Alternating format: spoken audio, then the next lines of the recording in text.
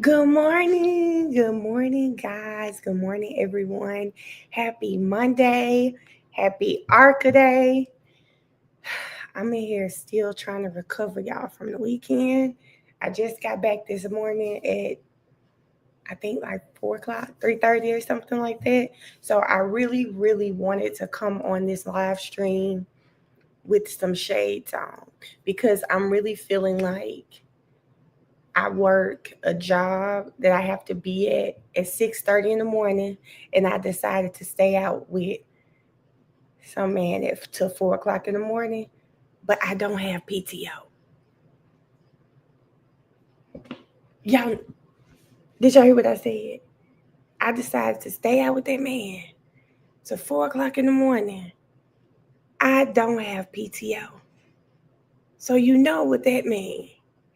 Y'all, this is a hypothetical. I'm telling you how how I feel this morning. I was not with a man. I was traveling back to Georgia. You don't have PT. You know how it feels. Do y'all know how it feels to get out, have a ball or make some decision, and then you get up the next morning, you want to call in, but then you remember I don't have PTO. Y'all, this is absolutely a hypothetical. I was driving from Memphis. I was driving from Memphis yesterday. And when we get down there, sometimes people don't want to leave. We didn't leave to Memphis till like 7, 8 o'clock. So, yes, no. Hypothetical, okay? So we're gonna get through this day. We're gonna get through this day today because it's also freaking Arca Day. Today is Arca Day. It is Arca Day. I'm so excited. I started on my way back. I watched some of The Lawyer You Know. I watched some of his review of the trial, and I think it was opening statements. So I'm even more excited because he was shocked that Arca wasn't mentioned. You know, Bev wouldn't let them mention Arca. So I'm really excited to see what she's going to do today. Kay, I can't discuss it because I am not clear on what happened. Ashley, it's too soon. It's too soon, Ashley. It is too soon. It's too soon. I can't talk about the draft at the moment. Kay, the draft is a reason I don't know what's going on with Turtle Boy. I think I saw it starting as things were unfolding with the draft, like on my drive to Memphis on Saturday, and I really can't make sense of it. So I can't speak on it because I can't make sense of it. Someone asked me yesterday, "Hey Mel, what are your thoughts?" I'll give you my thoughts today once I can make sense of what's going on with everything because I saved it. And I think it's all regarding a woman people have told me about in these lives before and on my pages. So I've gathered that much. Something about a damn sectional? A sectional? I said, you out here risking your life for a sectional like this not making sense to me. So I'm still trying to understand what's going on there because I've seen all of the sectional jokes all weekend. Crunchy pandas. I think they call her Krusty. Couchgate Forest. I think they call her Krusty Ash. And y'all, I went to the bottom of this chat. So I did not do the good mornings because we were talking. I was trying to see what you guys were saying. Good morning, y'all. I apologize. Tomorrow I'll get on this stream of the well rested. Sorry about that, y'all. My child woke up with a um my child woke up with I think she had an allergic reaction to something. Hold up. So I apologize if I have to step away a little more. But she woke up, y'all. It looked like she got beat up. Oh, let me not. That's not a good thing to say. Hold up. But yes, woke up. I don't know what happened with my child's eye this morning. Y'all, listen, India, this morning, it's going to have to be one good morning because I scrolled to the bottom and then it'll be too much to scroll back up to the top. Yes, it started happening yesterday. 8 people drafted and signed from Colorado. I'm so excited about that part. Hold on, I would type it out. It's a lot. Or K, if you want to wait until a break or maybe lunch, you could do that so you don't have to type it out. A grown woman bullying the internet is embarrassing. Is that what's been going on, y'all? Good morning, everyone. Oh, see, y'all, I told you something. Frenchie said, I missed your live the other day and someone gifted me a membership. Thank you. Much appreciated. See, sometimes people aren't on here, but they come back on here and say thank you. Good morning, Tia. Hey, BG. BG, so this weekend, Turtle Boy, who you know is really, really big in the Karen Reed universe, he released, I don't know if it started with him, but he released some information about another person who's pretty well known in the Karen Reed universe. Looks like jury tampering. I mean, it's really messy. Something about Jim McKay bought someone a couch. Don't have all the specifics, but we're getting there. Good morning, everyone that's joining. Good morning. Valerie's here. I know Val knows what's going on with this couch. Hey, Phoenix. It's really bad. Did you watch the Lalabid? No, Lauren. Do y'all know I was traveling all weekend in a car? So when I did reshare it though, and I saved it to watch it. But on my way back, it's hard for me to watch stuff on my way back because I'm in a car and they got the music blasting. So I haven't seen. That's part of the reason why I haven't really watched the Turtle Boy stuff that was on X, because it's like I can't concentrate. So I didn't get to do any of that. Now, that was Jasmine. I saw that much. Good morning, Miss Sheila. Oh, Miss Sheila said it was a sectional and a rug. Good morning, everybody that's joining. So, jury tampering, bad, because how did they know an ex-cop, regardless, was holding up deliberations? What? Ash said that sectional was ugly. Good morning, Alice. Who said she bought a couch before she bought her some new? Oh, my, India. Now, see, they doing the most there. But y'all listen, if they can prove these things, not good at all. It's not good at all. Good morning, Missy. It's not good at all. Somebody said the sectional looks like plywood. I haven't seen the actual sectional. Or I have seen it, and because it was a meme, I thought it was a meme. Maybe that's what it was. Maybe that's it. Maybe that's what it is, guys. Today's another half day. Baby, don't make me happy. Good morning, Yates. Listen, I need that half day today. It's the fact, and I'm so off right now. I didn't leave until late Friday to go get Mariah. I got to Mariah at like 8:30. We packed that car up, which was, when I tell you, so much better than when we moved in. Packed that car up within an hour. We were back on the road. I got back to Georgia at about 6:30 in the morning. Well, I got back home at 6:30 in the morning. Had to be back up at 9 o'clock in the morning to travel to Memphis. My nephew did the driving. Don't trust him, so I was up all day. And then as soon as I got to Memphis, I had about an hour or so. And then we had to get dressed for the party. Stayed out to midnight or something. Yeah, maybe about midnight. Sleep, you got to wake back up because the house full of people. So yes, y'all. Miss Sheila, I had a ball in Memphis. Thank you, Forrest. Thank you so much for the super chat. Thank you. ARCA is definitely today. I got the stream up, waiting on the stream to start. We need morning lollygagging. It's only a minute long. Hold on. I can't even click it from here, Lauren. I forgot. I shared it though. I can't even click it. I put it on my story if you send it to me, because I can't even click it from here. Or send it to me on Instagram. Oh, I forgot this chair sweets. Good morning, Brianna. Where they take you in Memphis? Oh, my cousin had a 70th birthday party. Good morning, Dante. Thank you for the super chat. Thank you. I have it on the charger, Erica. I have everything on the charger. Everything is on the charger this morning. It is. It is. Thank you so much for the super chat this morning. I appreciate it.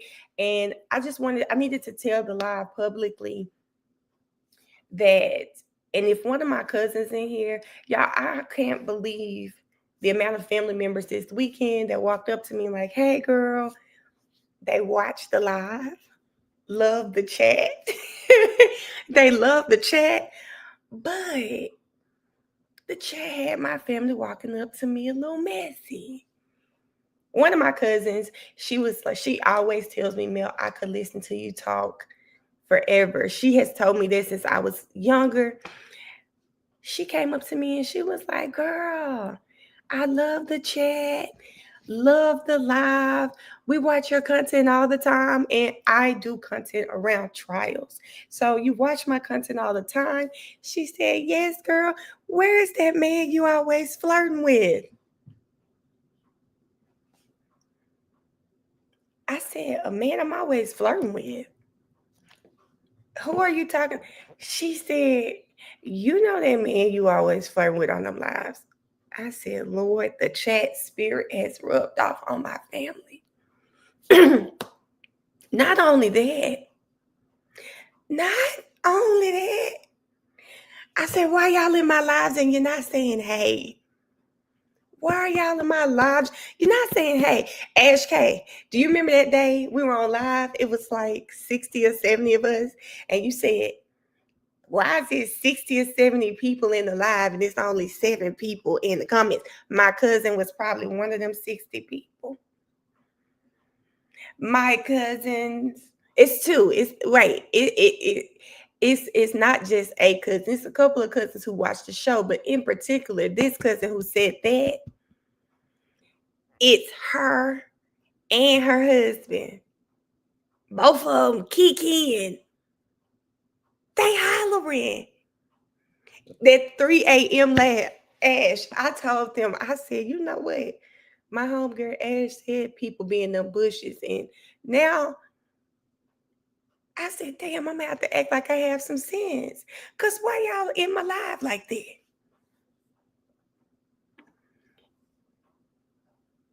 Baby, my chat went off. If y'all have it, I'm gonna have to see her. I have never thought to do that. Hey, is this Erin? Child. Anyway, but yes, the cousins, her and her husband, just kicking. He told me, yup. So Wanda and Tim, if y'all watching this, I love y'all. And thank y'all so much for always supporting me since a little kid. So amazing to see so much family this weekend. But child, I couldn't believe it. I said, then I had another cousin. He said, he tried to speak to me in the comments. I'm like, I would have recognized y'all. Guess what his name is? You'll never guess what his name is, y'all. One day, Tim better like the live, okay? So I have a cousin. Y'all know I'm from Memphis. If you're new to the chat, and he used to engage in little pimping, you know. So some people, I call him Dave, right? But there are people that still refer to him as Nicole. Goodbye. People refer to him as thank you, Didi. Thank you. Hold up. They refer to him as Pimp King Dave. Okay. So if someone named Pimp K Dave were to ever join my live, I will automatically know that's my cousin. I said the comments must be going by too fast. And I know he's on my page because he said, damn, why your stuff be 9 hours long? I said, you probably watching me watch court. That's what I do. So If we ever see that in this chat, I said, baby, I want to. Well, y'all, he like 50. He's like 50. Okay. So if y'all ever see that name in the chat, make sure y'all tell me, okay? If we ever see see that name in the chat. But shout out to all of my family who does consume my content but does not say hey. Shout out to y'all. Shout out to y'all that don't say hey, but go tell my sister I didn't speak on the live. Because y'all know my mama's gone, so rah-rah's my mama now. That's my mama and my sister. And shout out to y'all. Okay, I love y'all. Thank y'all. Sometimes the chat moving fast. I might not see you in the comments, but I appreciate you guys. I thank you for all the support, and shout out to my chat because somebody, at least 3 or 4 people mentioned this chat to me this weekend. So thank y'all. Shout out to the chat. It's some sugar babies in the chat. Child. Tasha, that's who I'm talking about. Wait a minute. If you're talking about kidnap you this weekend, are you talking about my sister with them gray dreads? I think that's what she has. Or are you talking about from Christmas? Because that's who I'm talking about. From Christmas, that's who I'm talking about. Oh, my sister said, Lauren, please don't. My sister said, what did my sister say? She said, oh, tell your live. Oh, Tasha, that's who I'm talking about.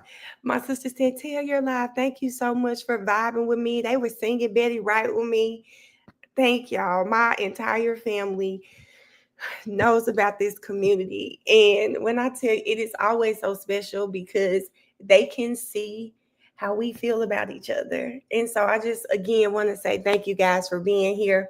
It was truly amazing for cousins I didn't expect to walk up to me and talk about not just me and content, talk about the actual content and the people who actually helped me create the content, each one of you guys.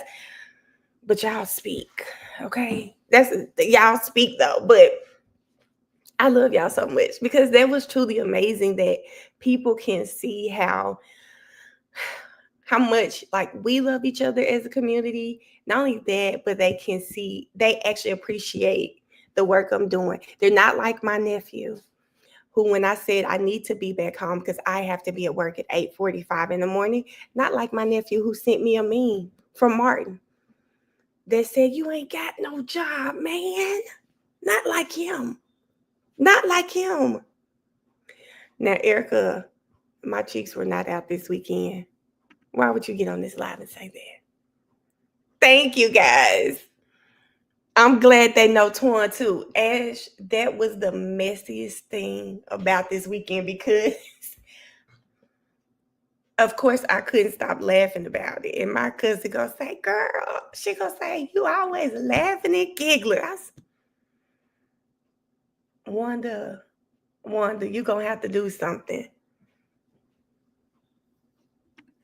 She said that y'all was raised to speak. Mel says good morning to every person individually. Who said something about good morning, girl? Because I didn't say it this morning.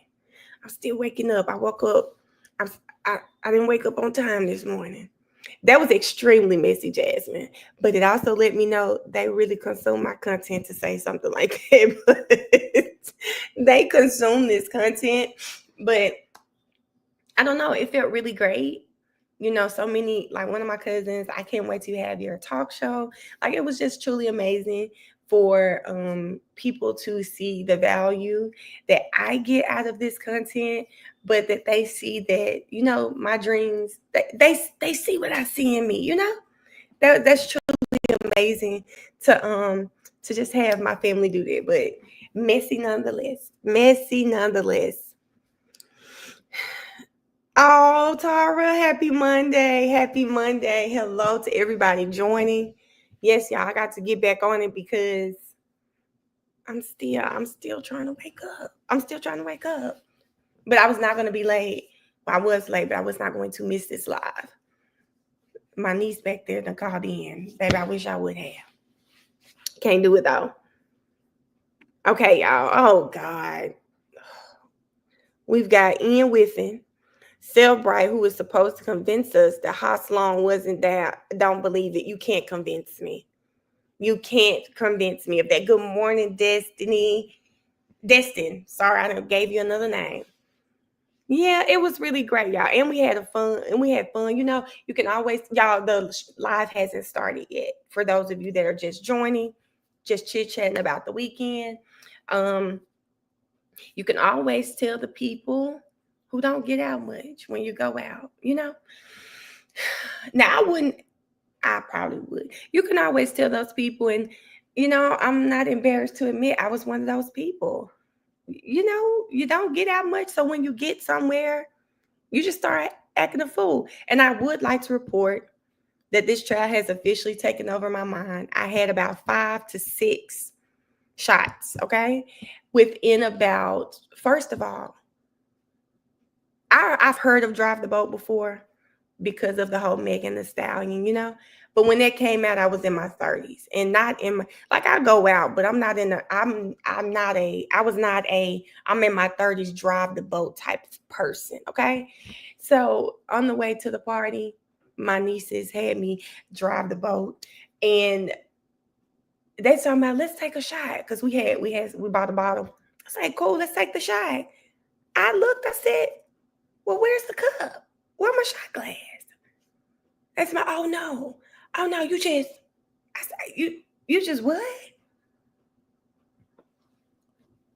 Baby, because 38-year-old Melanie, pretty. 38-year-old Melanie back there driving a boat. Baby, they talking about, oh, we got to send this to Mariah. My sister said I can see Mariah now talking about get my mama back home. So we drunk there, but y'all, I would like to report I had 5 to 6 shots, okay? 5 to 6 shots, and I was down for like you was on the top pop of your shit. Girl, I had a good time this weekend. 5 to 6 shots, y'all, and I could have driven to my mom's house. But I will say once I got to the house, I was asleep. I was knocked out. But I did have about 5 to 6 shots. And when I got to the house, all I kept thinking about, well, Karen had to drive about the same distance as me, and I would have made it home just fine. More than 2 Shallant. I really clown. More than 2 shots this weekend. And I was down for the, they were like, it's early. It's 11. Let's go to another club. I was so down for the other club, guys. I wore some heels, so I was down for the club. And this is how it changed this quick. Just imagine you're in a parking lot. Let's say Kroger. And you know how some parking lots, there's an end, and then there's a little space, and then the parking lot, there may be another parking area. Well, Saturday, once I came out the club, I'm ready. I'm hyped up. But they asked me, I needed to go charge my phone because, of course, my phone died. I'm hyped up, y'all. Ready for the second little spot. Once I walked past that first parking lot and I hit the key for the car and realized my nephew had parked it in a separate parking lot, I felt my feet. I envisioned being in a club in that, like just cutting up. Baby, I gave the keys to somebody else. Said, go run those to my nephew. I got in the car with my sister and I went home. Okay? I went home.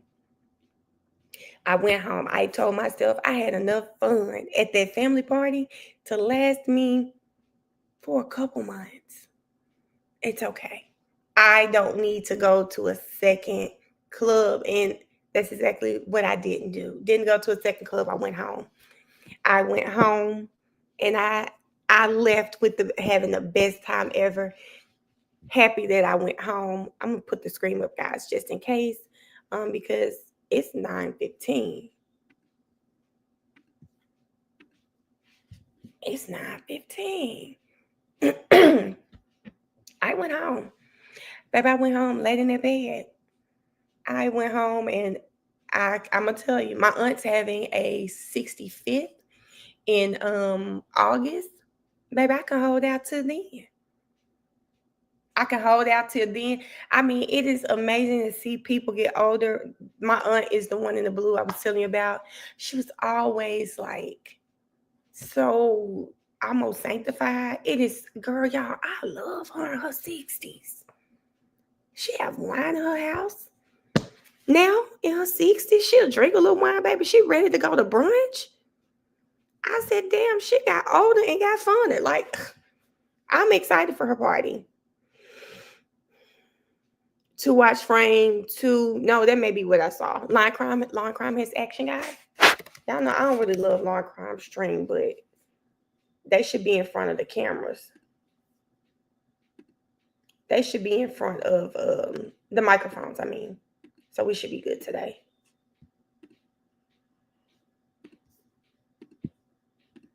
All right, guys. Everyone said yes and nodded affirmatively. Were you also able to follow the instructions and refrain from doing any independent research or investigation into this case? Yes. Everyone said yes and nodded affirmatively. Did anyone happen to see, hear, or read anything about this case since we left on Friday? No. And were you all careful? Everyone said no or shook their heads. Were you all careful with your social media this weekend? Yes. Thank you very much. All right, Mr. Brennan. Good morning, Your Honor. Good morning. I'm Uncle Call Ian Whiffen. Okay. Approach to matters we'd like to discuss. All right, just one up. Ian, Gwen, I've been seeing people talk about this damn rock. Why is the rock bothering people so bad? So much. I have been seeing people come. I'm tired of seeing that damn rock on my timeline. They have watched everything. They have watched everything. And Sugar, you can hang it up because it doesn't look like she wants to. Doesn't look like she wants to comb that hair. I thought about her this weekend, guys, because I did. If I'm going somewhere, I normally touch my color up. As I was touching my color up, after you color your hair, I normally bleach my hair. And right before I put leave-in conditioner on it, you could feel it. Sometimes it's rough from the color, whatever. I said, and when I put that conditioner on, it got soft. I said, damn, all Bev needs is a little conditioner. That's all she needs. A little conditioner will take you far. They said The Rock wasn't there initially. Ash, how do people know this? I've been hearing about The Rock, y'all. I told you, I hadn't, all of the stuff that popped off this weekend, I didn't really get a chance to watch it. Look, because Friday I was driving for 12 hours. So it's not like I could scroll and drive. Saturday, I was pissed from the draft from Friday. So my focus was there. And so I was just kind of saving things. But I understand this rock has people panties in a bunch. It looks like it has a stain on it. Oh, God. Y'all, when I tell you, the one thing about this case, every day it seems like there's something new. And the conspiracy theories, it sometimes can get out of hand. It can get out of hand in here. Okay, I haven't seen anything. I saved it too. Hey, Ebony, good morning. If that rock said FKR on it, Bev will be bugging. I agree with that. She said it's not theories. Y'all, I think it goes too far. That rock has people in a tizzy. Like, it has people in a tizzy. This is one case that I do feel like, anything and everything is a part of this big conspiracy. Do I feel like there was a botched investigation? Yes. Do I feel like a lot of stuff is right? But yes, I do feel like that. But everything. Good morning, Jenny.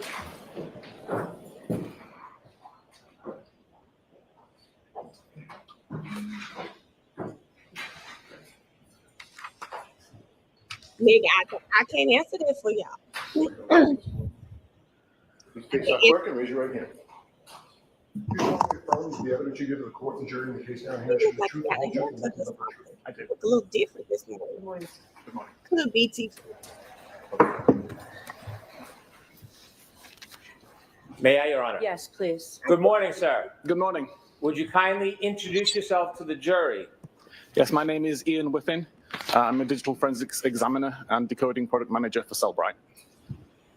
You just mentioned Cellbrite. Is that where you work? It is, yes. And you're a forensic examiner. I am. Oh, him again. Can you tell us a little bit about Cellbrite, where you work?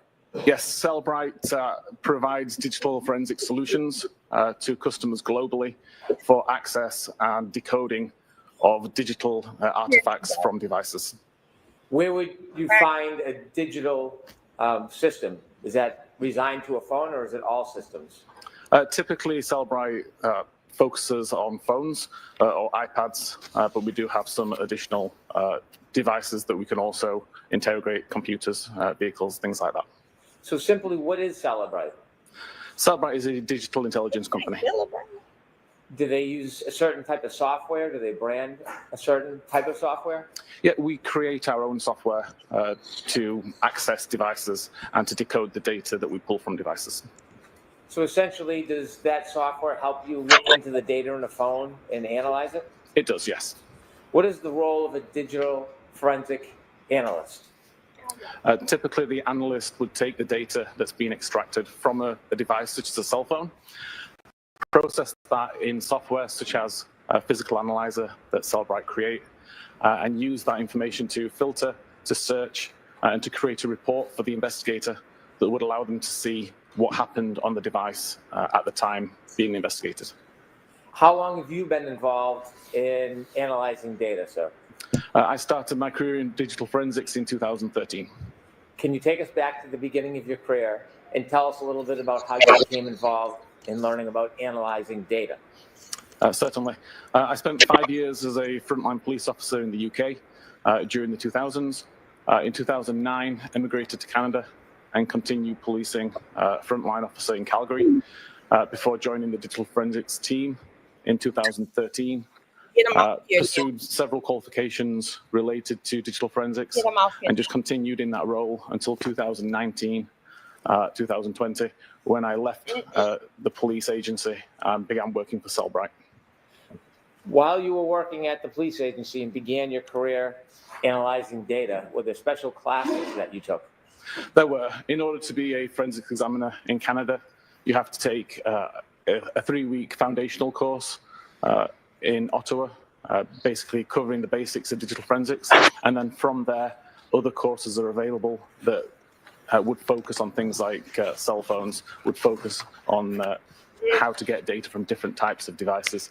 And then there's industry qualifications that can be sought as well, where you can focus on particular types of device or particular types of data. Does software in this field continually change?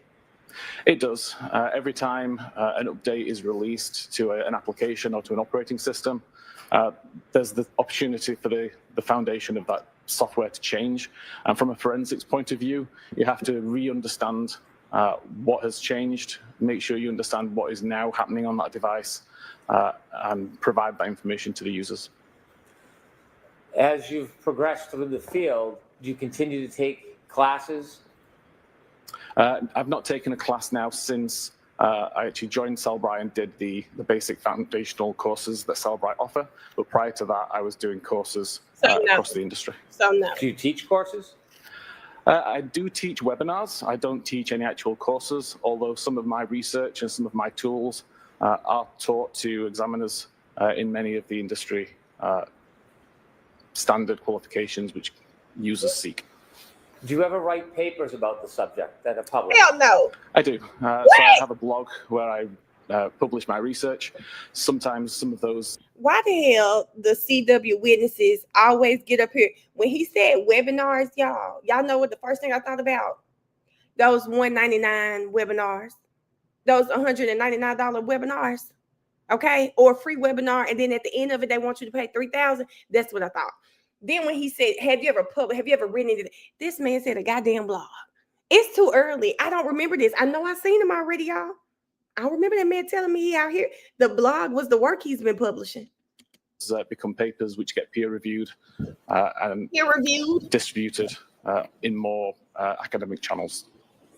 So in one of your papers is peer reviewed. Can you tell us what that means? His blog is Essentially, other forensics examiners would read over the paper that I've written, do their own testing, compare their testing and research to what I've conducted, and make sure that what I've said is consistent with their findings. And presuming that what they find is the same as what I found, then they would agree that it's a valid document and it gets shared. Take us now to Cellbrite. When you began working at Cellbrite, what did you do? When I started there, I was considered the senior digital intelligence analyst. My role was to help the developers of the software understand the role of a digital forensics examiner, what an examiner needs from the tool, what an examiner wants to do with the tool, and how they want to use it. And then since then, I've progressed to the decoding product manager, where I can manage the backlog of software applications that we support, decide how we should support those applications, and how that information should look to the users. Do you do research? I do still do research, yes. It's not my primary function within Cellbrite, but it's something that I've continued to do throughout my career. Have you ever done any programming? Yes, again, I'm not an official programmer with Cellbrite, but I do program as well, and I have several tools. Did you all just hear him say he's not a programmer? Which I've written myself for the last few years, since around 2015. Tools that I wrote to do the things that the vendor tools didn't do, and to offer examiners things that the vendor tools didn't offer. And I continue to maintain those tools as a learning opportunity for myself, and also because other examiners can make use of these same features. Mr. Whiffen, have you ever testified in courts regarding forensic examination of data? I have, yes. And can you share a little bit about that? I've been qualified as an expert in Canada, Australia, the UK, in total around 20 times. I want you to take us now to the Cellbrite software. We talked a little bit about it. I don't want to go into too much detail, but can you help us explain how software works like Cellbrite software? Yes, so fundamentally, when we've got data from a device, it's a series of files, a series of databases, property lists, all manner of different structured data. The software that we create knows where these files exist, knows how to read these files, and what the data inside them means, and provides a clear view for the user to view that data. As an example, if you were to look at the SMS database on a device, all you would see is a long list of messages that don't really have an easy way to interpret or to read them. Our software takes that information, converts it into a conversational view, so that as a user, you can read the data, you can see who sent what message, what time it was sent. We can do decoding and decryption of various different types of security to give the user as much information as possible. Is there other software available in addition to Cellbrite? There's multiple vendor-supplied tools and multiple tools available that are maintained by users in the community, like myself. Does a forensic examiner, should they rely simply on the software program, or is there more to do other than the program itself? The software program is great at finding the data and displaying the data, but I always maintain it's the role of the examiner to actually understand what that data means and provide context and validation for what that data means, making sure that the end user of the report, whether that's the investigator, a judge, or a jury, can understand what that data actually means, rather than just taking it at face value from the software. Does the software create a report that you can look at that manages or arranges some of the data that you can see? It does. It just creates a list of all of the results that the examiner wants to include in the report. So the software can produce a report, but the examiner goes beyond the report and looks into the data itself? The examiner can and should go beyond what the program provides. Let's turn now to your involvement in this case. Can you share with us when you first became aware of the data in this case and how that came about? Yes, it was actually one of the public relations managers at Cellbrite who reached out to me or to my team because he'd heard about this case and about the confusion regarding a timestamp and requested if we could look into it and find out what the confusion was and how we could respond to it. At that point, I contacted the investigators to get more details. Did you learn that a consumer had called about a question relative to a report produced by the software?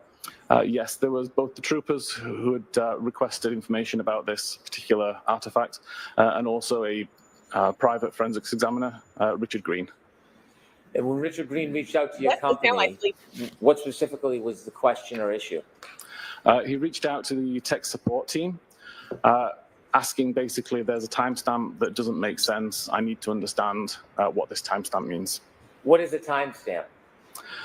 Essentially, it is the time which is attributed to an artifact. So it should intentionally be when something happened on that device, we would show a timestamp associated to it. I want you guys to listen to what he said. They reached out because a timestamp didn't make sense. So again, we're in this investigation and they're trying to make something fit their narrative. Why would it not make sense? If she did it, she did it. But they're coming to Cellbrite, coming to Winfin, saying it doesn't make sense. It makes it. I wouldn't have thought, oh, she didn't do this. But of course, again, it has to fit their narrative. Can you tell us what an artifact is? An artifact would be any piece of data Right. that we pull from that device. So it could be a text message, it could be a location point, it could be a photograph. So if I had photographs on my phone, would each photograph be considered an artifact? It would, yes. Would the date and time I took the photograph be considered an artifact? I'd consider that a property of the artifact. And if I had a phone call or a text message, those would be considered artifacts? Yes. When I look at my phone and I see a call log or a name, does that tell me all the information about that call? When you look on the phone itself? Yes. No, there's usually a lot more information in the background of the phone that's available to the forensics examiner, which the user wouldn't necessarily see on the device. And so when you're looking at an artifact, a phone call, a text message, whatever it may be, and you see it on a report, if you want to know more detail, where it came from, when it was developed, when it started, is that what a forensic examiner would do to look into the data to try to identify that other information? Yes, you can see what other information is available. You can see if there's any information that's been deleted that can be recovered. And you can validate the information that's there and make sure that the timestamps are being interpreted correctly and that they mean what you think they mean.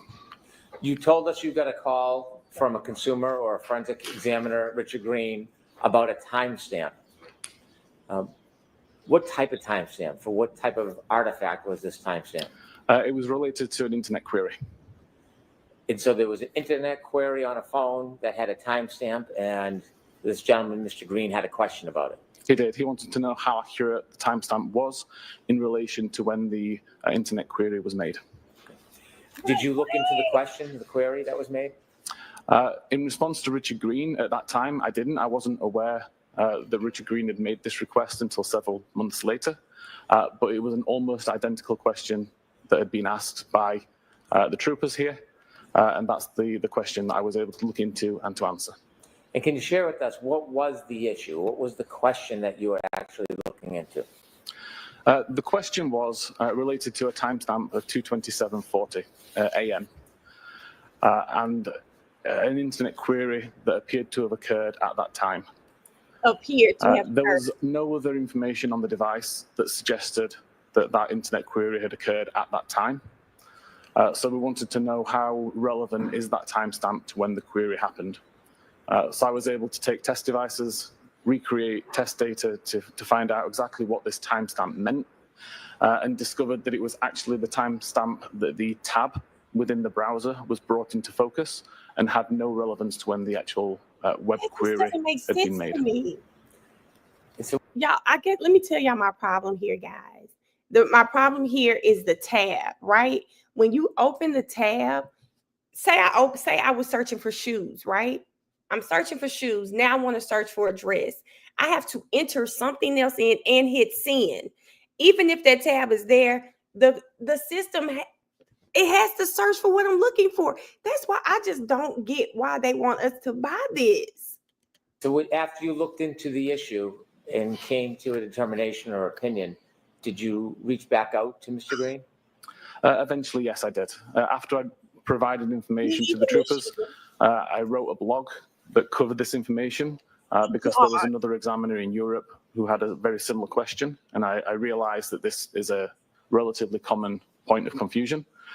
And then eventually I reached out to Richard Green, offering to speak to him about this issue and clear up any confusion, but never received a response. Y'all know Green is the defense's expert, right? I think So to summarize, there was an inquiry about a phone that made a Google or a internet search, and the question is, what time was that search made? Correct. And relative to that inquiry, there was a timestamp on some of the data that said 2:27 a.m. Correct. Objection, Your Honor. Sustained. So at some point, did you have an opportunity to forensically examine a telephone that was attributed to a person by the name of Jennifer McCabe? I did have the name opportunity again? to look at the data that was extracted from that device. I never saw the device itself. I'm putting that aside for a second. Secondly, were you asked to look at any other phone to examine data in this case, aside from the phone attributed to Jennifer McCabe? Yes, I was also sent the extraction of data from John O'Keefe's phone. Did you look through the data and analyze some of the data in John O'Keefe's phone? I did, yes.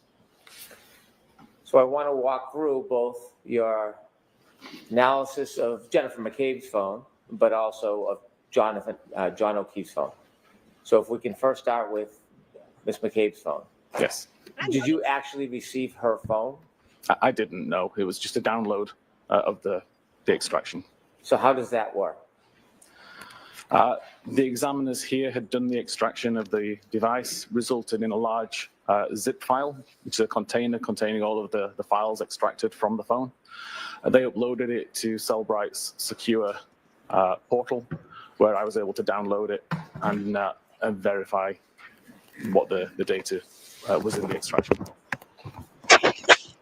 When you received the download of the extraction for Jennifer McCabe's phone, was it a similar process for John O'Keefe's phone?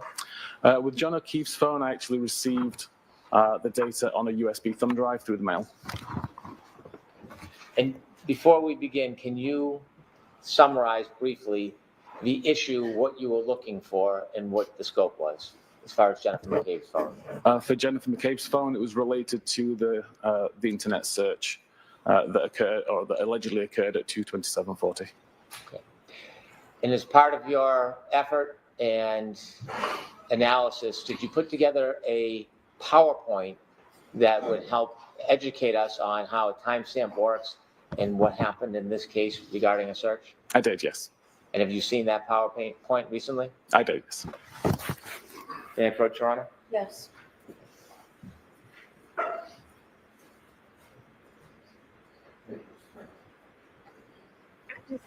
Thank you. I'm handing you a binder that should take a look in. Do you know or do you recognize what's in that binder? Yes, this is the PowerPoint presentation I created related to Jen's phone. And with that presentation, do you have it downloaded on your computer? I do, yes. I'd like to introduce this as the next exhibit, please. No objection, Your Honor. All right, thank you.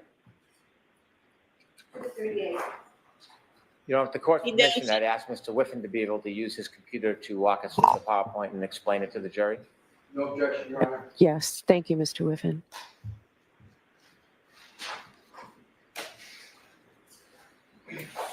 Okay.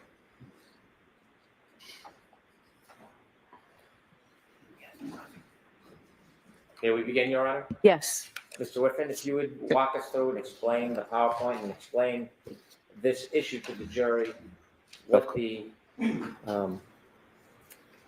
question was and how you resolved it. Of course. Okay. The query revolved around a database called browserstate.db. Browserstate stores information about Safari internet browser and about the tabs that the user has either had open or has open. Fundamentally, in this presentation, I wanted to include information from iOS 14 and earlier. iOS 14 is not the version of iOS that was on Jen McCabe's phone, but iOS 14 has an easier way to understand how this database works. And then I can move on to iOS 15, which was the device or was the version installed on Jen McCabe's phone. And hopefully by that point, it will be clearer how this information is being populated on the device. Could you tell us what iOS means? iOS is Apple's proprietary operating system available on iPhones. Thank you. Fundamentally, the browser state.db tabs table is shown, hopefully I can show this on here, in the top here.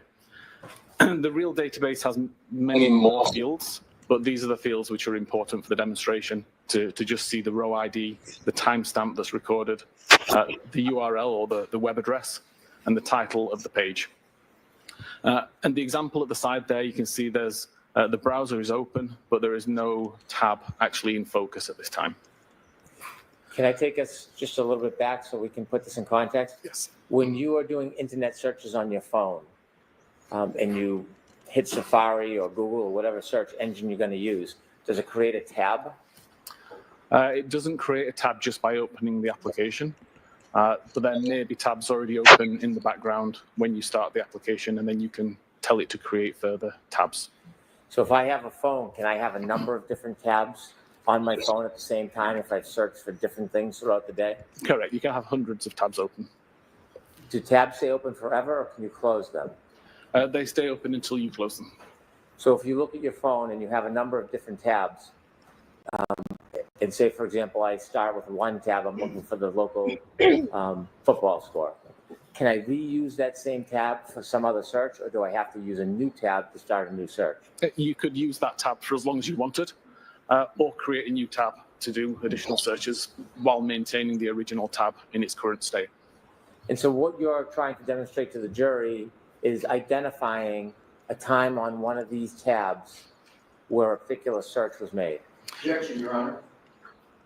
Sustained as to form. Could you explain this demonstration as it relates to tabs on these internet searches? What are we actually trying to learn? So as I showed, there's a field in this table called timestamp. It's actually called last viewed timestamp.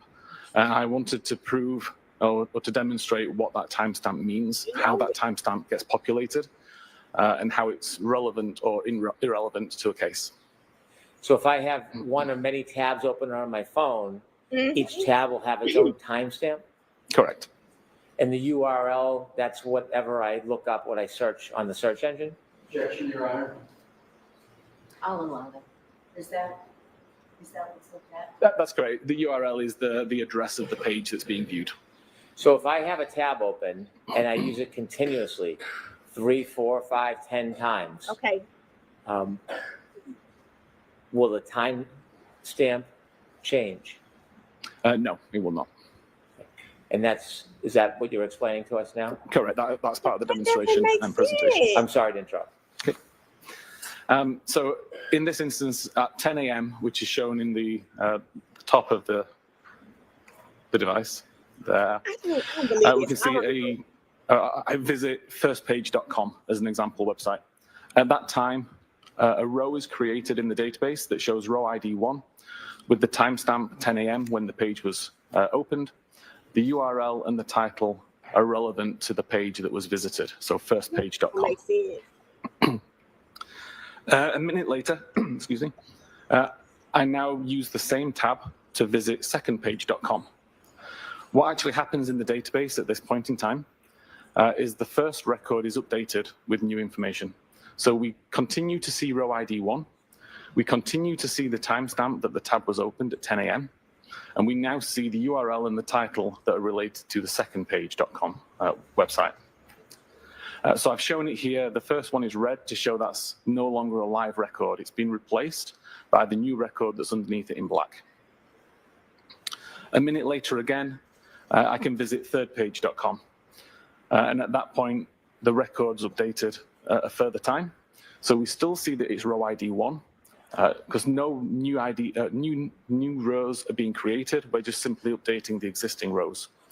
So we still have row ID 1. We still have 10 a.m.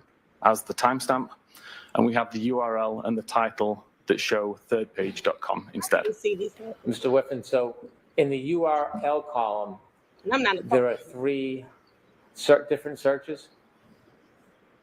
Yes, this is 3 different pages that have been visited within the same tab. And in the data, it has 3 timestamps, but they're all the same. Correct. Okay, thank you. This database is not monitoring web navigation events. It's purely monitoring the tab events. So when the tab's brought into focus or when the tab's created is the only timestamp that's relevant here. Thank you. From a non-forensic point of view, if I was looking at this database in a regular database viewing tool, all I would see is the black record at the bottom. I wouldn't see the other 2 records because they've been essentially overwritten by the 3rd record.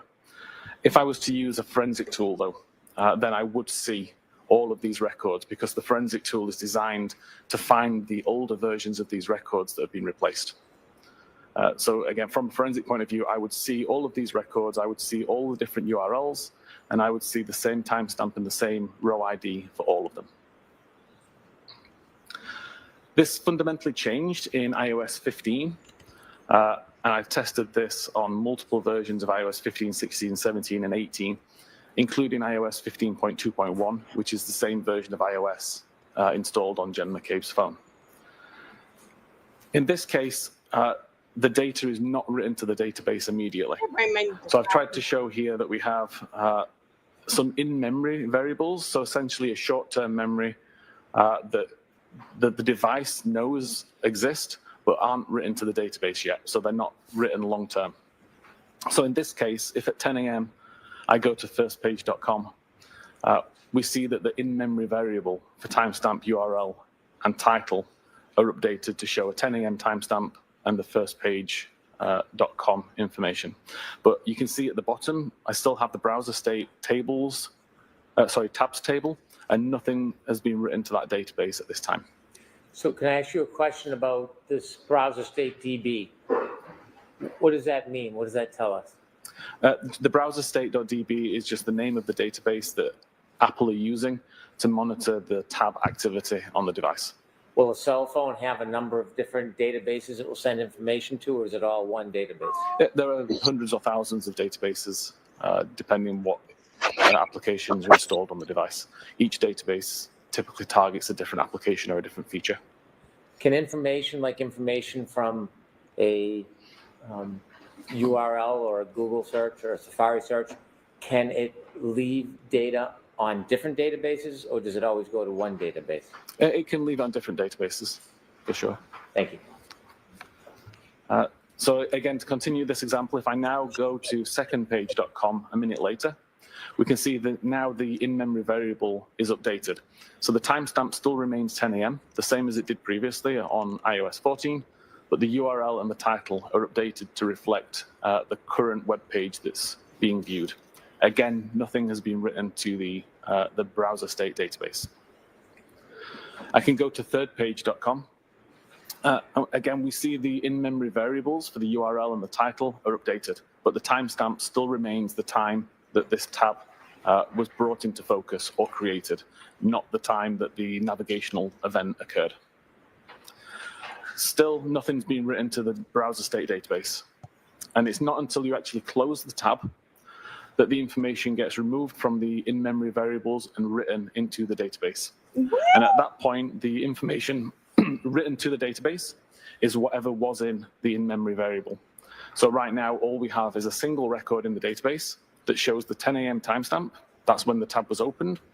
And we have the thirdpage.com URL and title information, which is the most recent web page visited in that tab.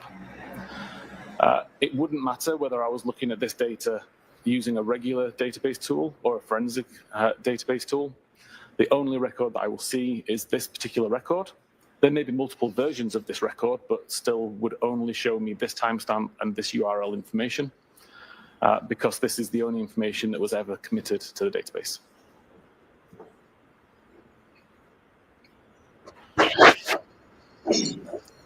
Okay.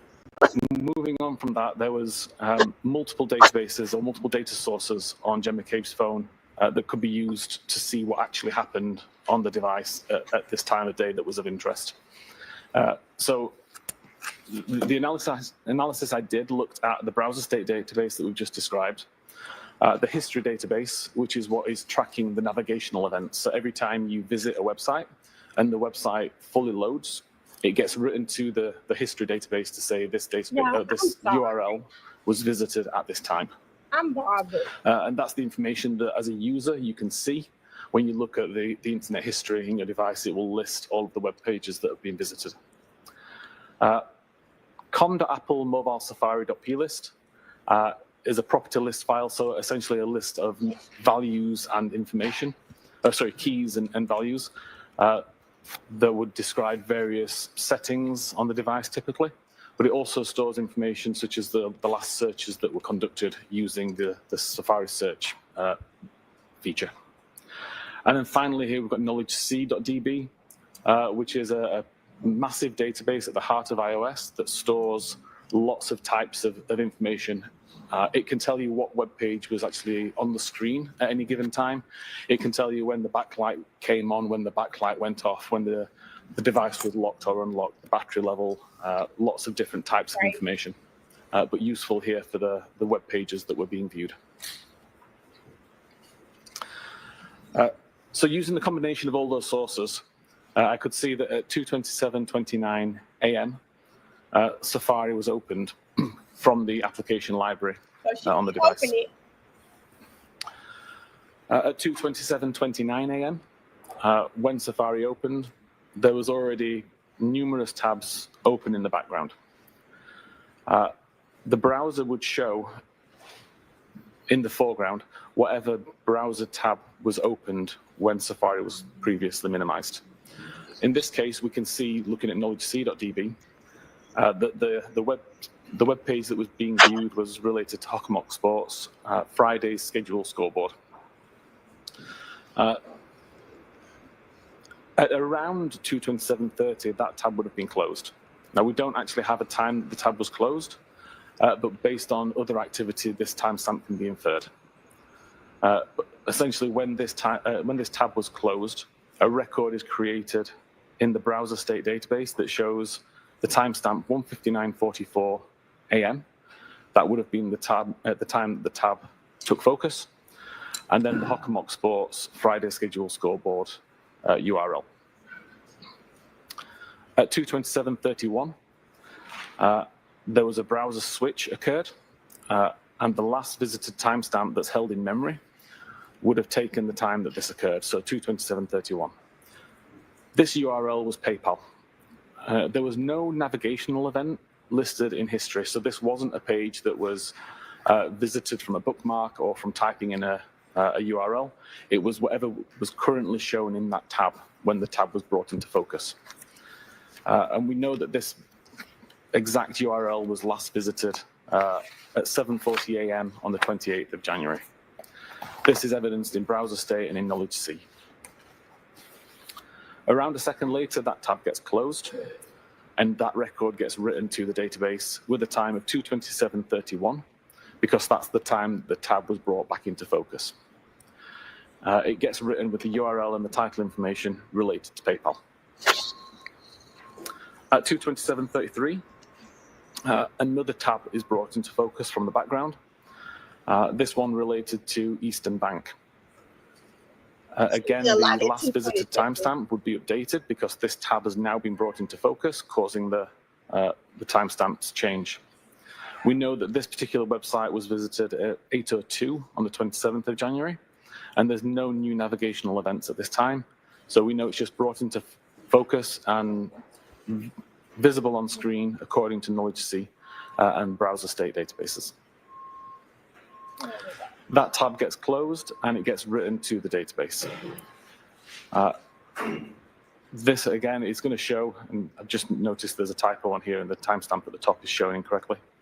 But essentially it's closed at around this time, and the Eastern Bank URL is written to the browser state database with the 2:27:33 timestamp.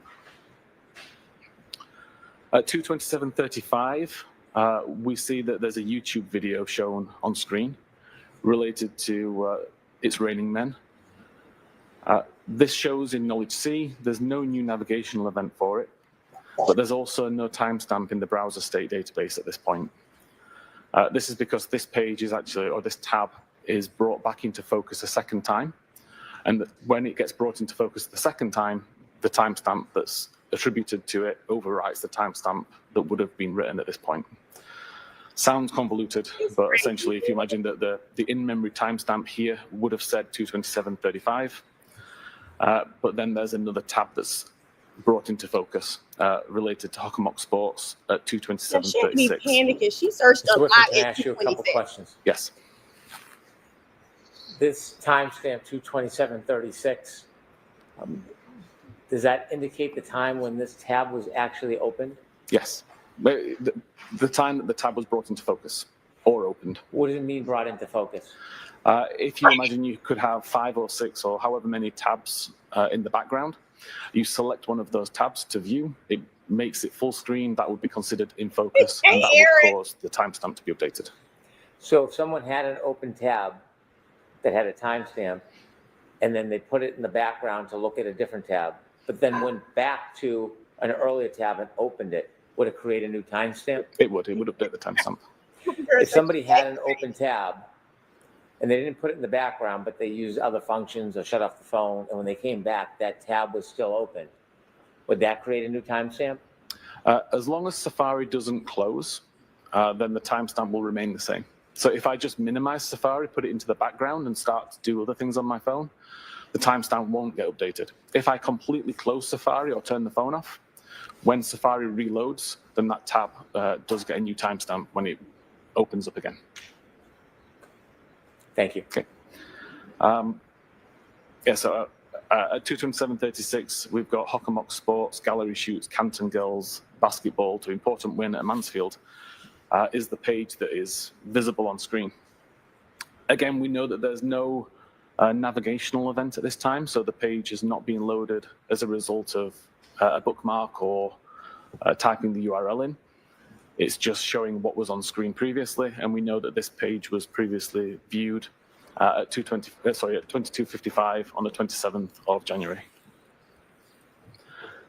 This tab gets closed and gets written to the database as well, and we see it's written with the timestamp 227.36 when the tab was brought into focus. And then we go back to the YouTube video tab. So at this point, the timestamp that had been written there gets overwritten again with 227.38, and it shows the YouTube video is the active page that's on the screen. At around 227.39, that tab gets closed and the record is written to the database showing a timestamp of 227.38 when the tab took focus, and the YouTube video URL. Then we move to 227.40, which was the time of interest, and we see that a browser switch occurs, causing the last visited timestamp to take on the time of 227.40.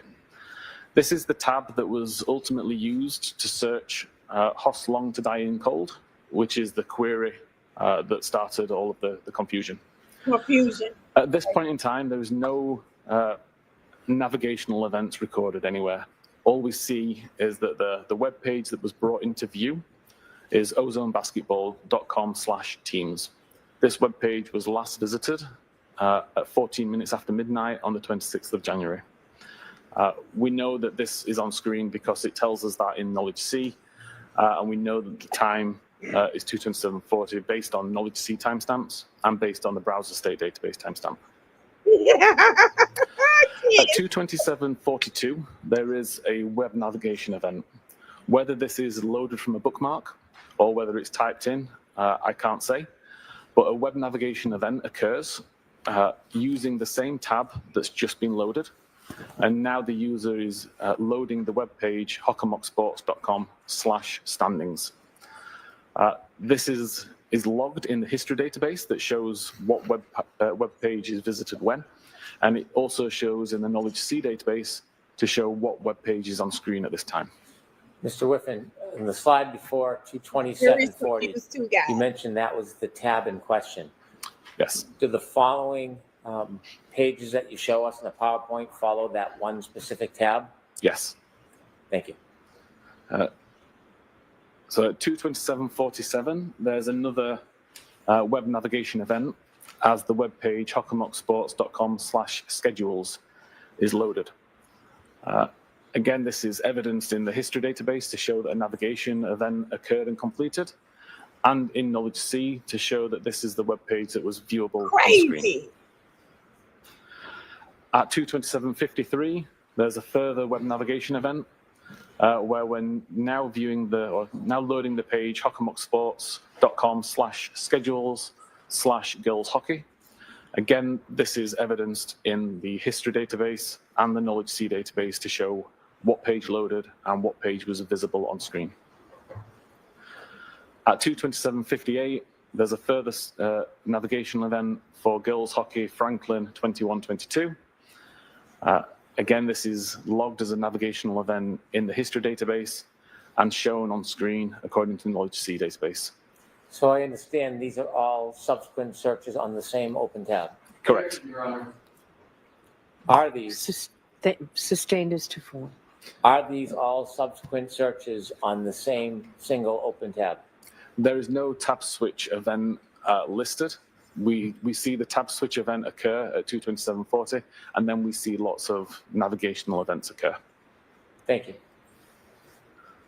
At 2:28:06, Safari is minimized, so it's removed from focus so that something else could be viewed, or the phone is locked. Is remove from focus different than closing? Correct. If you remove it from focus, it's essentially going into the background, but it's still open. It's in its current state, just in the background. And explain. Versus if you close it completely and have to reload it later on. So in this particular state, the timestamp doesn't get changed. The timestamp remains 2:27:40 as it was earlier. Safari is then not used again until 6:23:37, when it's opened from the background using the icon in the app library. At this point, when it loads up, the same page that was open when Safari was minimized is shown. So we still see hockomocksports.com/schedules/girls hockey/Franklin/2021-2022. There's no navigational event at this point, so we know that it wasn't completely reloaded. It's just showing what was on screen previously, and it's evidenced in the Knowledge C database. I can't wait till you get off. At 6:23:49, there's a cache file created. The cache file is related to how long to digest food. Now, these particular cache files show up as suggestions in Safari. So as you're typing in a query or a word or a URL, for example, Safari tries to take that information and make suggestions based on what it thinks you might be searching for. So if, for example, you were to type in how long to die with the word spelled just DI, Safari can mistake that for how long to digest food, and it could present this information. And up until about 12 months ago, this is the information that was provided by Safari.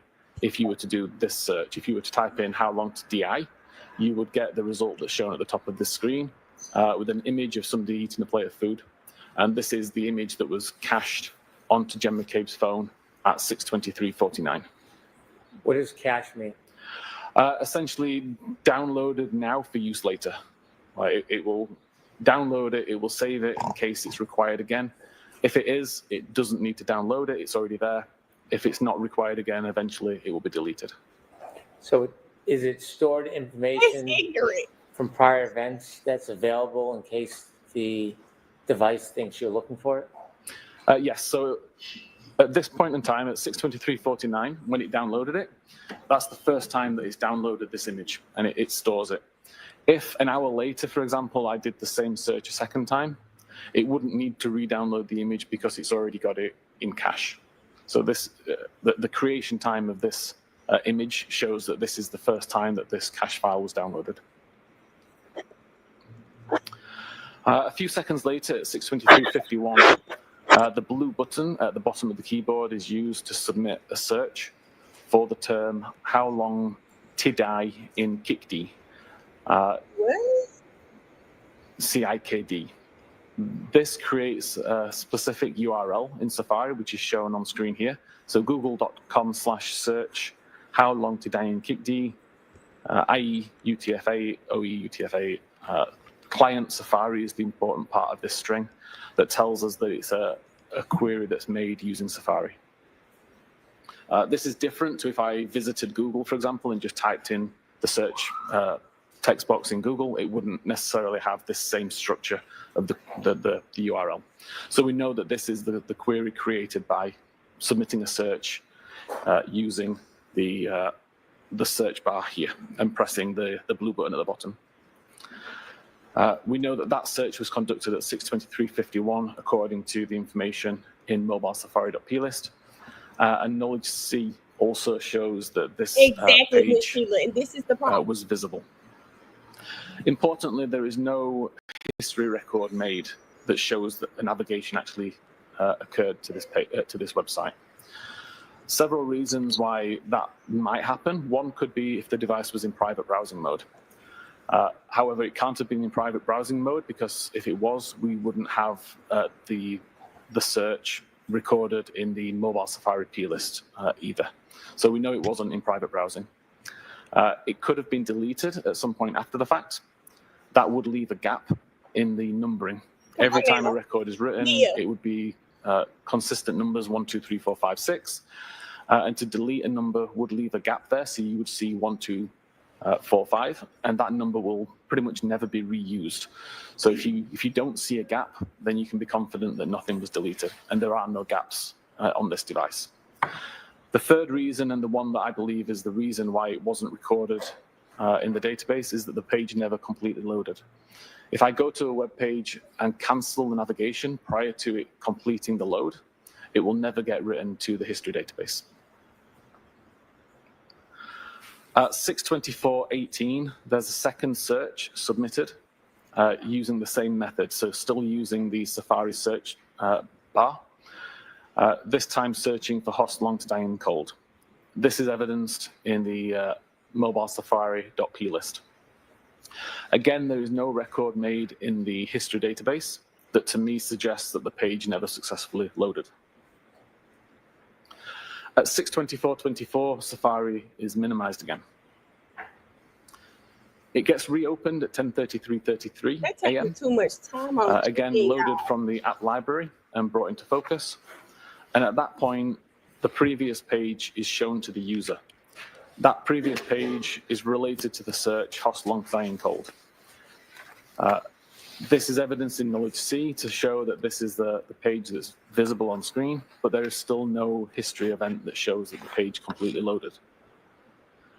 And at around that time, so around 10:33:34, that tab would have been closed, resulting in the record being written to the browser state database with the timestamp 2:27:40, when that tab was originally brought into focus several hours earlier, but it shows the most recent URL information, which is the Google search for host long to die in the cold. It doesn't have any of the other URL information that was visited during that time period. It doesn't have the previous Google search for how long to die in the KICD, because all it records is the most recent URL that's visited alongside the original time that the tab took focus. Importantly here, there is no title information. The title information is included within the page itself. So if you do a Google search, the title of the page that showed up would show Google search, and then it would show the query that you typed in to search for. The fact that this doesn't have a title also suggests that the page never loaded. So again, it kind of ties back to the fact that it's not written in the history database. We have no title. It's both indicative that the page never successfully loaded. Mr. Whiffen, when a tab is ultimately closed, does the URL always have the last search, or could it show an earlier search? It will always be whatever URL is visible in the tab at the time. You're not missing anything. Don't skip ahead. Thank you.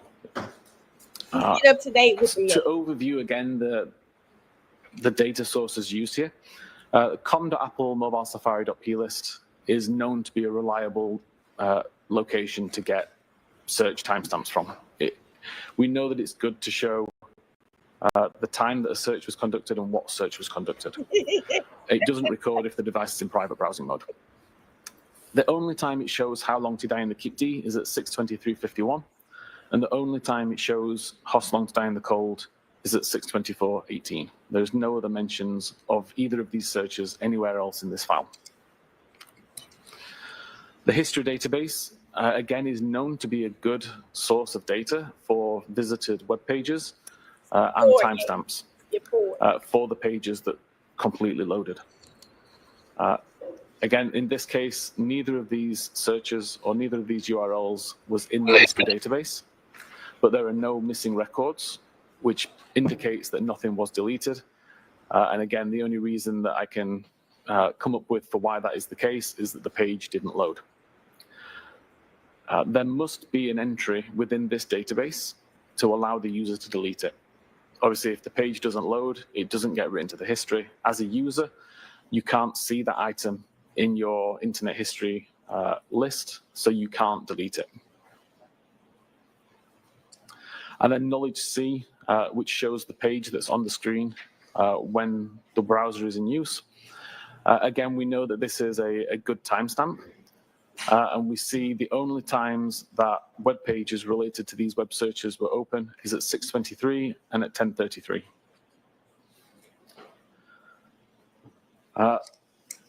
There were multiple deleted records in the browser state database. It wasn't just the record for Hostile to Die in the Cold. When you say there's multiple deleted records, can you go into a database and see what URL searches have been deleted from the actual item? Yes, so from a forensic examiner point of view and using forensic software, I can look at the database and see the records that have been deleted and recovered. There does become a time when you're unable to recover any more records and they're now just purely deleted and unable to get back. But at this point, I was able to recover a good number of records. And these were the 5 that I thought it was important to focus on for here. You can see that 3 of them occur at 2:27. So at 2:27:36, 2:27:38, 2:27:40.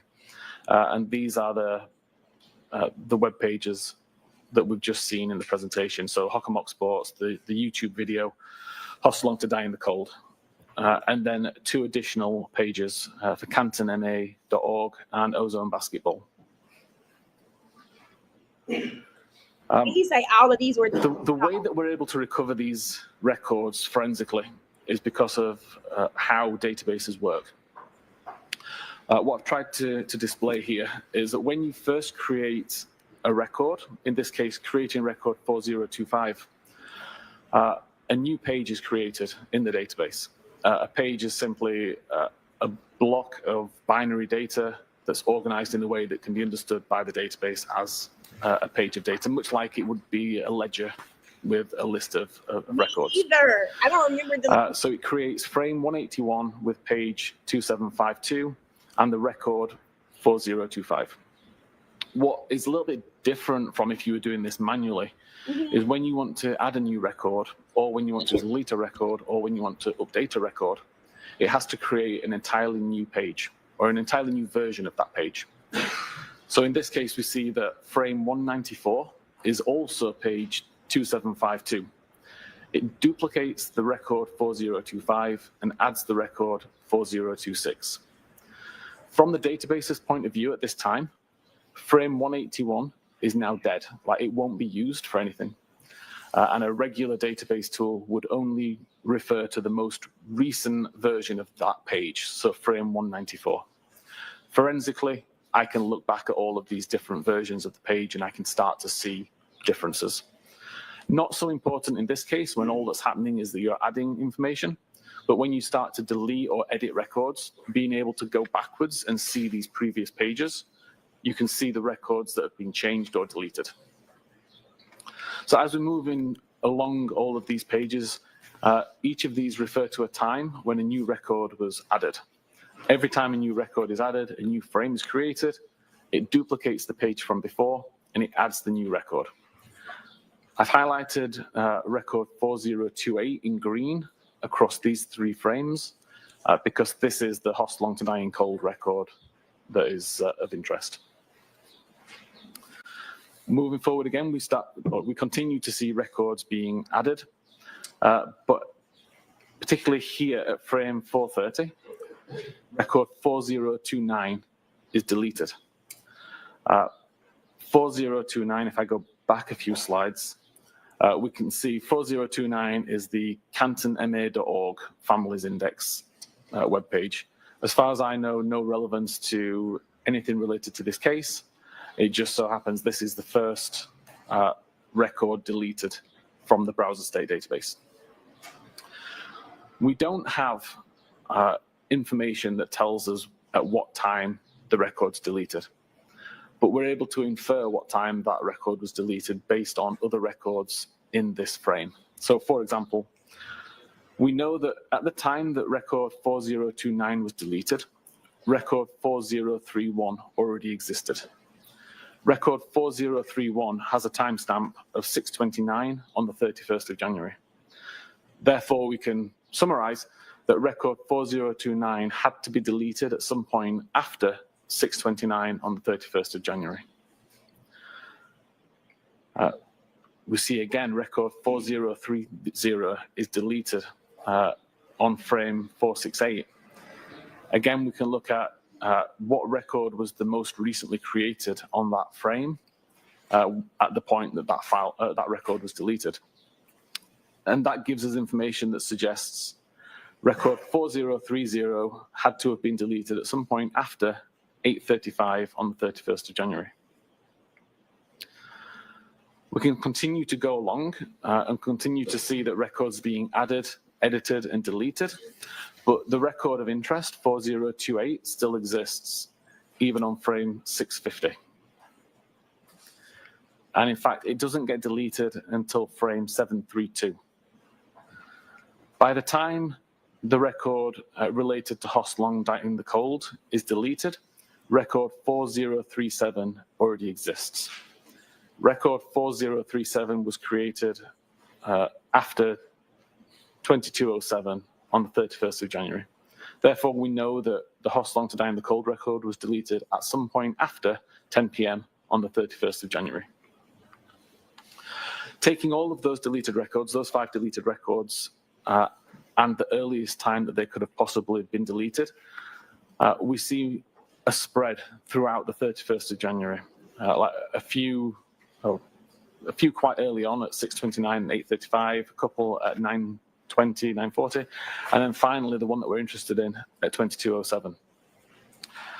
For the user to cause these to be deleted, if you wanted to do it selectively and delete one at a time, the record has to be available in the history database. As I said earlier, it wasn't ever in the history database because there'd be a gap. So this record could not have been deleted by the user selectively. That leaves options of deleting everything from the history, but if everything was deleted, we would have none of this information, and we do. And it also leaves the option of deleting everything from what's considered today and everything that's considered today and yesterday. And again, if either of those options were the case, we'd have much less information than what we have, and we wouldn't see this staggering of timestamps that we see here where the information was deleted. Ultimately, I wasn't able to say what caused these deletions at these particular times, but I'm confident that it wasn't as the result of user interaction. That's something that was brought on purpose. Mr. Wethan, I have a couple questions about your analysis and your opinions. Yes. You showed us a tab that was opened at 2:27:40, and it had something to do with Hawkmock Sports. Yes. In your opinion, to a reasonable degree of scientific certainty, was that the same tab, that 2:27:40 tab open for Hawkmock Sports, was that the same tab that later was used for searches or attempted searches at 6:23:51 and at 6:24 relative to how's long to die in cold? I believe it was, yes. Does your opinion, is it based on your analysis of reports generated by software like Celebrite? Objection, Your Honor. Sustained as to form.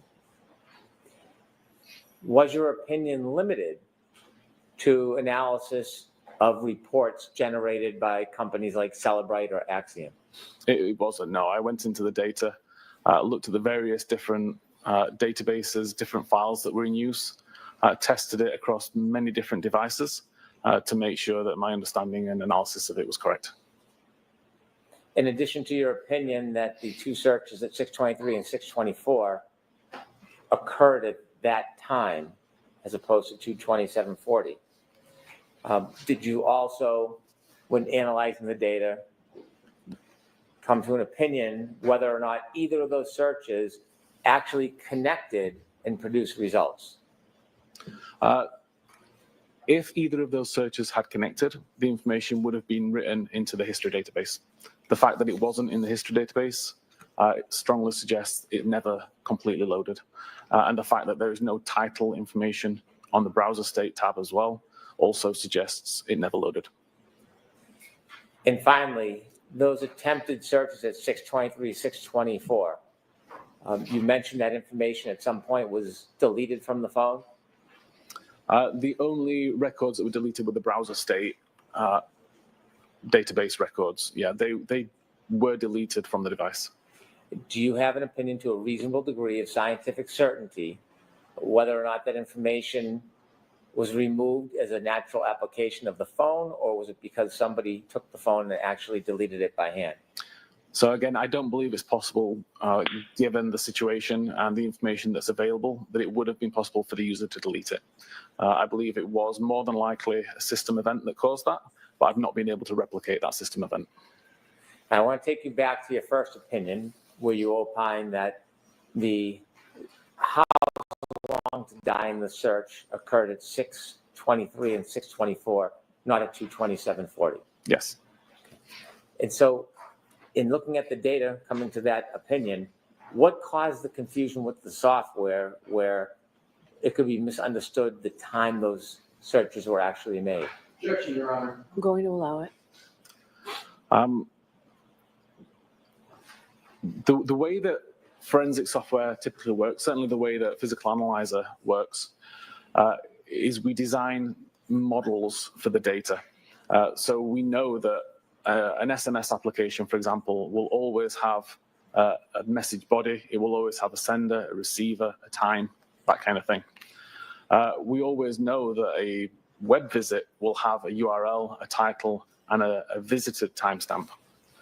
In this particular case, in the database, the timestamp is called last visited timestamp, which is indicative, you would think, of the time that the web page was visited. So when that information was being modeled within the software, the timestamp that was within the database was used, and it was called last visited timestamp. Since the investigation that I did into this case,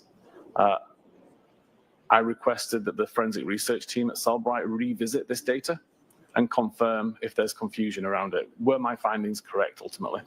There are times that that information can be correct. If, for example, you create a brand new tab, visit a website, and then close the tab immediately, then that timestamp would be indicative of the time that the URL was visited. But if you were to create a tab, use it for 3 hours, and then close it, the timestamp would not be indicative.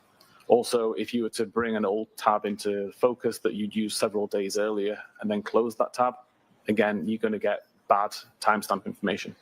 So ultimately, from Cellbrite's point of view, we removed the timestamp from that data to avoid confusion in the future. You shared with us that the URL for the 623 and 624 attempted searches ultimately was removed from the device. Yes. Would it be fair or accurate to say there were over 4,000 deleted files from the phone, or there was 4,000 deletions from the phone? There were many. Your Honor. Sustained. Okay. As to form. Would it be accurate to say that the only deletion from that phone was that 623, 624 search?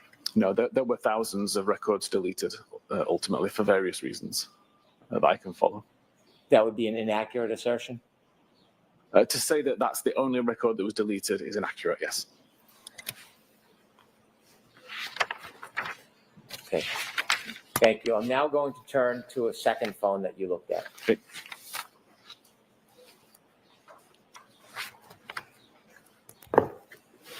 You told us that you looked at two phones. The second one was a phone that was or is attributed to John O'Keefe. Correct.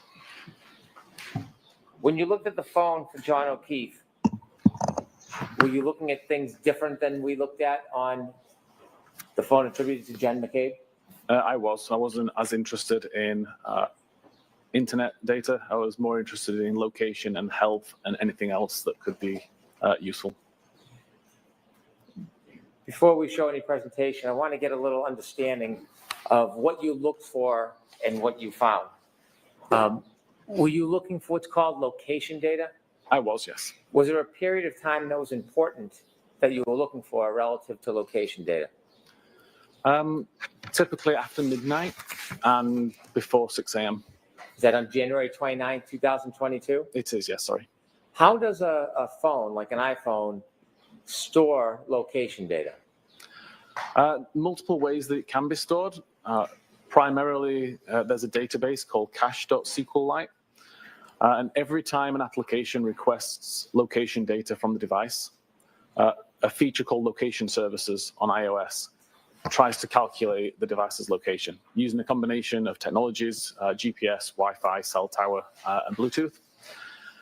Calculates the device's location and stores that into the database as a latitude, longitude, altitude, timestamp, accuracy radius, information like that. Are there different types of location data that are captured and stored on a device like an iPhone? Can you define different types, please? I'm sorry? If you could define what you mean by different types. The different sources of data that are generated that then captured on an iPhone. Yes, so the application can specify how accurate it wants the data to be. So for example, if you're using a navigational application, you'd want high accuracy data. So the application would request high accuracy data from location services. Location services would then try to use GPS primarily to get location information. Versus if you were using a weather app, for example, where you don't really need to know precise information, you just need to know the approximate town maybe that the user's at. So a weather application would ask for low accuracy information, and the device may be able to calculate the location based on cell tower information, for example. Both can be stored in the database with the accuracy information that's available. Would a application that is devoted to navigation in your programming experience typically have stronger data, location data information than a more general application like a weather app? Yes, for sure. And Apple actually specify in their documentation, when they specify the various different accuracy levels, they have one for navigational purposes for map applications. How do you define accuracy level from the different data that's being stored in a phone? How do you mean, sorry? Is there high level, middle, low? Yes, the information is typically provided with a range of meters. So you'll have a latitude, longitude coordinate and a number of meters that you have to draw around that locational point. And the device is somewhere within that circle. It could be as accurate as 2 or 5 meters. It could be as inaccurate as several miles, depending on the technology that was used to get the data. Are you familiar with an application called Waze? I am, yes. Tell us what Waze is. Waze is a navigational tool, so you can plot a route and it will try to direct you the best way, avoiding toll roads, avoiding accidents, that kind of thing. What is the level of accuracy in location information that is generated by using Waze? That would be the highest level of accuracy. So it would aim to get GPS quality information of around 5 meter accurate. So why doesn't a programmer in every application just use the highest level location data for every application? Getting GPS data is not always possible. If you're in a building, in a basement, for example, you may not get that. But also, it can be expensive to the device in terms of processing power, in terms of battery requirements. So if it can find location information cheaper by using the Wi-Fi networks, for example, then it would prefer to do that. So just a lot less resource intensive than using GPS all the time. In order to capture the highest level of location data, the most accurate in an application such as Waze, if somebody's using Waze and then turns it off, does it still continue to capture that highest level of accuracy? Typically not. It may do for a short time as it's still kind of working through a backlog. But fundamentally, if there's no application open that's trying to use location services, then the location information that's being requested and recorded is far more sporadic. It's typically background applications that may be requiring location data. When you analyze John O'Keefe's phone, in addition to the location data, did you also look into data known as health care data? Yes. And could you tell the jury how that works? Yeah, so pretty much all iPhones for the last 10 years or so have Apple Health included.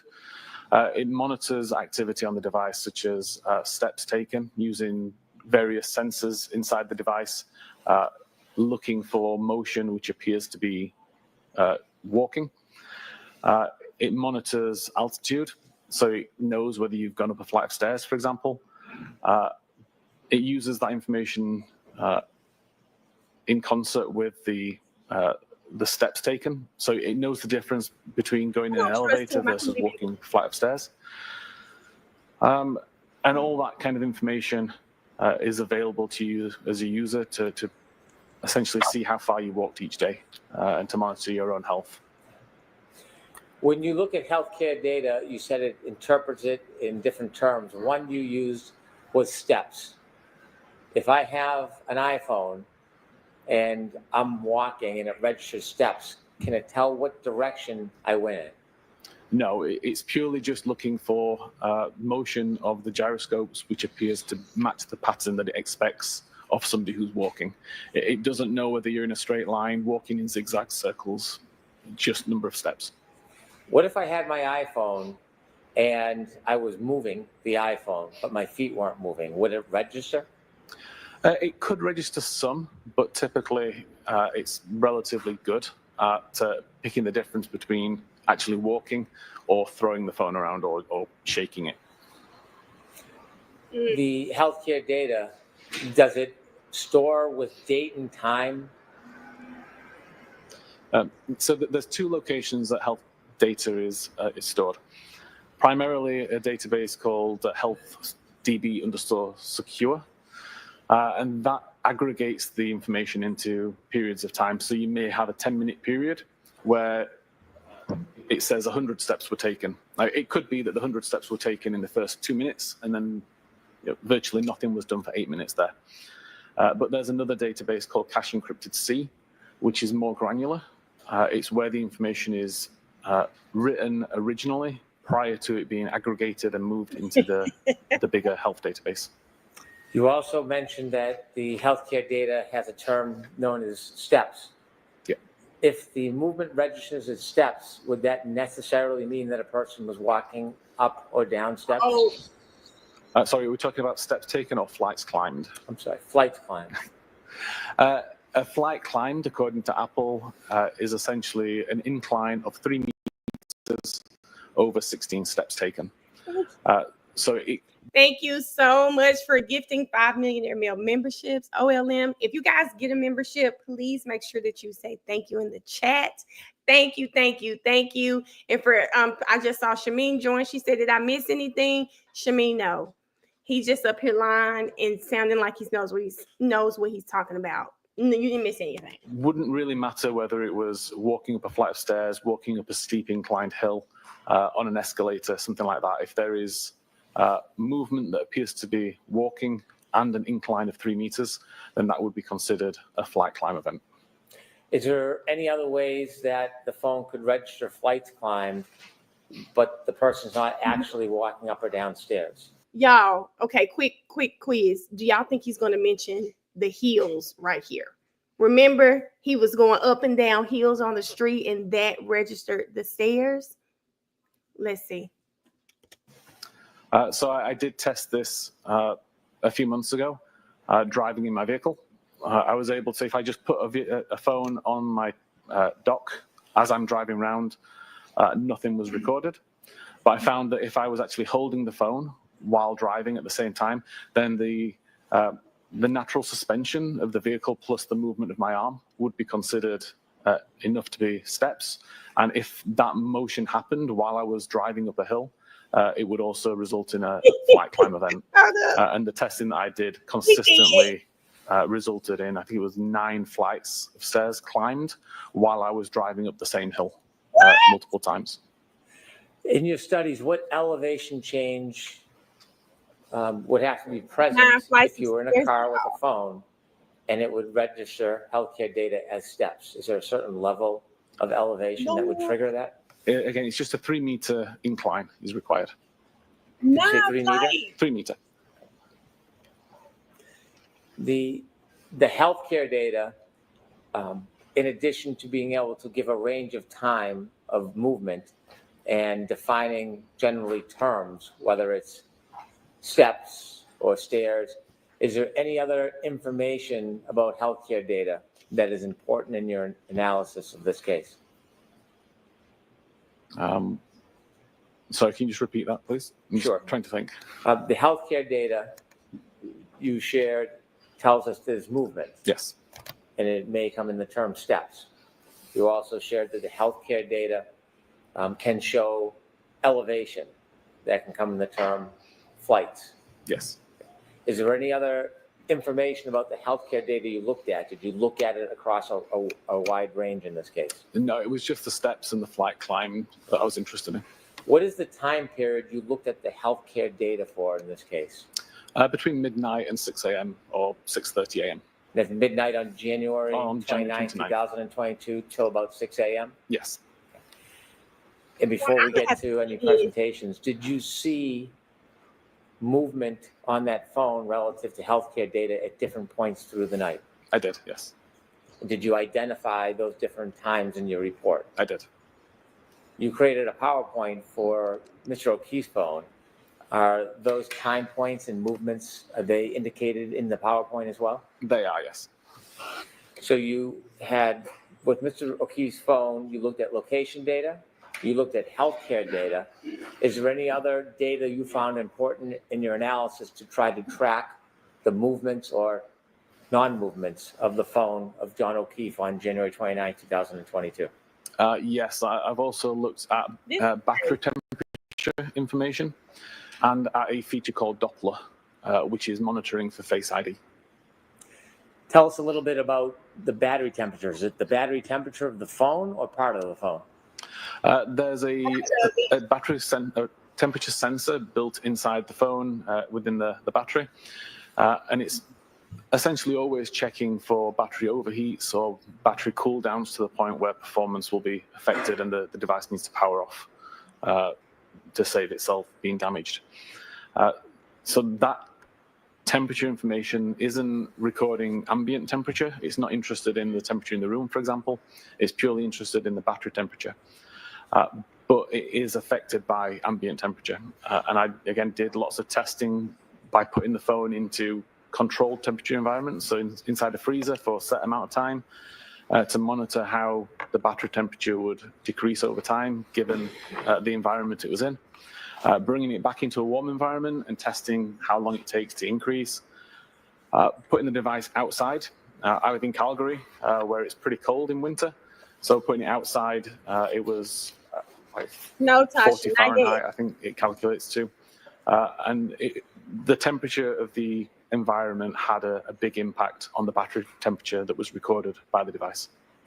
Were you able to track the changes in battery temperature for Mr. O'Keefe's cell phone over the course of the evening from after 12 on January 29, 2022 through after 7, 8 in the morning? Yes, there wasn't a massive number of records, but there were records that I've included in my report. In addition to those three areas, when a person uses an iPhone and presses the buttons, or they hold it and they try to open it by recognizing their face, what is that process called? The Face ID would be the process for the unlocking, and then the locking, pressing the button on the side would lock the device. When an iPhone is being used, does it act or operate differently when it's out in the open, or if it's in your pocket or under something? Yes, so this is the Doppler function that I found within a feature called Unified Logs. Essentially, whenever the device receives a phone call, or when you pick up the device, an iPhone X or above is trying to find a face to use to unlock the device. If the camera is blocked, a record is made to say that it's within a pocket state. So if my phone's in my pocket, when somebody calls me, it tries to look for a face, it immediately recognizes that the camera's blocked, and it records pocket state. As soon as I take the phone out of my pocket or unblock the camera, it records a pocket state cleared event. So we know when the camera was covered up versus when it was uncovered, if at the time it was receiving a phone call or was being picked up. Does an iPhone always record whether or not the camera was blocked or hidden or covered at the time a call comes in? No. For example, if the device is already unlocked, then it won't make a recording to say that it was within a pocket state or a pocket state cleared. And if the device isn't blocked at all, so if I have the device on a desk in front of me, for example, and a call comes in, there'll be no record that says that it's in a pocket state or a pocket state cleared. It will only record a pocket state event if the camera's blocked, and it will only record a pocket state cleared event if the camera was blocked and now isn't. So if I have my iPhone and I put it inside my jacket in the darkness and I get 30 calls, would all of those calls result in a reading of pocket state? They'd all result in multiple readings of pocket state. The pocket state check is conducted more than once a second. I can't remember the exact number, but it's very frequent. And an average phone call from the start of the ring to when the device essentially hangs up, somewhere in the region of 500 checks. So if you had 10 phone calls, then you'll have 5,000 checks made that would all report pocket state. Did you analyze John O'Keefe's phone on the evening, early morning hours through the next morning on January 29, 2022, in an attempt to identify where he was, what he was doing, and whether his phone was inside or outside? That was my goal, yes. And did you engage in that analysis, sir? I did. And in your efforts, did you write a report? I did. Did you write multiple reports on these separate issues? I did. And those reports are provided to everybody? Yes. In addition to the reports that you generated from your study, did you present or did you prepare a PowerPoint? I did. Does the PowerPoint outline some of those points? It does. At the end of the PowerPoint, do you go through a timeline accumulating many of these pieces of evidence together that show them in a chronological sequence? I do. And does that help capture the movement or non-movement of John O'Keefe's phone through that night? I believe it does. Your Honor, may I approach? Yes.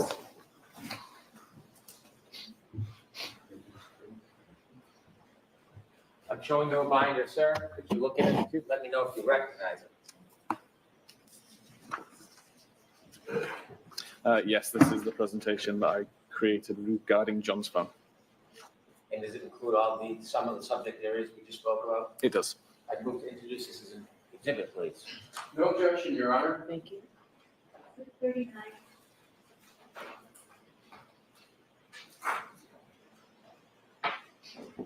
Thank you.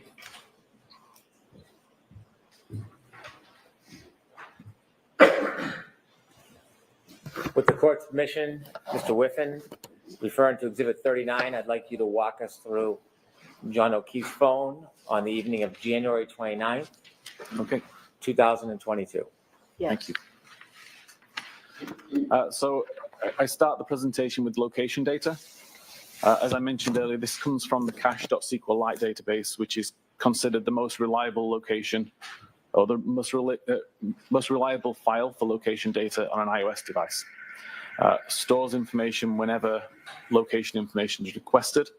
That could be through user interaction with the device using something like Waze. It could be background activity, just depending on what applications the user has opened, what settings the user has chosen. It's constantly trying to find its location and recording it in this database, partly for the purposes of identifying frequent locations. At 12 minutes and 5 seconds after midnight, the device shows multiple location points at Washington Street around Forge Pond. What I've tried to show here, there's a kind of a gold dot in the middle, which would show the actual latitude, longitude information. And then the circle around it is what's considered the accuracy radius. The smaller the accuracy radius, obviously the more accurate the information is believed to be according to the device. But ultimately, if the device is anywhere within that circle, then iOS would consider it correct. It considers it an accurate record. Mr. Whiffen, why are there multiple circles of location data for one point where Mr. O'Keefe's cell phone was? So this wasn't a single point in time. This was multiple records at around 12 minutes and 5 seconds. No application was actually in use at this time requesting location information, but the device, for whatever reason, recorded multiple records with various degrees of accuracy.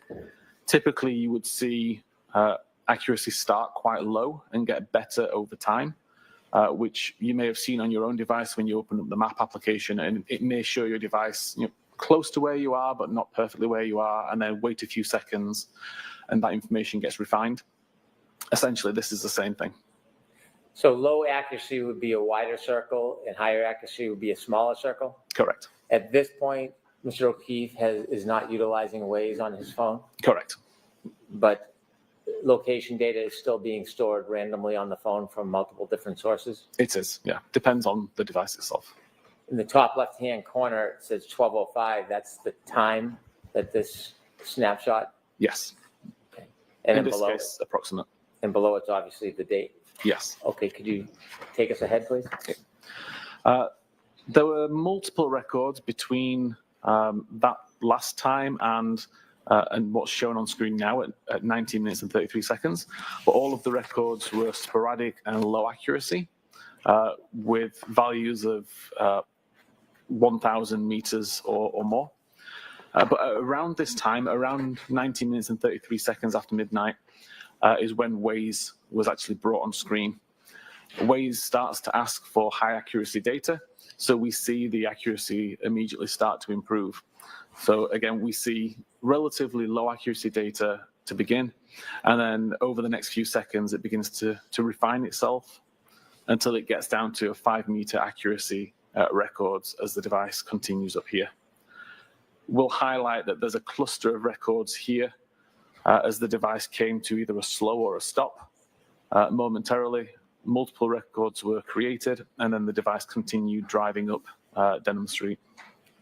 Mr. Whiffen, below the time, 12/19/33, in the date, talks about the average accuracy, Yes, and that's in meters? that's in meters. So again, the records that are shown at the bottom here are around 55 meters. The records shown at the top are around 5 meters. Is it typical in Waze that once it locks in, the range is around 5 meters? Typically, yes. That would be the goal. You also mentioned the average speed. Where do you learn the speed from? Where does that data come from? The database, the cache SQLite database also calculates the average speed between 2 data points, and also the bearing or the direction of travel between those 2 points. So the average speed that's shown here on the left is approximately the average of all of the records that are shown on this map at the time. And each of these map points has a directional arrow that points in the direction that the database recorded the device was traveling in. when you look at this information generated because of the usage of Waze, and you can see both the accuracy and the speed, with the Waze information at its most accurate, can you actually tell whether the vehicle is moving or whether it stops? Yes, based on the speed and the location and the timestamps, you can determine whether the device is moving or stopped. Thank you.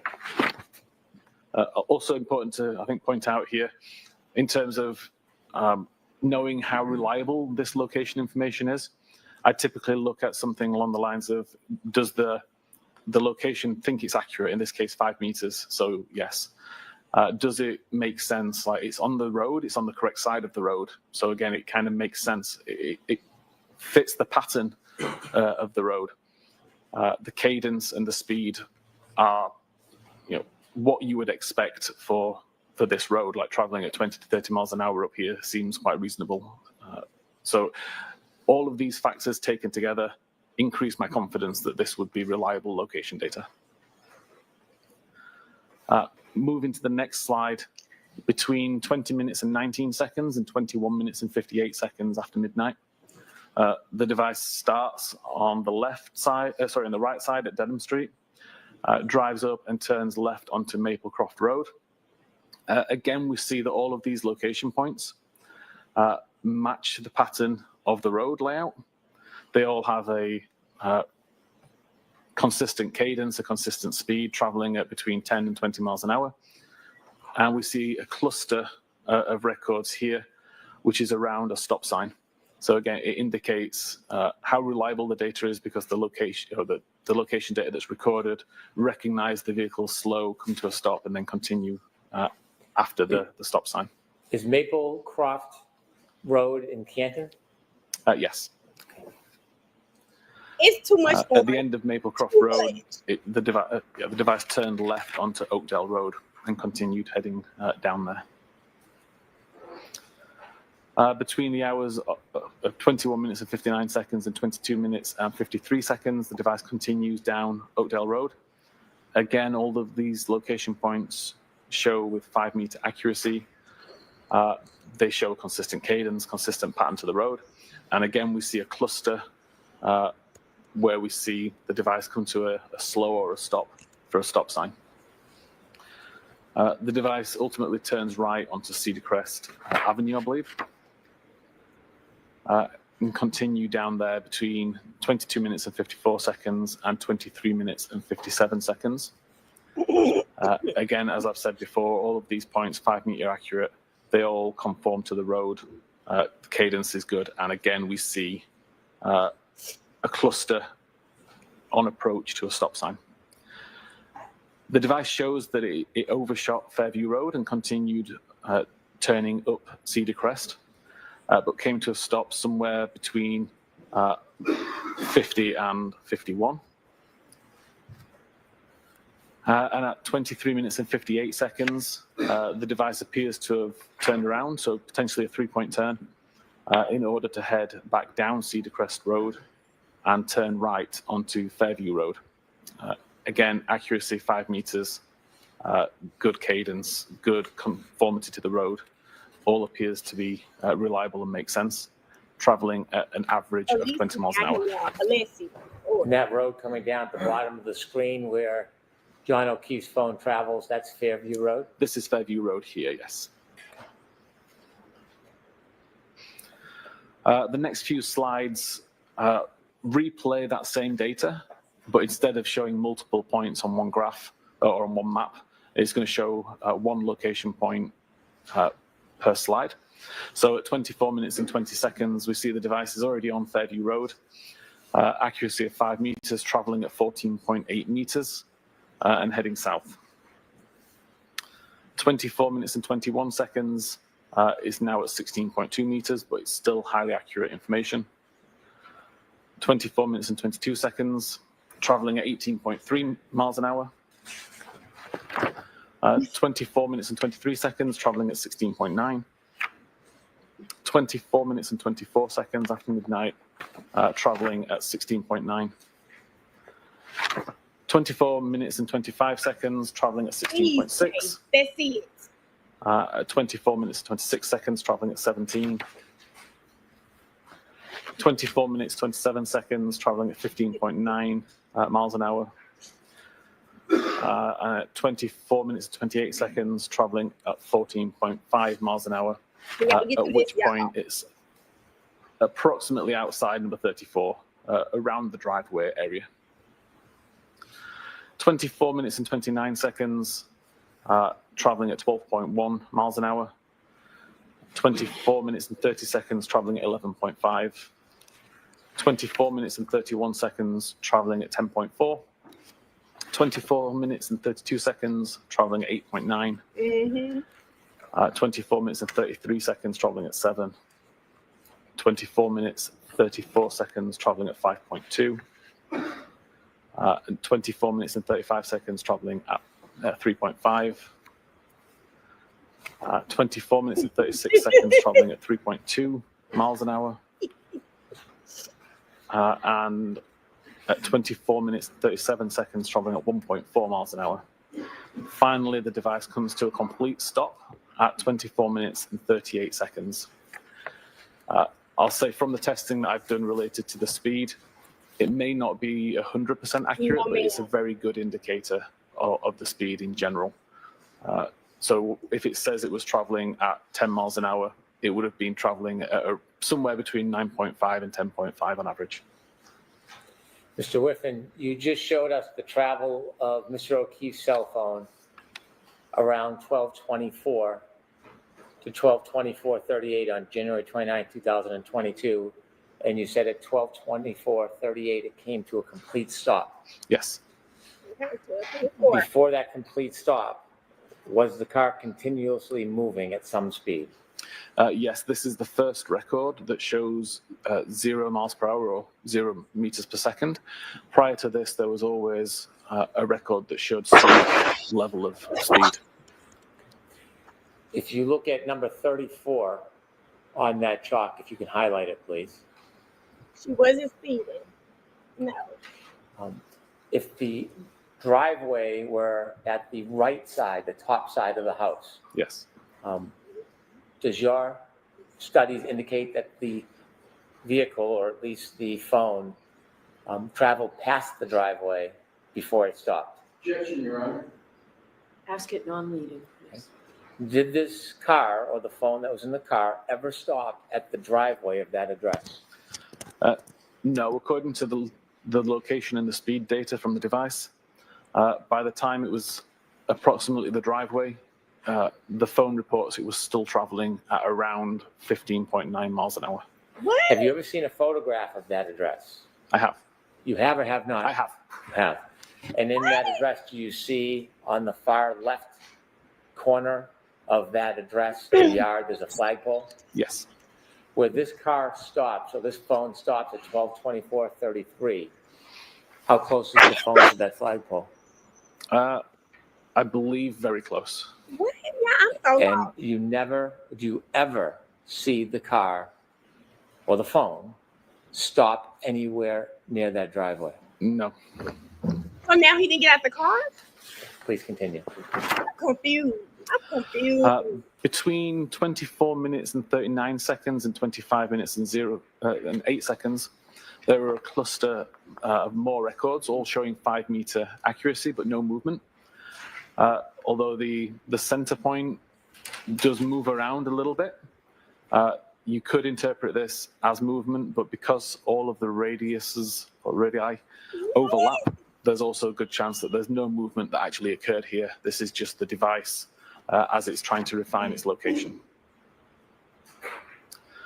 At 25 minutes and 30 seconds, we see a relatively significant change where the accuracy drops to 34 meters.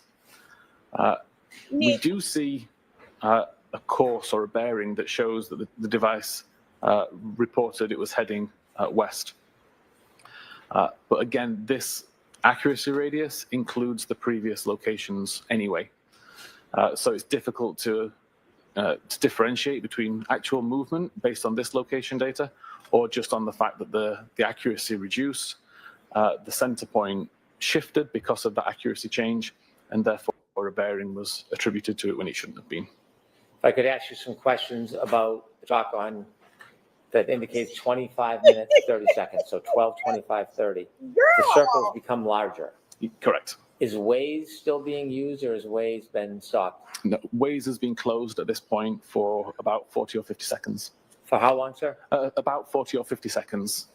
Now this is This crazy. location data, or this circle, the perimeter, that's not coming from the Waze application anymore? No, the location data never came from the Waze application. Waze was requesting location data.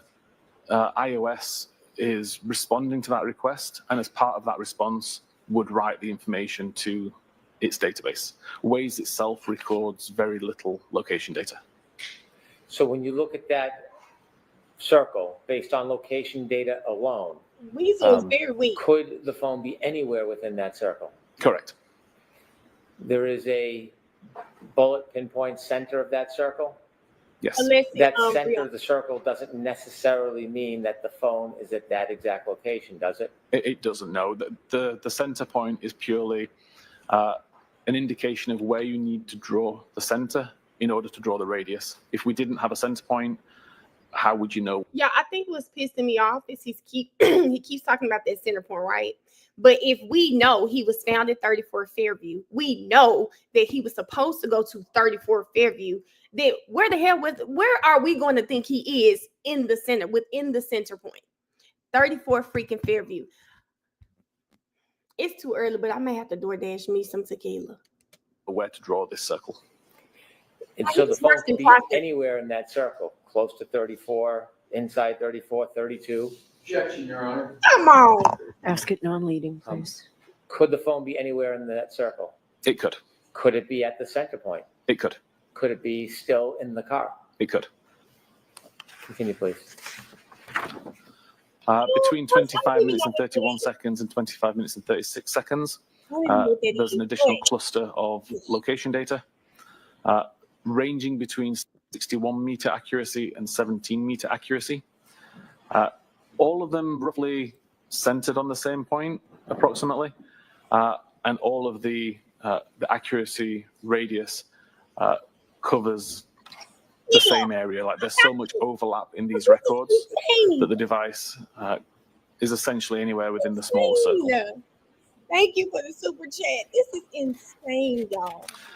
Between 27 minutes and 35 seconds and 38 minutes and 15 seconds, there was approximately 50 low accuracy records. Again, the device wasn't being used to ask for location data. This is completely passive and resulting in some pretty poor location data.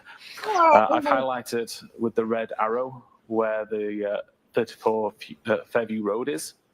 And we can see, although a lot of these location data do overlap with that point, there are location information here that doesn't. At 38 minutes and 16 seconds, the accuracy improves again. Is now 18 meters accurate, but continues to show approximately the same location that we saw 10 or 15 minutes earlier, around the flagpole area. Randy, listen. 38 minutes and 17 seconds, same general area, slightly higher accuracy information down to 14 meters. It's worse than 38 minutes and 18 seconds, accuracy increased to 12 meters, shifted slightly. Now the flagpole area is essentially at the lower side of this circle. Obviously, the top side of the circle now includes a part of 34 Fairview. If the location information is indicated by the circle and the circle has shifted, does that mean necessarily the phone has moved? Not necessarily. Typically, you could assume it has, but when we're already talking about accuracies of 12, 13, 14 meters, it starts to become a little bit harder to determine how accurate this data is. So at this point in time, it could be anywhere within this circle, and the movement of the center point could just be the result of refinement of the device or environmental conditions that suddenly change. If the weather changes, it could cause the device to slightly miscalculate or to calculate differently.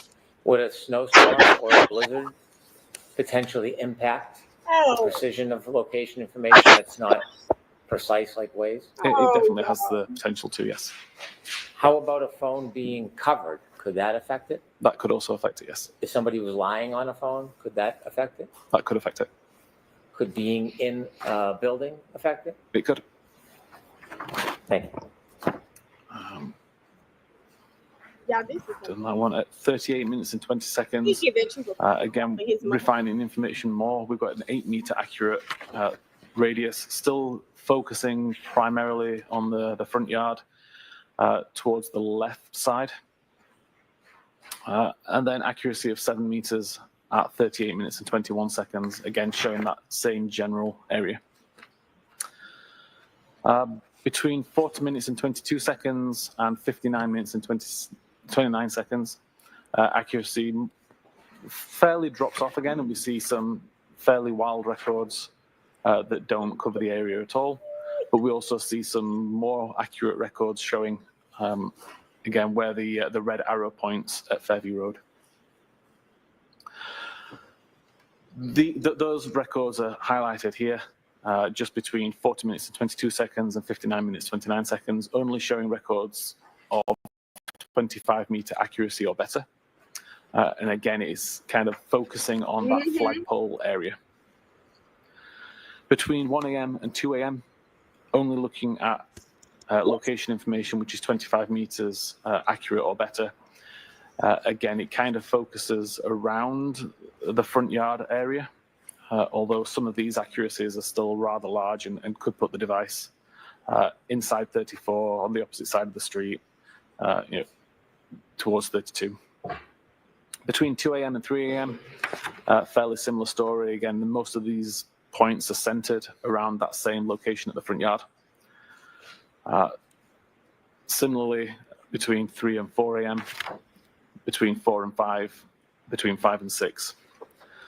And in fact, if I take all of the location data between 25 minutes after midnight until 6 a.m., only looking at the records that report 10-meter accuracy or better, then typically they all focus around that same location at the front of the yard, nearish to where the flagpole can be found.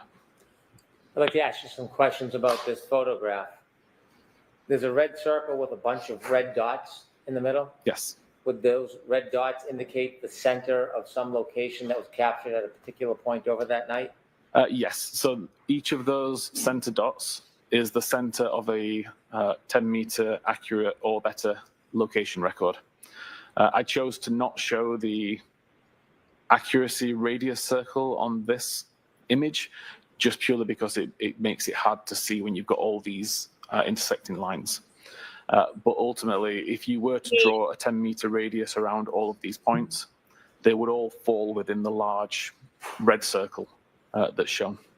So this photograph was meant to take readings from the most accurate of the data throughout the night? Correct. Objection, Your Honor. Sustained. Ask it again differently, please. Was this circle, did it include low frequency data?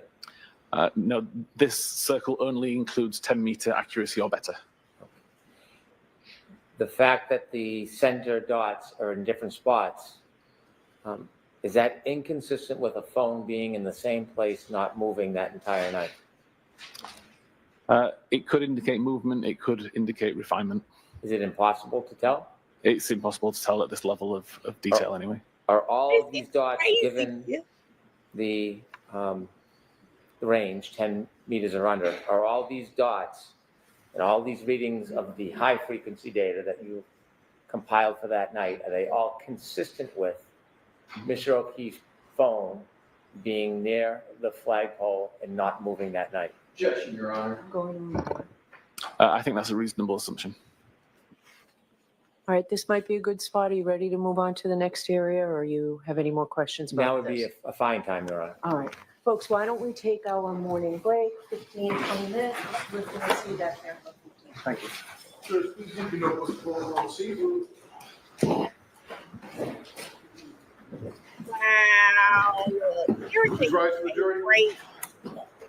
Karen cannot catch a break. They denied her motion to hear the double jeopardy. This is, I don't know why Karen, and I'd imagine Karen is always questioning God, like, why me? Why am I in this position? Because it seems like this lady, everything is being thrown her way. Everything is being thrown her way. And I feel so bad for her. I don't know if this lady is innocent or not. But what Melody does know is John O'Keefe was not hit by a car. If he was not hit by a car. Hey there, Karen Reed trial watchers. You know what a lot of the trials if he wasn't hit by a car, in my mind, she didn't do anything. And when I guess I shouldn't have said I don't know if she's innocent or not. Let me say, I believe Karen is innocent. I know that the evidence does not support John being hit by a car, right? And this lady, I've seen people say she spent millions of dollars on this case. Millions of dollars. The average person does not have millions of dollars to defend themselves from something like this. And it's so nasty. The lady just can't catch a freaking break. Man. It's just, I think that's one of the things that pulls you into this case, right? If you are a person who believes Karen is innocent, one of the things that pulls you in, you see the investigation, right? You think about this family. You think about the questions being asked in trial, the things that are coming out in trial. And then, you just think about this lady went home, went to bed, wakes up and sees that her man is not home. And it goes downhill from there. $6 million so far is crazy. She's $500,000 in debt, lost her job, sold her house, and she's living with her parents. Karen has to be close to 50 now. I know this was not how she thought the better part of her life was going to be.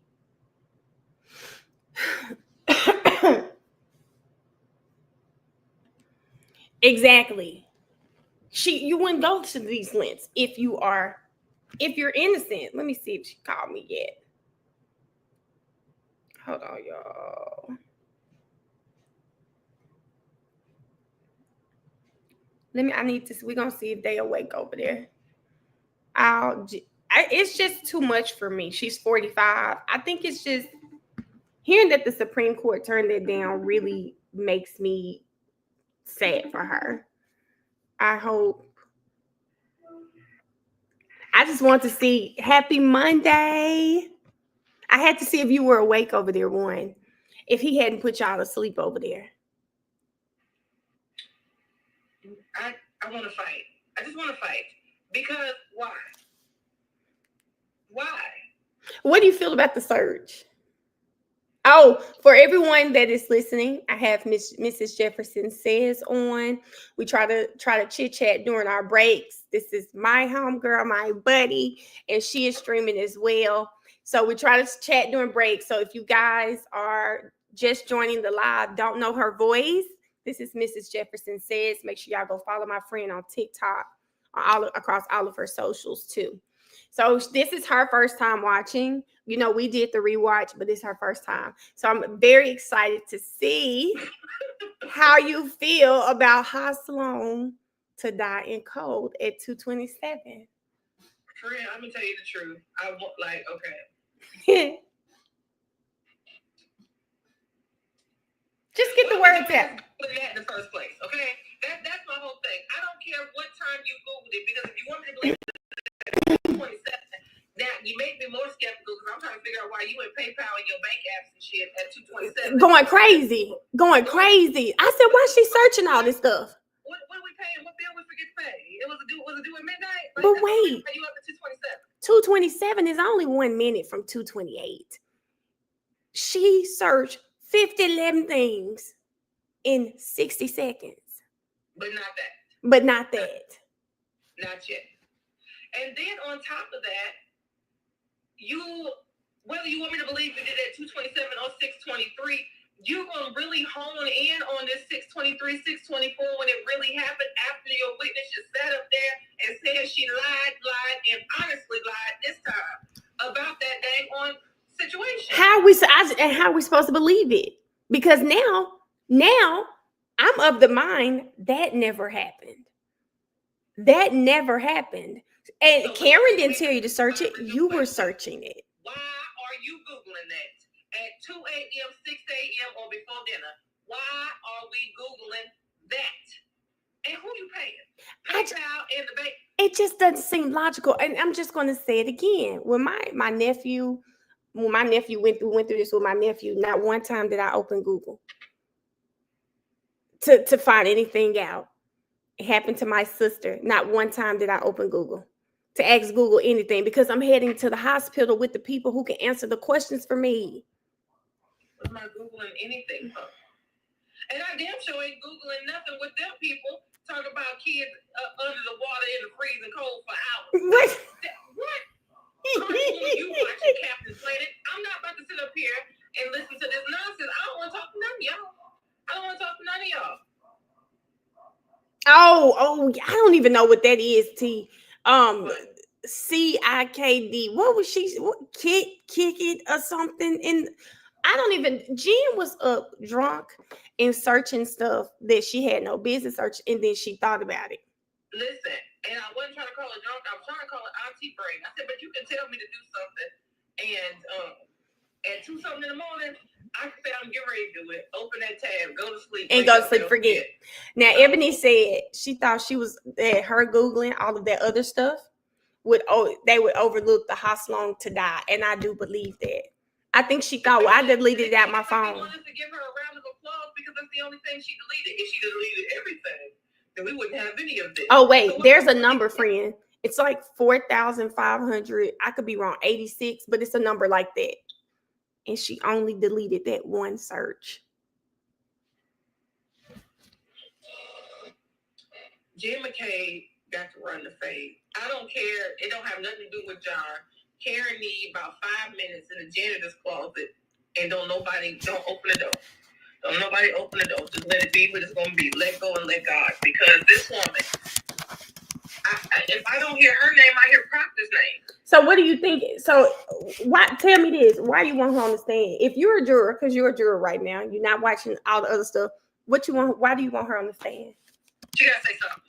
And what do you want to hit? What do you want to have her clarify for you? She got to clarify everything. When was this safe? I want to know questions that don't have nothing to do with the case for it to make the case to make sense to me. I want to know when you and John start messing around, why you never talked to Carrie before. That's a real good question. Before you got to Reebok, what was your move before Reebok, and what was your move after the discount? Okay. And then I also want to know when you got up to help search. Okay. What were you looking for? Because Carrie was trying to place him somewhere cheap. I don't know if that happened. I'm sorry. I'm not buying that story happened either. You talking about Bella's mom? Carrie want to believe he everything but unalive. She believed he cheating long before while you believing he gone.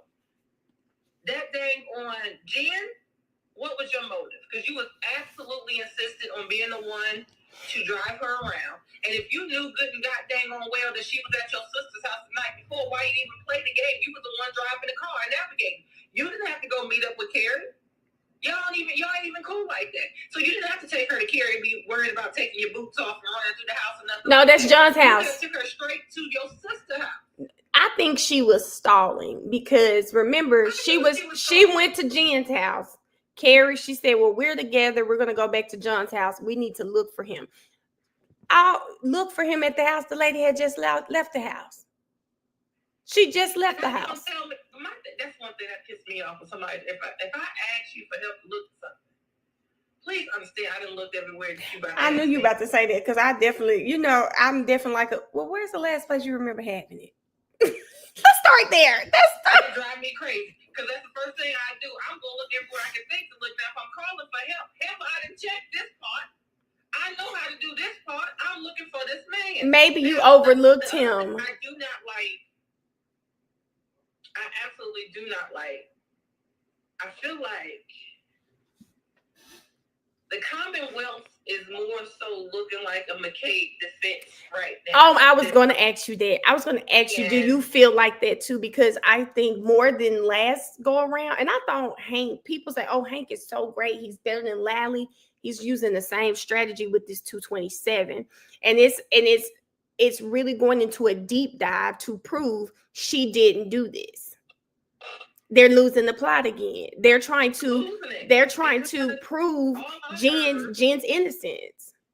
All I heard was you crossed the border to tell me. On every trial I done watched, everybody can be cell-right trained, but you got to call cell-right to prove to me that this search didn't happen at 227. I don't want to hear it. The only thing you can prove to me is that the search didn't happen. It either happened or it didn't. That's the only thing that freaking matters. And it happened. It happened. You want me to believe that she told Jen to search it. Now you didn't F that up the other day when Carrie got on there and said that it must have happened because they was in front of his mom. She didn't see it. No one saw it. And now you're forcing me to believe Jen, who I can't believe. Why are we arguing this point? Karen didn't delete anything off her phone. Me that it happened or it didn't. And the thing is, you're not, whether it happened at 2 o'clock in the morning or 6 o'clock in the morning, it happened. What you need to make me understand is why is she the one? Yep. The one. And the one thing you had to stand on that without this being, because the only thing I'm going to believe is either she Googled it because Karen told her in an effort to help cover some shit up, or she Googled it on the other end to help the butt dollars cover some shit up. So while I'm sitting here in the middle with this piece of information, because regardless of what time it happened, and the one person you didn't put on here that lied about when it happened, there you go. And lied about when it happened, now I'm leaning to you help the butt dollars. Because it's only one way or the other. Either it has something to do with the Alberts or it has something to do with Karen. Y'all keep messing it up. Jen didn't like Karen. Jen did not like Karen enough to lie for her. That's why Carrie's lying. She loves Jen. Jen didn't like her enough to care for her. But I guess for me, I'm just like, what was the situation that prompted you to put that in? Did you know he was hurt and they'd already put him out there? They were going to put him out there at 3 and you just trying to see how long it was going to take him to go off? Was he unconscious? Like, what was it? She was trying to make like, sure they got their timing together. Don't put them out there yet. But you gotta wait till about 3 and then they won't be able to tell. I just, man, that's some sick.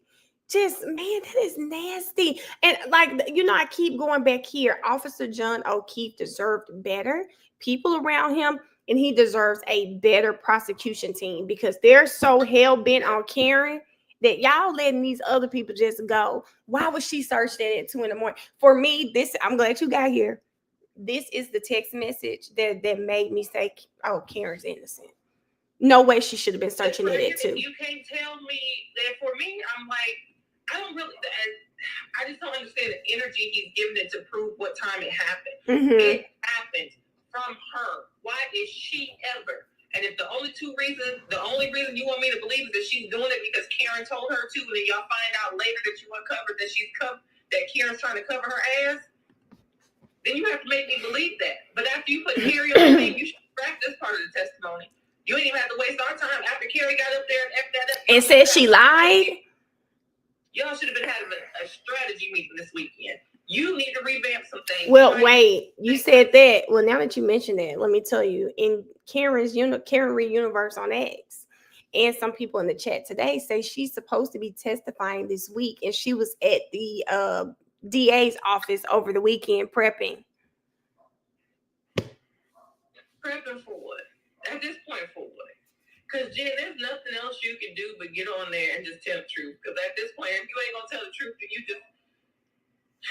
What do you Fart, think? I got this comment that says, how come Karen didn't have no guilty ass searches on her phone?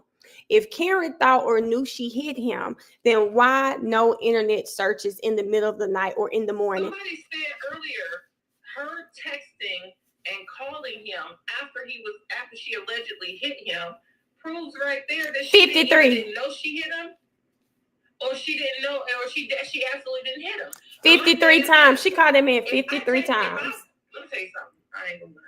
If I mow your ass down, if I do something to you and I call you afterwards, it's just to confirm it hurt. Not confirming hurt. I didn't need motherfucker. I'm just because if I'm on that type of time, I'm on that type of time. So I'm not gonna call you and say, no, we passed that. I was doing that before that. After I hit you, we on that type of time. You say something. That is not. You can't. I'm not arguing with you after I done made a decision. It's not a woman who hit him. Her actions. The argument was for us to come to understand. Once I understand that I'm not gonna be understood, then I mow your ass there. I'm done talking. I just think her actions. Why would she call him 53 times if she hit him? No, she was pissed. She thought he went in the house and he left her outside. She thought he stood her up. All of the voicemails, everything, her lying. I'm going home. She wasn't going to leave home. She wanted him to text her or call her. She done it earlier in the day. This is her norm. She done it earlier in the day. They play this cat and mouse game with each other. She thought he was doing it again. No. Two toxic people that should have never met. They was not in a position to be dating each other. They both crazy. He didn't need to be with her, and she definitely need to be with him. And they found the most broken parts of each other and tried to fill in the pieces. This was absolutely to the point where he's in there. I don't care what nobody say. He in that house dying, literally. And only thing she can think of is you played me. You played me. You played me. You trying to be funny. You went in there with them. Now you don't want to be with me. You know I don't know what house it is. You know what I mean? She's like trying not to put herself in a situation. And even if she did know what house it is, you gotta think about it. Even if you didn't know what house it is, them are his people. So let me tell y'all what my cousin said over the weekend. So one of my cousins, we were talking about the case. He's from Memphis too. He said I'm telling him before I could really go into detail about the case, just giving him a little taste of what happened. I said, well, she pulled up to a house, and when the boyfriend walked in, she called him. He didn't answer, so she drove off and went home. He said, damn, I don't know what kind of woman she is, because I can't imagine no woman I got that's not going to come knock on that door. I said I would go knock on that door too. You better hope it's a knock on the door, because I would knock on the door too. He said. I didn't want nobody to judge me. Let me tell you something. I'm outside, and me and Big On arguing. And he walked into. Wait, keep in mind, T, y'all weren't even arguing. Y'all weren't arguing. Y'all were okay. Y'all weren't arguing. Let me tell you something. He walked into any establishment, and I'm sitting in the car, and I get the call and you don't answer. I'm gonna back up at about 45. But when I say ding dong, I'm going through the door. Hello, we here. Can't answer the phone. I'm not. I was just like, after, I'm gonna say, hindsight, and now that we think about it, she did the right thing. She was supposed to leave, because who knows what would have happened if she went in that house, right? But I'm just sitting here thinking, I would have had to knock on that door. Hey, how y'all doing? Can you get John to come to the door? I wouldn't have walked in the house, but get him to come. Can you get him to come out? I'm turning on my brights, flashing them, bing, bing, bing, bing. Oh, somebody gonna come outside. You wanna play? Y'all remember Julie was outside when she was out there. Excuse me. The man that just got out of my car, can you tell him to come back outside? He's not answering his phone. Can you get him to come back outside? Okay, thank you. Somebody, anybody, get the man. If he don't come out, I'm coming. Mia, do you hear me? Can you get my man to come outside the door? But my thing is, if you want me to believe that she was in the mind state that you claim she was in, they were in such a bad argument that she would have ran him over and took him up out of here, then you have to make me believe that she was going to do something besides drive home. Because if you are at that level of festivity, what you are not doing is coming back down and saying, what would Jesus do? Oh no, you're going straight to the seventh realm of hell next to Satan's pinky toe, and you think about Jesus in the morning. You don't sit up there like, if you have to make it make sense. And if you want me to believe that she is absolutely that mad to mow somebody down, you have to make the actions make sense. Wait, I was listening. Wait, do you remember in the open? You remember in the opening again today? I mean, I listened to the open again yesterday. What did you make of, or did you hear him say that this man waited 7 seconds before he was hit? You want me to believe a trained police officer sat there for 7 seconds and let someone hit him? Not only that, no DNA on any of the taillight pieces that you're saying caused those scratches. You want me to believe. You want me to believe. Okay. Wait a minute. Wait. T. Kiss drive trucks. He said all 18 wheels in the kitchen. Where my girls at? Where my girl at? I said you gonna come to the front door, cause them is people. You ain't going there unarmed. You gotta have a barricade around you to keep the cab of the truck. What I'm saying is, if you want me to believe, if you want me to believe that that's what was happening, they do.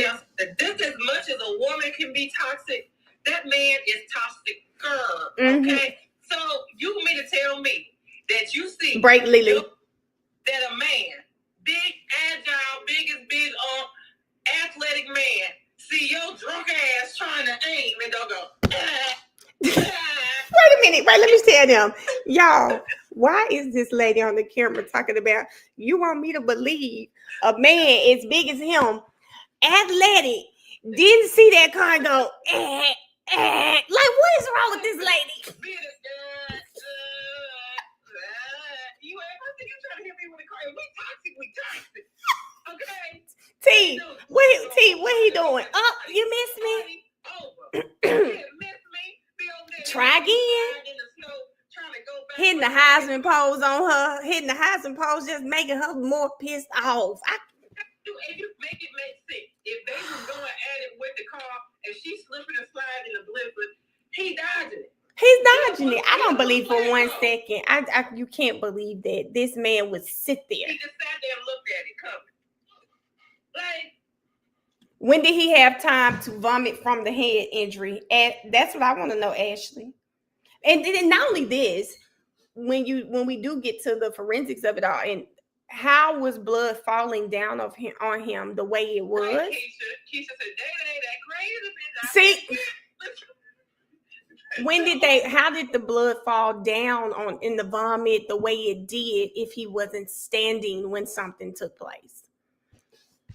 See? Hold up. Let me just flip the phone real quick. Hold up. Team. Show them what they were doing. What the athlete do? That man was as athletic as that man was, and you think you about to be drunk and going backwards in the car trying to get him big uncle and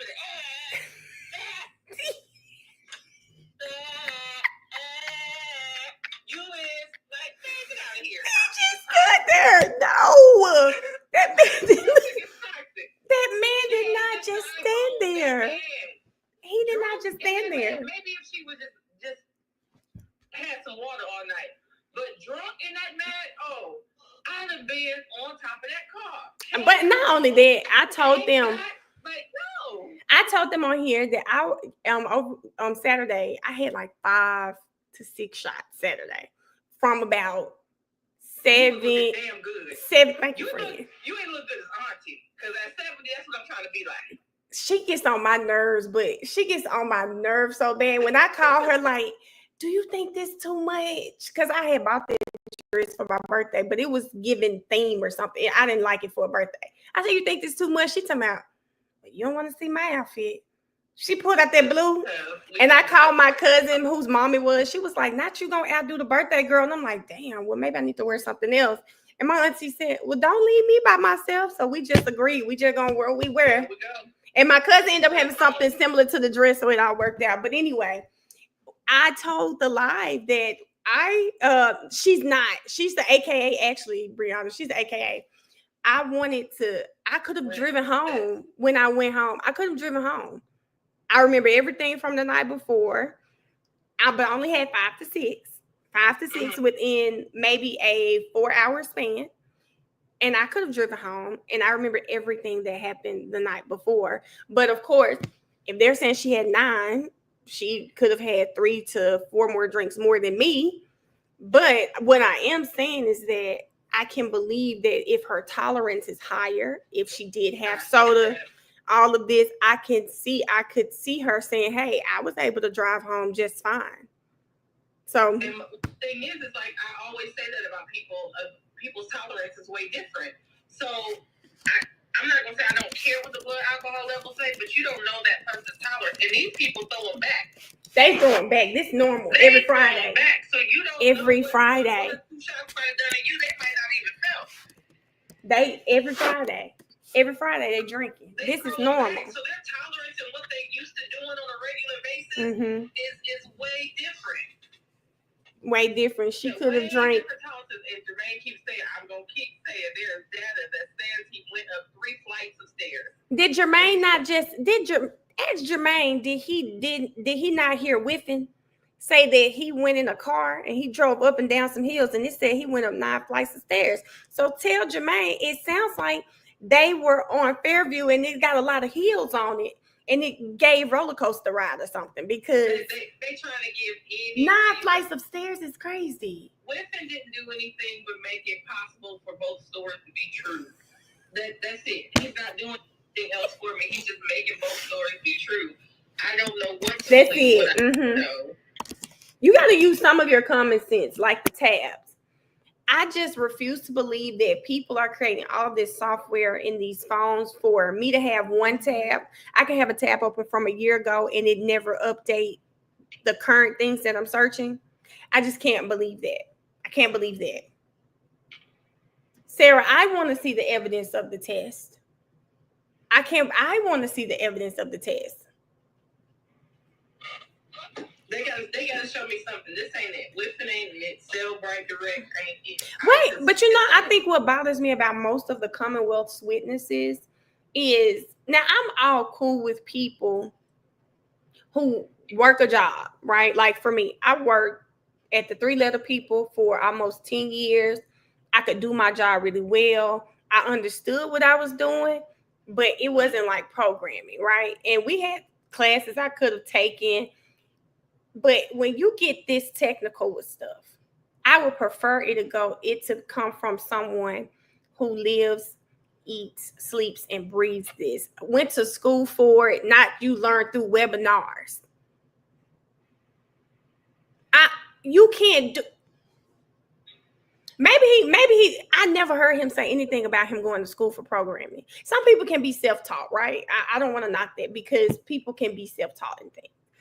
It's just, it's something about him. The state's witnesses always bother me.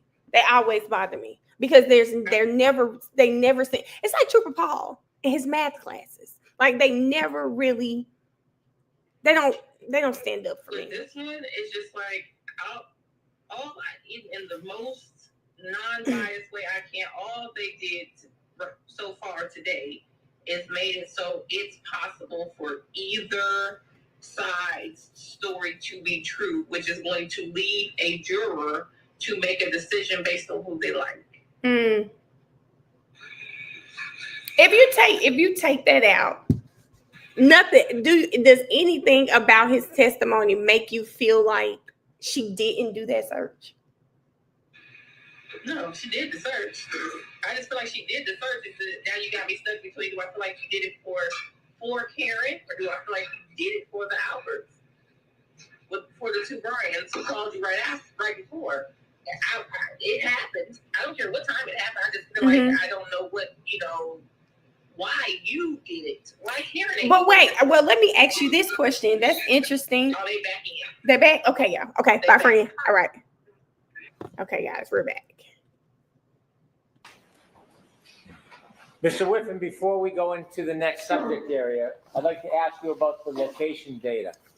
Based on your review of the location data, do you have an opinion whether the location data throughout the evening is consistent with John O'Keefe's cell phone being near the flagpole the entire night? I believe it is, yes. I asked you whether you had an opinion whether it was consistent with. I didn't ask you if you had an opinion to a reasonable degree of scientific certainty. Are there other things that you looked at that you will consider in addition to the location data to have a more certain opinion? There is. And is the next thing that you considered Apple healthcare data? It's the Apple Health data, yes.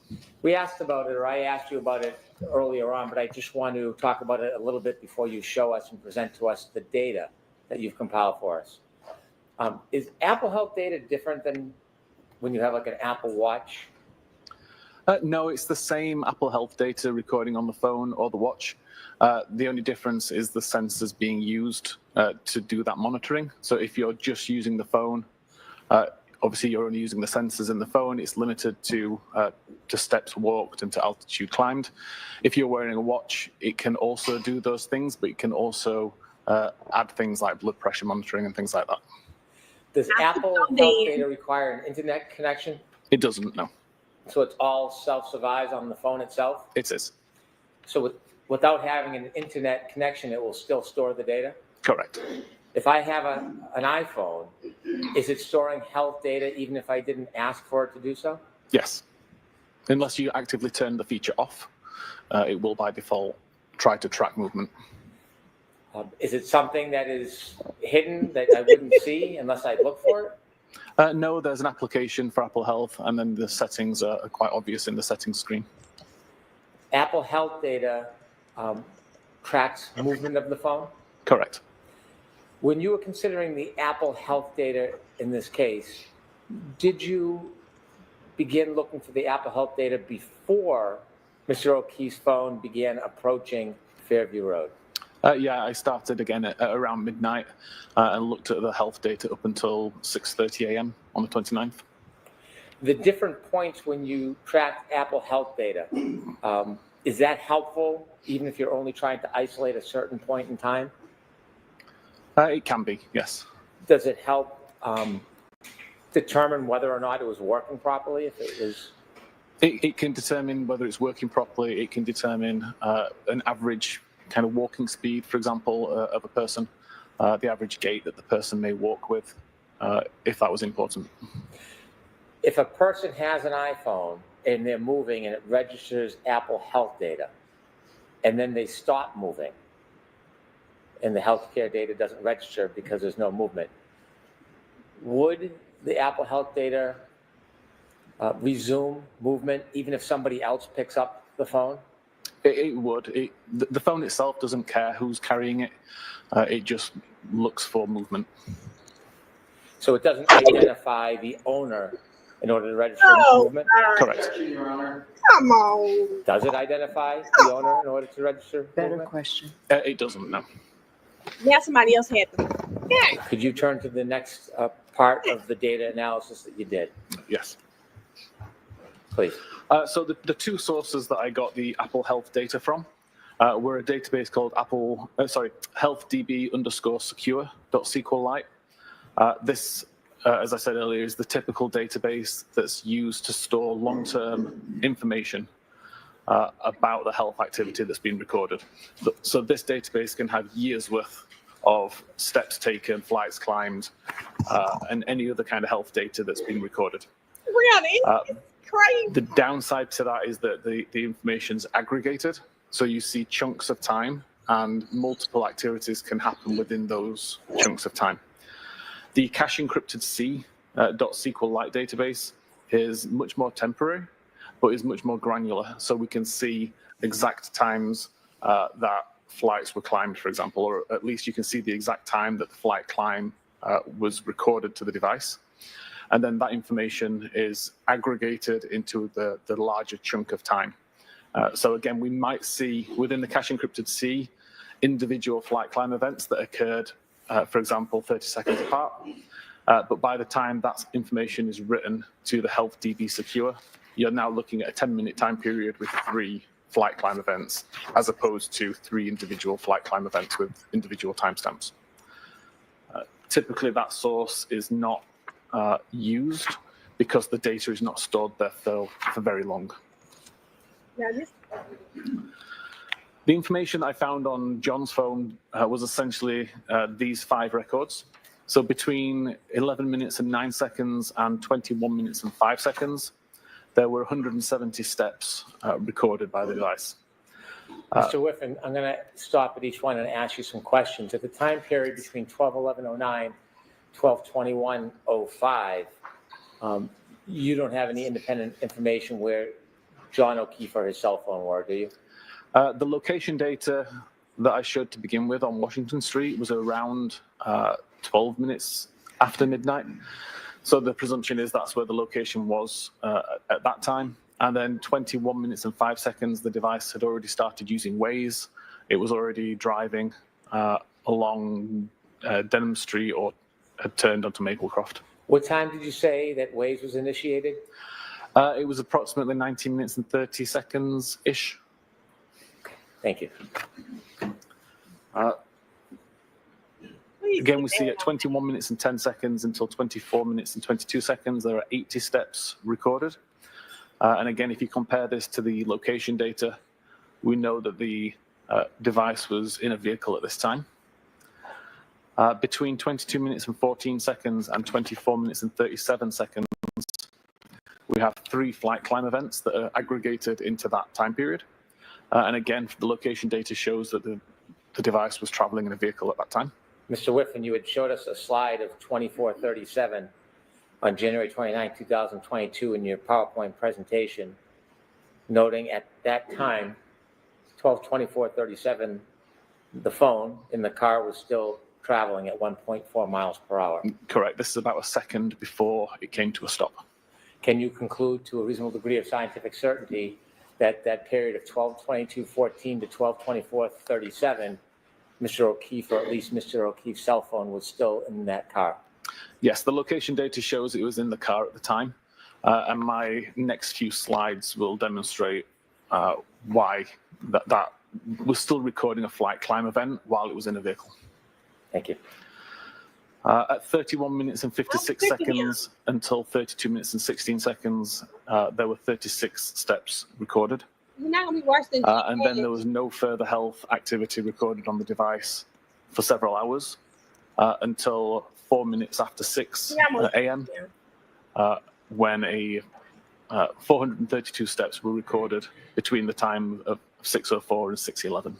Let me ask you about that 12/31/56 to 12/32/16 time period. We can see larger ranges in the time period range. That is a smaller range comparatively. Yes. Okay. At 12/31/56, is that the beginning of the 36 steps? Essentially, yeah, it takes the timestamps from the cache encrypted C, looks at when the first step occurred, looks at when the last step occurred, and aggregates the times based on that.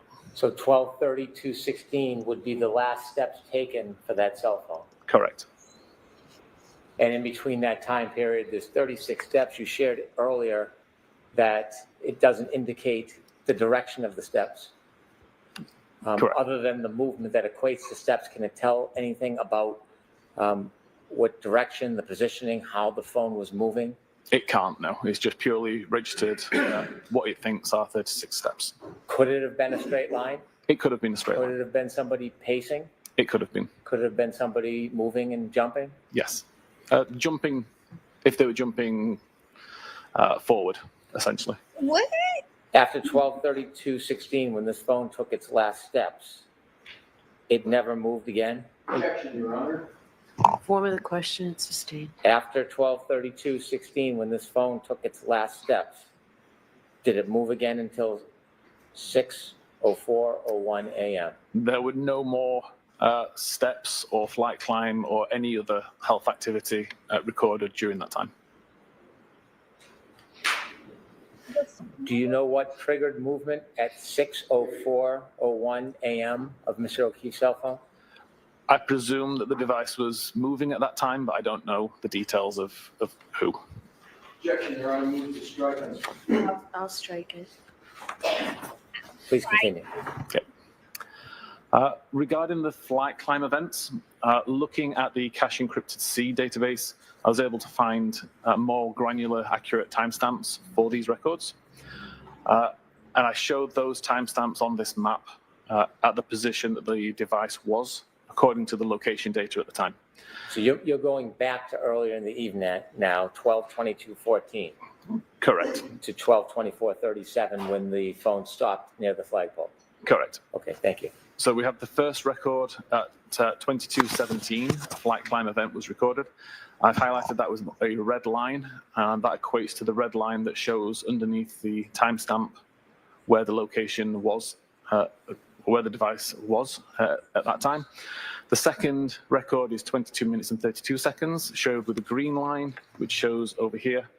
And then finally, 24 minutes and 37 seconds after midnight, shows with an orange line down here outside 34 Fairview. That's a long thing. I'd like to point out that health activity events are recorded upon the event completion. The device doesn't know that you're about to walk up some stairs. It doesn't know that you're halfway up some stairs. It has to wait until you've reached the top in order to detect that an altitude change has occurred. So that change only gets written to the database once the flight climb has ended. I tested approximately 8 different phones, different models, different versions of iOS, and found that on average, there was a time difference between 15 and 50 seconds between when I physically stopped walking up a flight of stairs and when the record was made. So it's just based on the time that the device takes to pull the altitude, detect that an altitude difference has occurred, and then write the data to the database. Sounds like a game. So then I took that average data between 15 and 50 seconds and plotted it onto this graph, which also plots the altitude of the device over time.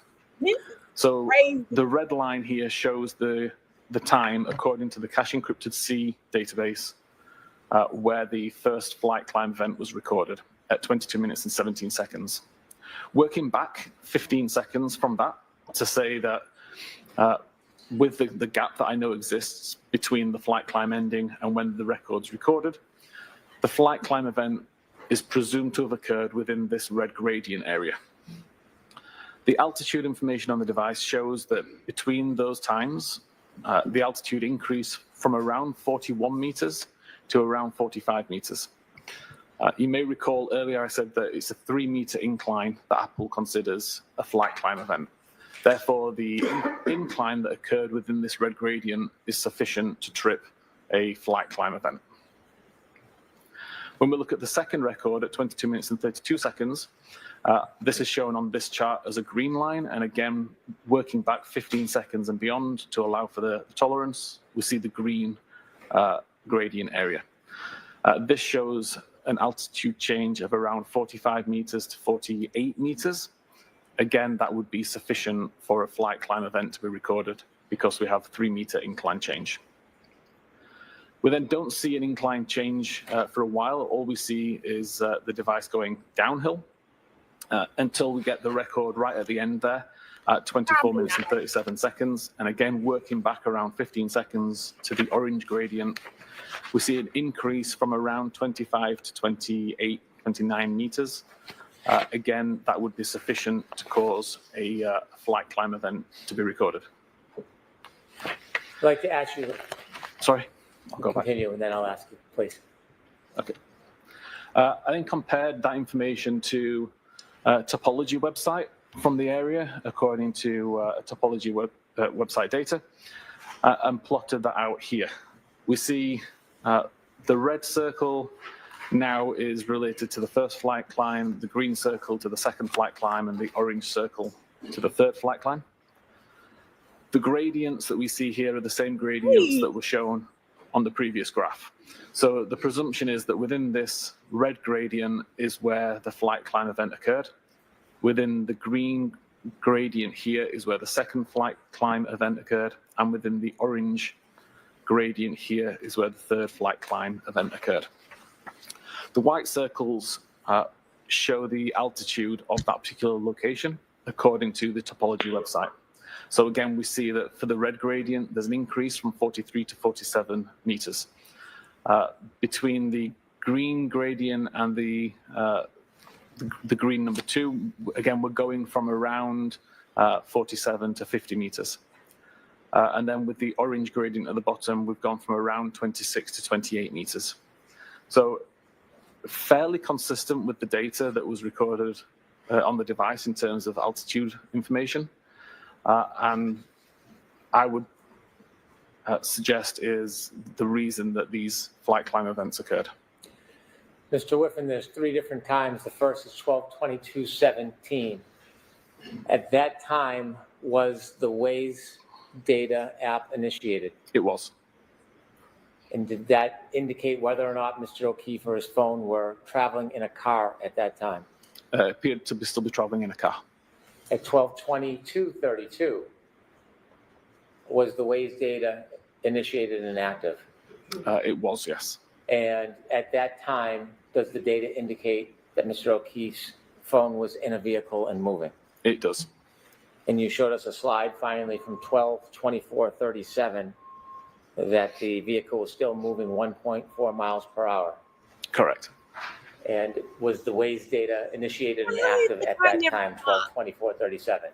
If I remember correctly, Waze had closed about 5 or 10 seconds earlier. Now, based on your study of the Waze information, the location information, the topography, and the healthcare data, do you have an opinion to a reasonable degree of scientific certainty whether the indication on the healthcare data reflecting flights of stairs, do you have an opinion whether or not that was registered as a result of a person holding a phone, walking upstairs, or for some other reason? Based on the location data, the health data, and the research that I did and the testing, I believe it is more likely that the device was in a vehicle traveling on a road going up an incline versus the location data being incorrect and the person being walking up physical stairs. Thank you. Please don't. Oh, I hope they eat his You ass. can continue, please. Okay. So I'll address the idea of 3 clocks, which I believe was brought up previously. Let me interrupt. Sorry. Why don't we just explain to the jury how clocks work in an iPhone? That is kind of covered in the next slide anyway. Okay. Maybe worth just jumping ahead to that slide. Explain the idea of 3 clocks. Yes. Essentially, there is one clock on an iPhone. It's the clock that you see. Okay, guys. Now, if I'm not mistaken, remember the last trial. This is something the defense brought up. Remember when we got to the clocks, we were confused about the 3 clocks, and Mr. Green brought this up. I'm not saying he didn't. I just remember it being a thing when Mr. Green brought it up because the defense, they stayed on it so long. Now they're talking about it on this side. It's shown in the top corner, and all activity is related to that particular time. So when you receive a text message, the time that's shown in the database is related to the time that you can see on the phone. When you do health activity, it's related to the time that you see in the top corner of the phone. Everything is related to that time. The difference is within the current power log databases. It's a subset of files stored on iOS devices. They use what's called a monotonic clock, but it's not a clock that can actually be trusted to see when events occurred. It's the way that the device records time. It's essentially a counter that's just counting seconds since the device was reset, basically. And I'm sure most people can recall a time where you would set a clock on a digital device, come back to it 3 or 4 months later, and the clock's now not quite as accurate as it was when you left it. Time starts to drift. It might drift forward and be faster. It might drift slower and be further behind. That essentially happens with the monotonic clock as well. So you have to take the values that the monotonic clock provides and add or subtract different values, which are essentially offsets, in order to get the accurate time. And that's what I'll be displaying in this slide here. The confusion with the idea of 3 clocks, I believe, comes from the way that Magnet Axiom product displays power log data. They show a monotonic date and time, a baseband date and time, and a display date and time within the power log records. As an examiner, it's really good to see this data and understand how the tool is determining these values. As an examiner, it would be really bad to look at these values and think that they are accurate timestamps at face value, because they aren't. And I'll start to talk through how this information works. So the other thing that Axiom shows, as well as the monotonic baseband and display times, is they show the location where this information came from. In this case, we have 2 tables. One is called PL Springboard Agent Event Forward S Block. And that is what this table is here. And you can see we've got an ID number, a timestamp, and a value of locked. But we also show a second table that's involved called PL Storage Operator Event Forward Time Offset. And that's this table at the bottom here. So again, we see there's an ID, a timestamp, baseband, kernel, and system values. These values all need to be read together in order to make sense of the data. So for example, if I take the timestamp that's shown here, the 1643 33687. Okay, pause. Do you guys, you have to remember during the first trial, this is something Mr. Green brought up, because they're saying that when it's showing he was in the incline, he wasn't in the home. They're saying he was actually going up and down hills, right? And so Mr. Green got on the stand and said, well, you actually have to look at these 3 different clocks. They're off by 3 minutes. And if we go by that, then he was actually in the house when it shows that incline and decline, right? Well, now this time around, because they know the defense is going to bring up those clocks at some point or ask him about those clocks, this time around, he is just saying that it's inaccurate to only look at those clocks. He's saying you got to look at a full picture or whatever, but whenever he still looks at the full picture, he's going to still come to the same conclusion that he's come to. But this time they're trying to explain away the 3 clocks that they know with certainty the defense is going to bring up.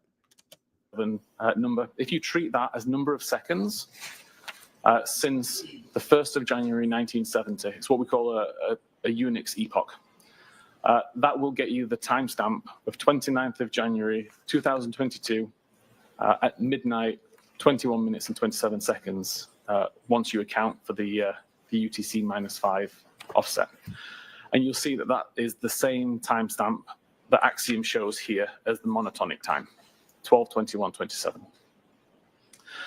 What we need to then do is take that monotonic time and add it to the baseband value that we see in the time offset table. So now we have a value of 1643 3687.14954, and we add -183 point whatever this number is here to get this value. If we treat this value as number of seconds since the 1st of January 1970, then we get a time of 18 minutes and 23 seconds past midnight on January 29th, which is also the time that we show here as the baseband time. Finally, we can take the monotonic time and add the minus 181 seconds shown in the system to get this value, which equates to 18 minutes and 25 seconds past midnight on the 29th of January, which is the same as the display time up here. So all this is essentially doing is saying that the counter that is built into the iPhone is registered the time of that we see in the top, the monotonic time.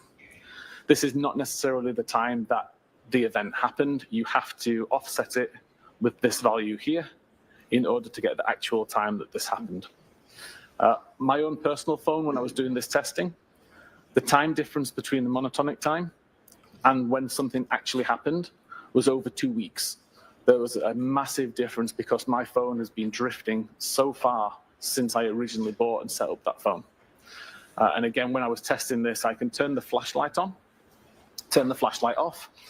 Both of those activities are recorded in the power log database. If I just look at the monotonic time, it's off by over 2 weeks. If I do this process to calculate the correct offset, it shows exactly when I turned that flashlight on and when I turned that flashlight off.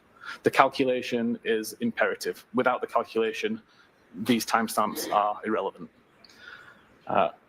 And all Axiom is doing here is they're showing you the values that they use in order to calculate the final value.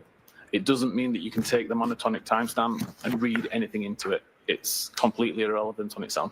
Wow. Is it necessary to understand this process in order to ensure the integrity of the time that you're offering to the jury, so you understand whether it's accurate or not? It would be if we were discussing power log data.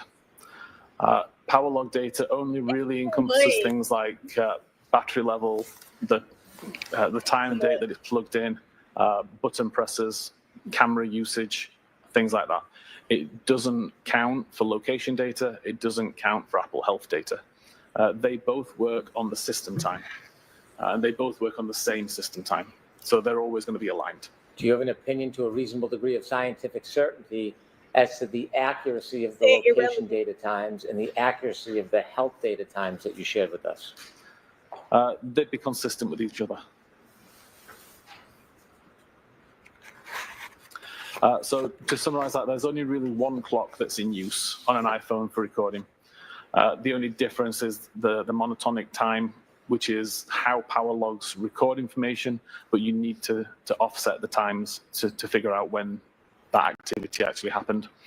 And that you only have to offset those times for power log data, not for health, not for location, not for messages or photographs or any other activity like that, purely power log data. They need to.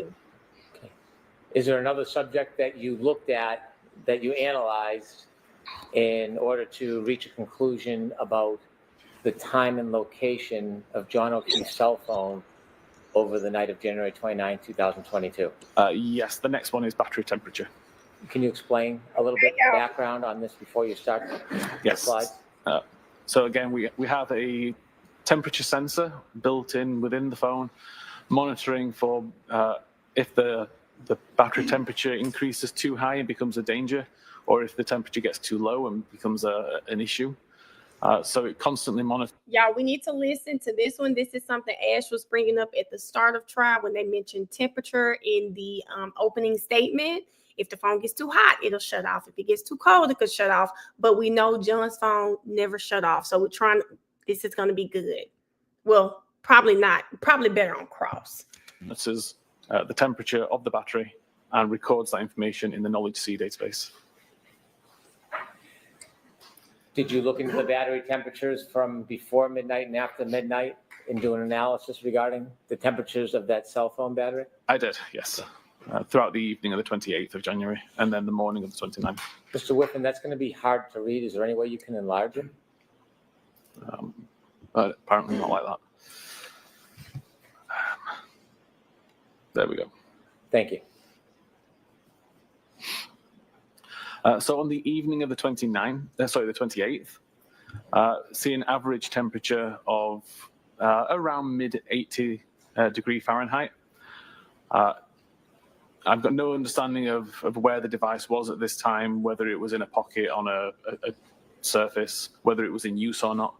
But I just wanted to get an average idea of temperatures of the device. By 13 minutes after midnight, we're still at 82 Fahrenheit. At 22 minutes after midnight, we know from the location data that the device was currently in a car, and we see the temperature has dropped to 77 Fahrenheit.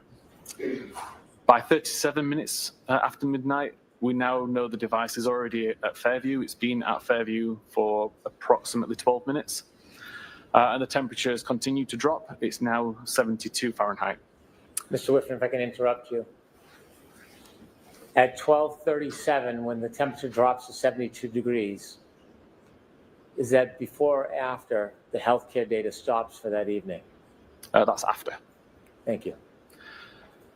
45 minutes past, the temperature's dropped to 66 Fahrenheit. 53 minutes past, it's dropped to 61 Fahrenheit. 7 minutes after 1, it's dropped to 55 Fahrenheit. At 1:36, it's dropped to 50.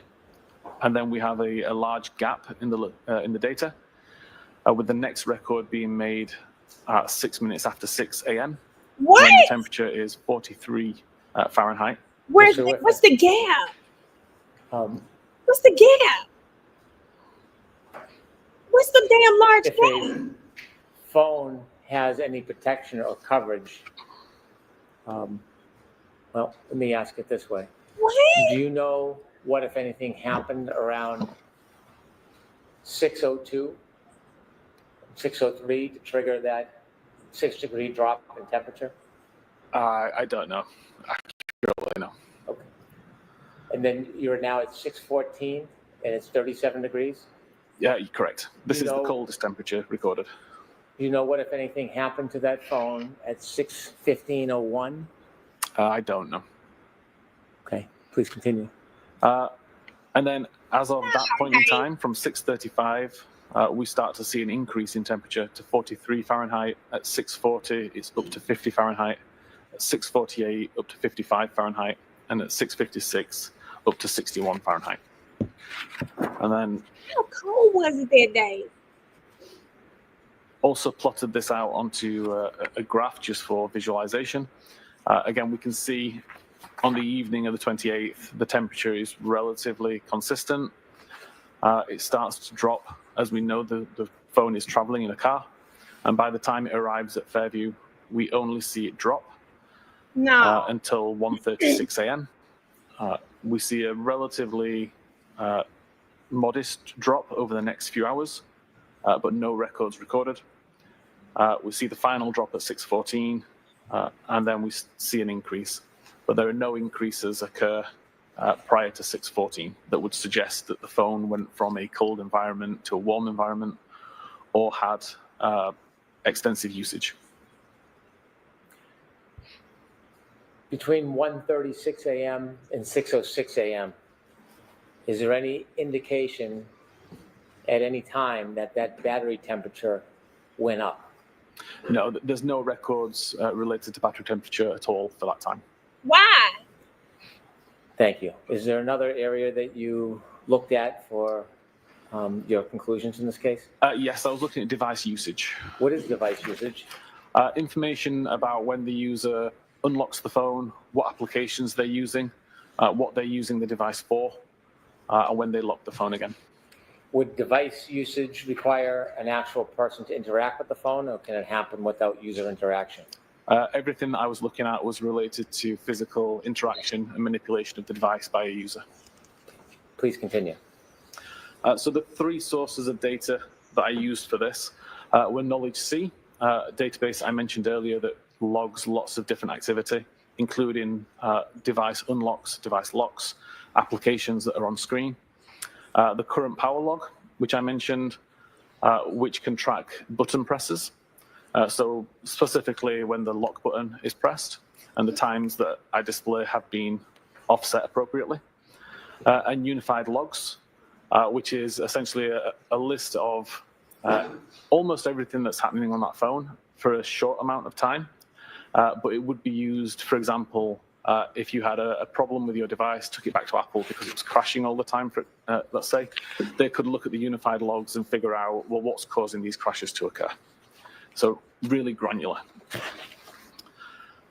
We see that at 12 minutes and 52 seconds after midnight, the device is unlocked using biometric Face ID. The SMS application is on screen for about 5 seconds before it's closed. And then the user presses the lock button at the side of the device to lock the phone.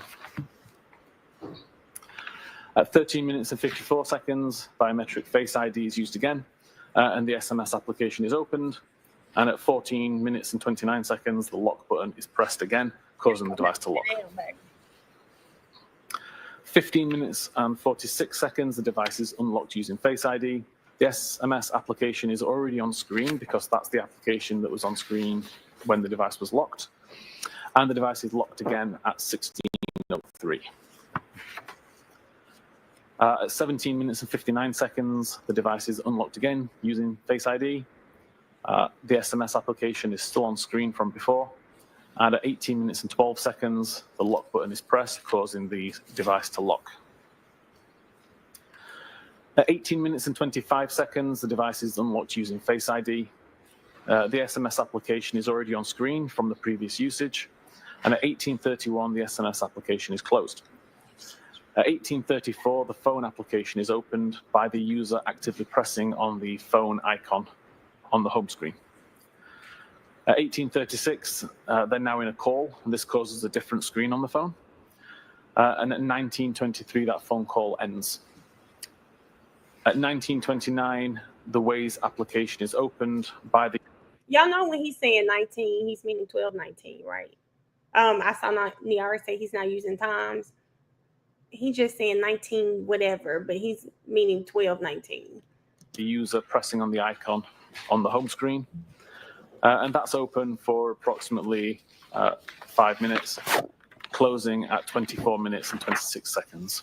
At least that's what I gathered when we were talking about 12 a.m. because if he were using military time, it wouldn't make sense. Because remember, when he started using Wave and stuff, it was at 12 o'clock. I don't know. I think he's just using the minutes and the seconds.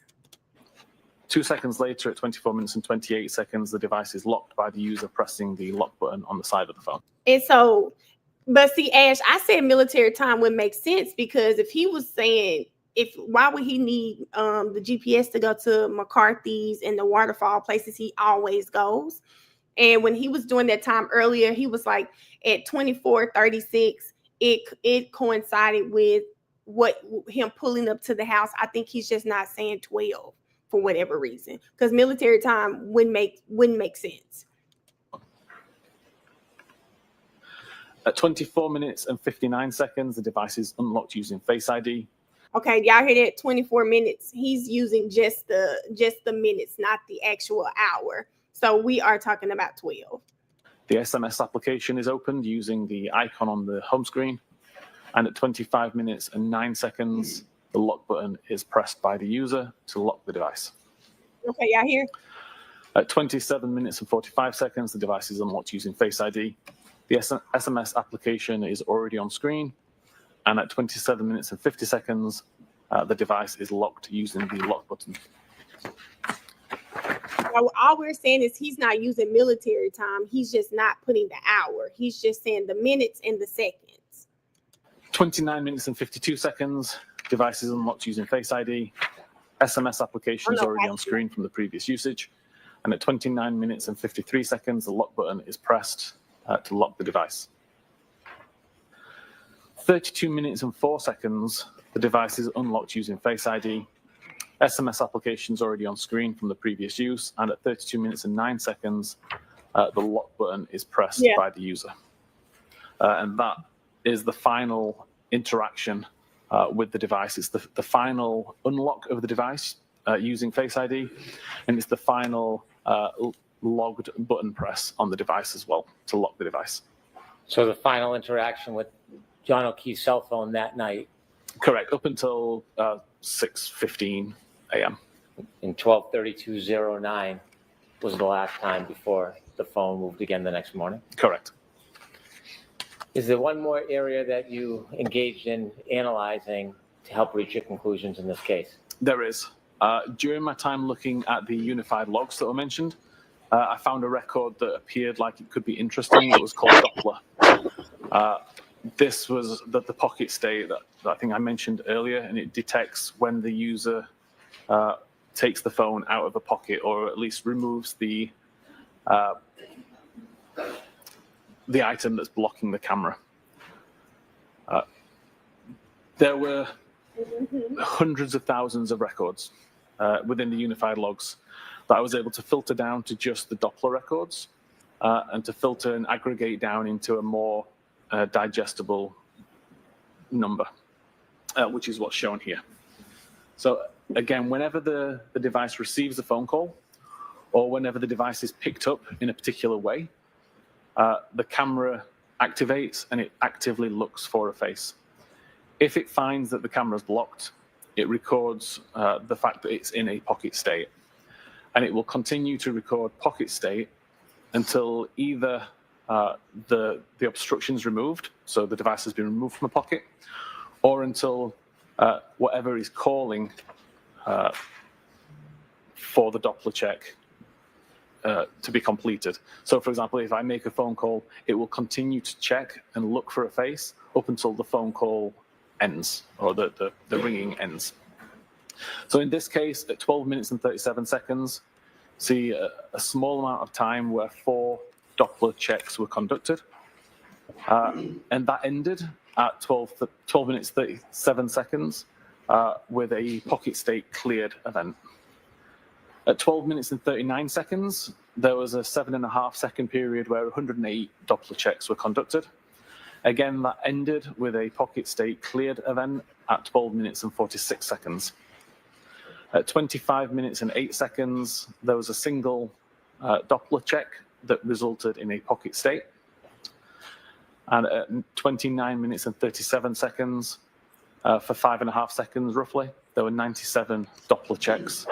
The 97th check resulted in a pocket state cleared event at 29 minutes and 42 seconds.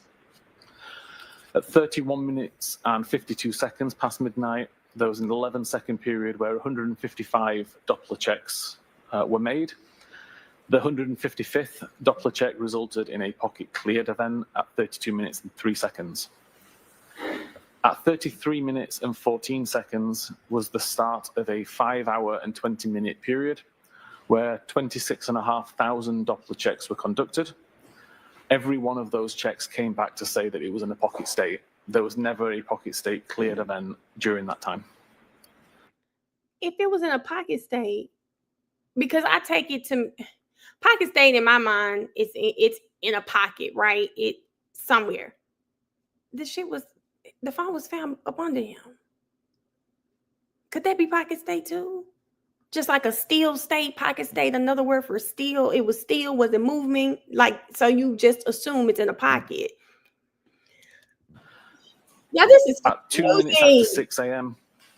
And 41 seconds, there was a 12-minute period and 20 seconds where 417 Doppler checks were conducted. The 417th Doppler check showed a pocket state cleared event at 6:15:01. Mr. Whiffen, as a result of your analysis of John O'Keefe's cell phone, Thank you. considering the location data, including Waze data, and considering the healthcare data, the pocket state information, the battery temperature, did you have an opportunity to create a timeline putting all of these different important pieces of data together so you could show them to the jury in chronological order? I did, yes. Would you share with us now your timeline and explain it for us? Of course. So again, this combines all of the information from the previous slides, just showing it all within a timelined view. So at 18 minutes and 25 seconds, the device is unlocked using Face ID. We see the SMS application is in use. For around 11 seconds, a phone call is made from John to Jennifer McCabe. Phone call lasts 36 seconds, starting at 18 minutes and 47 seconds. That call ends at 19 minutes and 23 seconds, and the mobile phone application is closed at 19 minutes and 24 seconds. At 19 minutes and 29 seconds, the Waze application is loaded on screen. And at 20 minutes and 49 seconds, which is what this location on the side relates to, we see an incoming message from Brian Higgins saying, "You coming here?" At 22 minutes and 14 seconds, this is the start of the 3 flight climb events as the device is driving along Oakdale Road, I believe that one is. At 24 minutes and 26 seconds is when the Waze application is closed and the device is locked via the lock button at 24 minutes and 28 seconds. At 24 minutes and 37 seconds, the three flight climb events comes to an end. And at 24 minutes and 38 seconds is the first record that shows a speed of 0 meters per second. At 24 minutes and 59 seconds, the device is unlocked using Face ID, and the message, "You coming here," is read at 25 minutes and 8 seconds after midnight. At 25 minutes and 9 seconds after midnight, the device is locked using the lock button. At 27 minutes and 33 seconds after midnight, a text message is received from Jen McCabe saying, "Here." At 27 minutes and 45 seconds after midnight, the device is unlocked using Face ID, and the "Here" message that was just received is read at 27 minutes and 48 seconds. At 27 minutes and 50 seconds, the lock button is pressed by the user, causing the device to lock.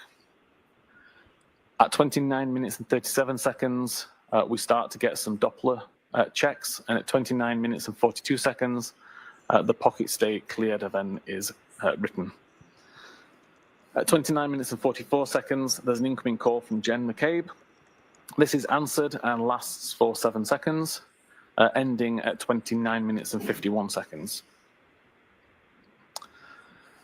At 29 minutes and 52 seconds, the device is unlocked, and a second later, the lock button is pressed, causing the device to lock again.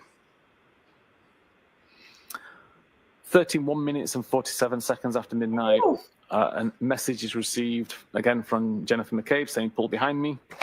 And at 31 minutes and 52 seconds, the Doppler check records a pocket state. At 31 minutes and 56 seconds, we start the health event that shows 36 steps were taken. And at 32 minutes and 3 seconds, there's a pocket state cleared event. Damn. At 32 minutes and 4 seconds, the device unlocks with Face ID. And again, I'll point out that makes perfect sense if the Doppler state clears, because it's no longer within a pocket, and then it unlocks a second later. That makes sense with the logic that's been identified. At 32 minutes and 5 seconds, messages applications on screen, and the message "Pull behind me" is read. 32 minutes and 9 seconds, the messages application is closed, and the device is locked for the last time. At 32 minutes and 16 seconds, the 36-step health event is ending. At 33 minutes and 14 seconds, we have the first of the 26,500 Doppler state records that all record pocket state. This is followed by several phone calls at 33 minutes and 35 seconds, 34 minutes and 9 seconds, 34 minutes and 38 seconds, 35 minutes and 9 seconds, 35 minutes and 35 seconds, Why would she call him and every 36 damn minutes time? and 9 seconds. All calls from Karen. That's Call were all my bad. unanswered, and all resulted in pocket state being detected by Doppler. At 36 minutes and 9 seconds, and again at 36 minutes and 40 seconds, 2 more phone calls received from Karen, again showing unanswered calls and resulting in a pocket state being recorded by Doppler function. 37 minutes past midnight, battery temperature has dropped to 72 Fahrenheit. And at 37 minutes and 8 seconds, a further phone call, again unanswered, again resulting in a pocket state recorded by Doppler. 37 minutes and 31 seconds, a 3-second voicemail received from Karen. And at 38 minutes and 21 seconds, another incoming call. And at 38 minutes and 26 seconds, another incoming call, both unanswered, both resulting in Doppler pocket state being detected by Doppler. And I've also showed some of the locations that were recorded at around this time by the device. 40 minutes and 31 seconds, a message received from Jennifer McCabe saying hello. This is the first iMessage or SMS message received by the device, which is unread. This is followed up 2 minutes later, 42 minutes and 9 seconds, by another message from Jennifer McCabe saying, "Where are you?" And at 42 minutes and 35 seconds, there's a 40-second voicemail received from Karen. 43 minutes past midnight, the battery temperature has now dropped to 66 degrees Fahrenheit. At 45 minutes and 53 seconds, another incoming message from Jennifer McCabe saying hello. And again, we can see location data at 53 minutes and 7 seconds, placing the device on the front yard somewhere kind of around the flagpole area. 55 minutes and 31 seconds, a message received from Karen stating, I'm going home. 55 minutes and 50 seconds, a follow-up message saying, see you later. Another location data, this is the location that's shown bottom left. And at 2 minutes past 1 a.m., another message from Karen saying, your kids are cooking alone.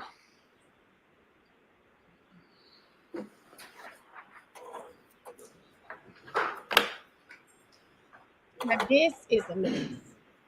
Mr. Whitman, based on your analysis of John O'Keefe's cell phone, keeping in mind some of the data points you shared with us, that wage was initiated around 12:19, that the car reached the flagpole around 12:24:37, that the only health data during that later time near 12:30 was from 12:31:56 to 12:32:16, that the last interaction was at 12:32:09, followed by an overnight pocket state, an increased reduction in... Objection, Your Honor. I need to hear the question first. including a increased reduction in the battery temperature. Do you have an opinion to a reasonable degree of scientific certainty I hate that. I hate that. that after that phone stopped in the car at the flagpole area of 34 Fairview, whether or not that cell phone remained near the flagpole the entire night until after 6 a.m. the next morning? Objection, Your Honor. How can he know that? The location data, How can he know that? the location data that shows accurate tends to show around the flagpole area. There's no further health data other than 36 steps that were taken that suggest that it moved after 32 minutes and 16 seconds after midnight. The battery temperature data never indicates that the device went from a cold environment to a warm environment, which I would expect to see if the device went inside a building. And the Doppler state information suggests that the camera was blocked for at least the majority of the 5-hour period, with no records showing that the camera was unblocked during that time, which would typically happen if you were to pick a camera up and move it around. Does that lead you to a conclusion to a reasonable degree of scientific certainty Yes. whether that phone remained in the flagpole area from around 12, Objection, Your Honor. 24, Come on now. 33, So until the next morning at 6 a.m. Come or after? on. That's the my opinion. objection's sustained. Ask the question in a different form. No, how can he know Do you have that? an opinion where John O'Keefe's cell phone was from around 12:24:33 on the evening of January 29, 2022, through at least 6 a.m. and after that morning? Yes, based on the totality of all of the information that we've described, my opinion is that the device never moved far away from the flagpole. I have no further questions. Thank you. Far away from the flagpole could literally be the house. All right. Mr. Leslie? May we approach, Your Honor, please? Okay. Jurors, feel free to stand up. I just can't believe this. Y'all know what my best piece of advice is. And I never mind, I can't even give my advice because Karen followed the advice and she's sitting here fighting for her life. I was about to say, just stay out of the court system, because this is crazy that someone could literally get up here and lie like this. Oh my. In the area of the flagpole.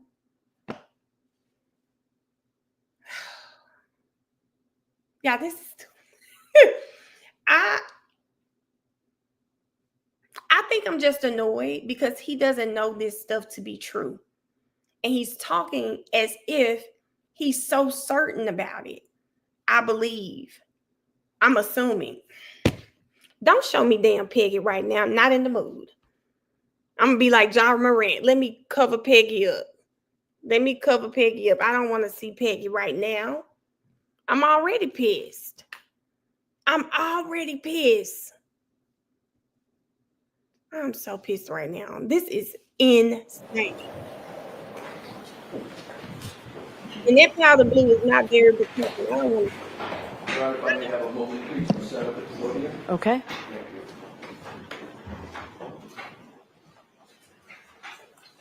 Because it's half day, they must be Mr. Whiffen, I should have told you, you can feel free to stand up and stretch. They may be going up to I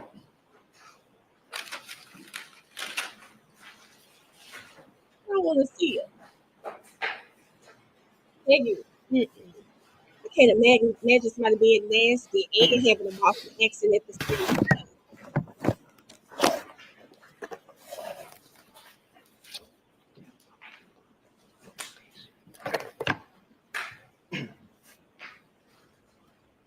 Yep, we do know Alice.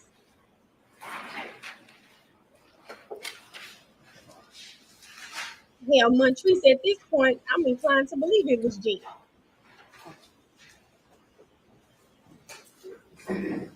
But Destin, get ready because she's gonna cut him off. But it's a half day, so it was a half day. Okay, at least he's taking his candy. He must have no sugar. Not to cut up now. At least he ate a piece of probably a lifesaver or something just now.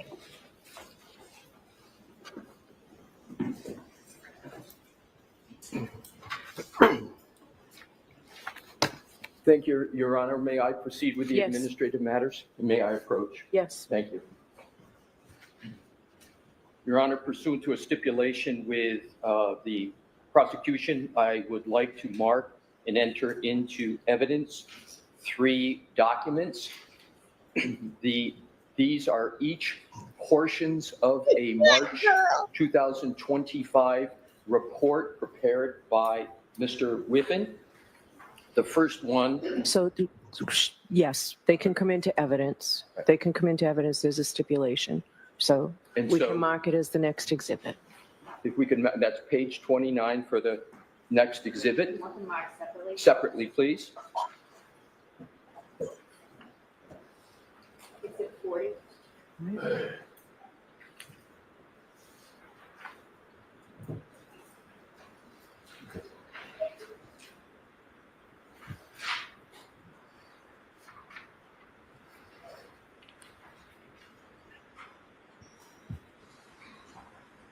The next exhibit will be pages 77 and 78 of the same report. Okay.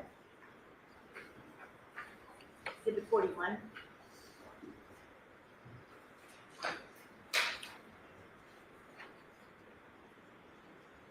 The third and last is page 43 and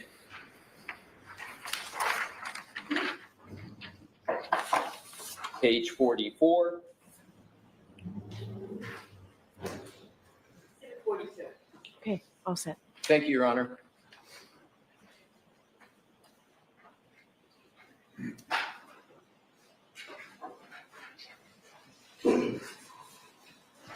Child, I'm ready, y'all.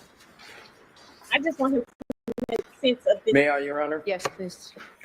Good afternoon, Mr. Whiffen. I don't believe we've had the pleasure of meeting. Good afternoon. Cell phone data, when correct and when correctly analyzed, can help tell a story of what may have happened under various circumstances, correct? Correct. And in cases like this, literally seconds on cell phone data can be significant, correct? Correct.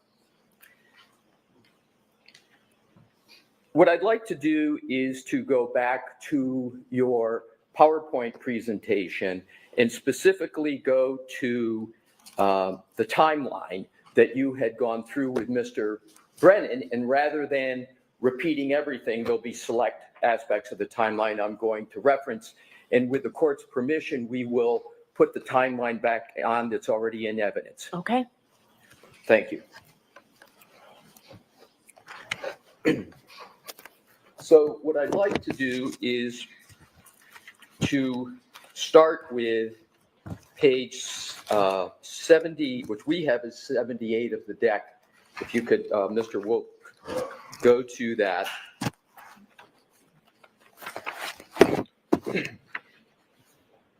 And what I'd like to do, if I could please, Mr. Whiffen, is draw your attention to the very last entry, which says at the bottom, location 122438, and it indicates description, first location record showing speed of 0. Do you see that, sir? I do. And this is the arrival of John O'Keefe's phone at 34 Fairview, correct? Correct. We could go to the next page, please. We have up at the top 12:24:59, about 21 seconds later after arrival, we have device unlock with Face ID, correct? Correct. Is it possible for anyone other than John to unlock that device with Face ID? If a secondary user was set up. Do you have any indication that a second user was set up on John's mobile phone? I never looked at that. I'm sorry. I never looked to see if a secondary user was set up. In terms of the next entry, 12:25:08, it says, read message, you coming here? With 3 question marks. What I'd like to do, because you did not note who that was from, but I want to go back a few slides so we can identify who that message was from. We could go back to 76, please, Mr. Wolf. Yes. So in the last line there, message reading left to right, 12:20:49, it says message received from someone listed in context as Brian Higgins. Do you see that? Correct. So if we could go back to slide 80, excuse me, if we could go back to slide 79, that phone reading the message, you coming here, is reading the message from Brian Higgins, correct? Correct. But you didn't note that in the timeline that was from Brian Higgins, correct? No, I was just highlighting the fact that a message was read and that the contents of the message were you coming here. But you didn't note in this entry when it was read by John that message was from Brian Higgins, correct? Correct. Now, Wow. the next entry, lock, again, I'm always going to be reading left to right unless otherwise indicated, sir, is a time of 12:25:09. And it says device locked with lock button. Yes, You see that, sir? I do. That requires human volitional conduct. In other words, someone has to actually manipulate their phone and hit it, right? Correct. Now, at this particular point, isn't it correct that in your report that you mentioned in your March 2025 report, that you had more of a description of what was happening at this time with the phone, namely, device bearing shifts to a westerly direction as location records also show the device moving west from the roadside towards the house. Isn't that what you had in your report? Yes, that's covered in the location section of this report, the PowerPoint. So there is no statement in this timeline under any type where you had concluded that at this time the record showed that the device was moving west from the roadside towards the house, correct? The location, latitude, longitude was moving westerly, but at the same time, the accuracy was increasing. So it didn't intrinsically prove that the device was moving. My question, Mr. Whiffen, is straightforward in this sense, that I'm just looking for an answer of whether on this timeline you included the analysis that you had in your report that the device at this time was moving west from the roadside towards the house. Did you include it in that time? No, I left that out of the timeline.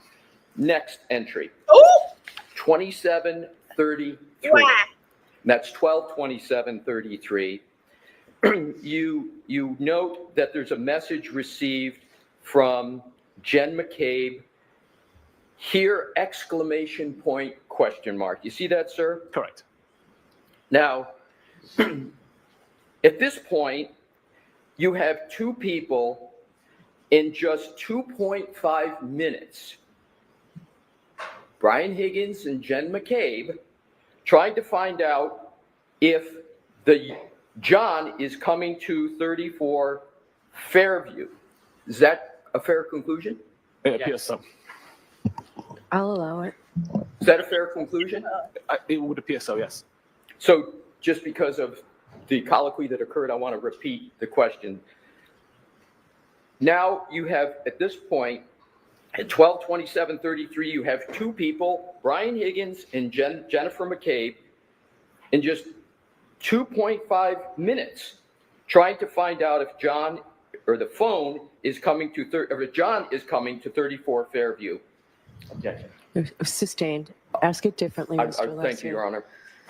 Now, at this point, you have two people trying to find out if John is coming to 34 Fairview, correct? Objection. Sustained. Mr. Whiffen, in terms of the information at this stage, there are two communications with Mr. O'Keefe on this phone, and that is they're trying to find out, excuse me, I'll rephrase it. There are two communications, one from Jennifer McCabe and one from Brian Higgins, correct? Correct. Now let's go There we to go. the next deck 80, please, Mr. Wolf. This is 12/27/45, device unlock with Face ID, correct? Correct. And then right under that is 12/27/48. It says read message, which it says here, and is it correct that that is the message that was sent by Jennifer McCabe? Correct. I'd just like to point out it says read message, not read message. Read message, thank you. And that, the fact that Jen McCabe sent that message and that it was read was not indicated in your timeline at this point, correct? Sorry, repeat that question. Yes, you did not, it does not appear in that timeline that you've drafted that that message that was read was from Jennifer McCabe. Is it? Correct. Correct. Left those names out. Next entry, 2750, device locked with lock button. Next entry down that, 2937, Doppler pocket state. And I want to be clear. Mm-hmm. Does Doppler pocket state mean that someone takes an iPhone? Because up above, there's read messages we went through on 2748. So if somebody reads the message, and then it goes at 2937 into Doppler pocket state, does that mean someone has, for example, put it in their pocket? No. What does it mean that's a pocket state? So the only times that I was able to cause a pocket state to be recorded is when the camera was blocked and when the device received a phone call or was picked up in a particular way so that the device thinks that you're about to try to use it. If the camera is not blocked from the outset, then nothing's recorded at all. And in order to get the pocket state cleared, the camera must be blocked to begin with. So again, you have to receive a phone call with it in your pocket and remove it in order to get a pocket state cleared. Thank you, because that helped me, because that's exactly where I was going with the next question, which is pocket state cleared. What did you conclude from 2937 to 2942 that it was in pocket state and then pocket state cleared? There was some activity on the device that caused the pocket state to be checked. The device was in a pocket state up until 2942, when whatever was obstructing the camera was removed. Next entry is a call at 12:29:44. And that, you state, is an incoming call from Jen McCabe. So there you do indicate the name. And you say answered 7 seconds, correct? Correct. Is the phone at this time that there's an incoming call from Jen McCabe that is answered out in front of 34 Fairview? Yes, it would be according to the location data. Right. So now we have at 12:29:44, the phone's out in front of 34 Fairview. There's an incoming call from Jen McCabe. It's answered. 7 seconds is how long the duration of the call was. Is that correct? Correct. And then 12:29:51, incoming call ends, and that's end of that 7-second duration. Correct. So you've concluded that this was a call that was indeed answered by the user of the phone, correct? Correct. Now let's go to Mr. Wolk 81, which is starting up at the top of 12:31:47. There is, as you indicate, an iMessage received from someone with a contact named Jen McCabe. You see that, sir? I do. Can you just state for the jury what an iMessage is? An iMessage is essentially a text message sent primarily from iPhone to iPhone via the Apple servers, not like an SMS message which goes through carriers. And is it correct that the message that was received from Jen McCabe said, from a contact, Jen McCabe says, "Pull behind me"? Correct. And then at 12:31:52, we're back to Doppler pocket state, correct? Correct. Now let's go to the next entry, which is Deck 82. It's under health type. And what I want to do is see if we can clarify. The Commonwealth on direct examination, and multiple times referred to this as healthcare data. Do you remember hearing that healthcare data term? I do. Is that a correct term? Is it healthcare data or is it health data? It's health data. So it's incorrect to refer to this as healthcare data, correct? Healthcare data is encompassed within Apple Health, but primarily if we're talking about steps being taken, it would just be health data. Right, so the correct parlance is health data, Yes. correct? Particularly when we're getting to steps, is that correct? Correct. It's important to be precise about the parlance. Yes. So in this entry, 12:31:56, you state that there's the start of health event, quote, 36 steps / 25 meters, correct? Correct. Right.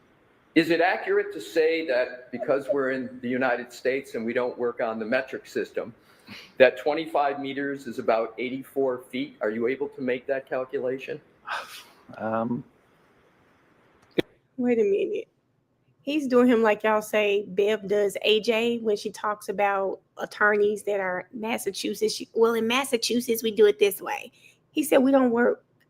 We don't work like that. Can you translate this change the distance, the metric for us. We don't work in meters. Change it for us, please, sir. It's approximately that, yeah. Right. Would Thank you you. accept approximately Thank 84 you. feet? So as we discuss meters, we can go to feet and Yes. about I would 8. accept it approximately 3 times 25. Right. So- So, in your report of March 2025, isn't it correct that for this time, you stated that the device began moving for a period of 20 seconds, correct? Yes. So, again, your conclusion from your analysis is with these 36 steps, the device at this point began moving. Correct? Correct. Next entry. 123203. Pocket state cleared. Correct? Correct. So does that mean that there's some human activity going on, interaction with the phone, or not? It could have been a received phone call. It could have been movement of the phone to be lifted. But something has happened. But something's correct? happened, yeah. Next, 123204, device unlocked with Face ID. Correct? Correct. And then at 123205, it states application focused messages. Yes. Can you clarify what that means in terms of what is happening with the phone for the jury? Yep.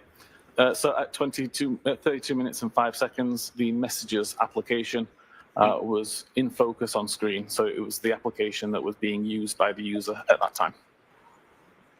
Now, the next entry is message 123206, and it states red message, quote, pull behind me, close quote, correct? Correct.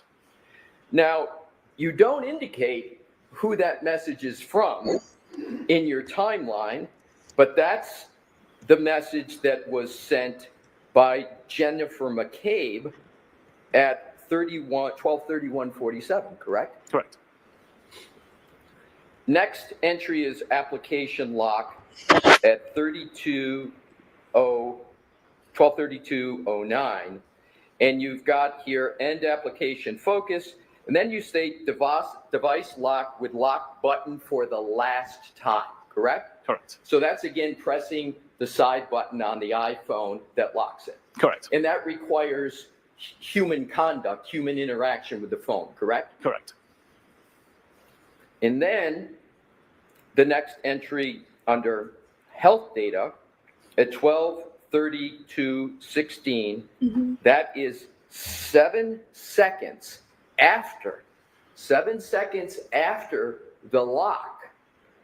It's the end of the health event of 36 steps, 25 meters, and as we agreed, approximately 84 feet, correct? Correct. So in terms of the steps,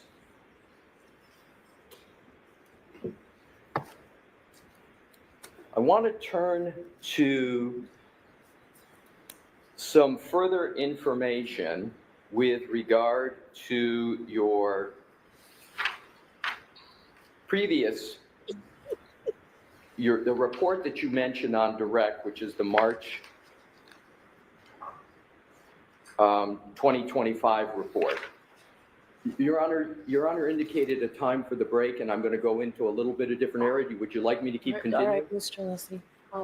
Folks, we'll stop. Turn lights, please. Mr. Wickman, we need you back with me. Yep, y'all. Jurors, we're going to recess for the day. Please do not discuss this case with anyone. Don't do any independent research or investigation into the case. If you happen to see, hear, or read anything about the case, please disregard it and let us know. And please be very careful with your social media use. All right? We'll see you tomorrow morning. Right this way. Leave your notebooks on the I'll see counsel at sidebar. Baby, please don't let them go to lunch. Go ahead, work through lunch. Let's go and get this over with, and then we'll come back tomorrow and be good. Don't go to lunch right now. Let's go ahead and get it over with. I mean, y'all already got y'all on here till 1 o'clock. Baby, get some crackers. I just had a little cutie. Get a cutie. Get a Snicker. A Snicker bar, or something like that. Let's do something like that. Okay? Are y'all at 300 likes? Because I'm talking to myself right now. And normally when the chat not moving, I know this chat is on members only or something. We should be over our 300 likes by now. Oh, why they still got the camera up? Yeah, every time I see this, I think about y'all saying OnlyFans. OnlyFans, every time this fan pops up. I just can't. I just don't want them to go to lunch. Ugh. I know I'm being selfish because the people have to eat. But it's like we're on a roll. It's been 4 hours. When you work a job, you do 2 hours. You get a 15-minute break, and then you go about another 4.5. Damn, it might be time for lunch. Then you get your other break. Damn, it might be time for lunch. Pretty, really?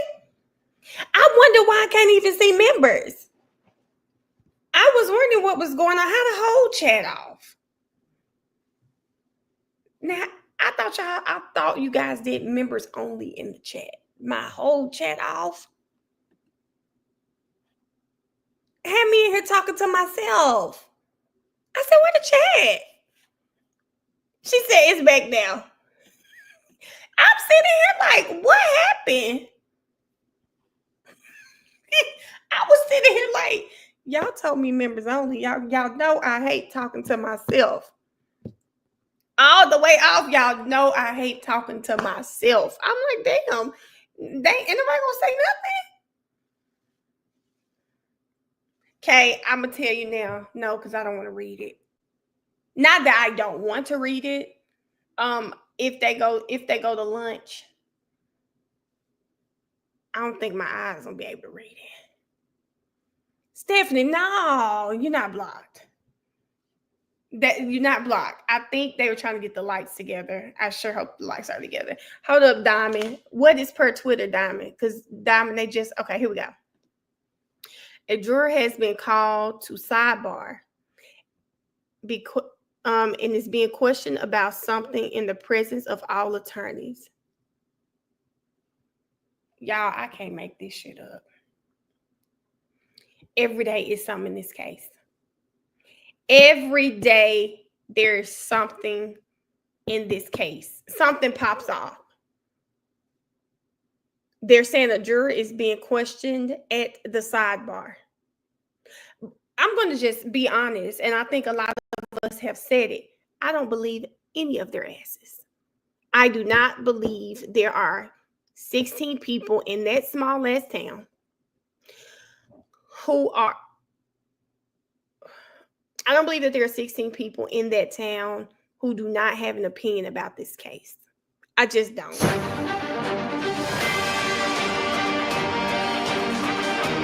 Y'all, did y'all see Young Thug pop up?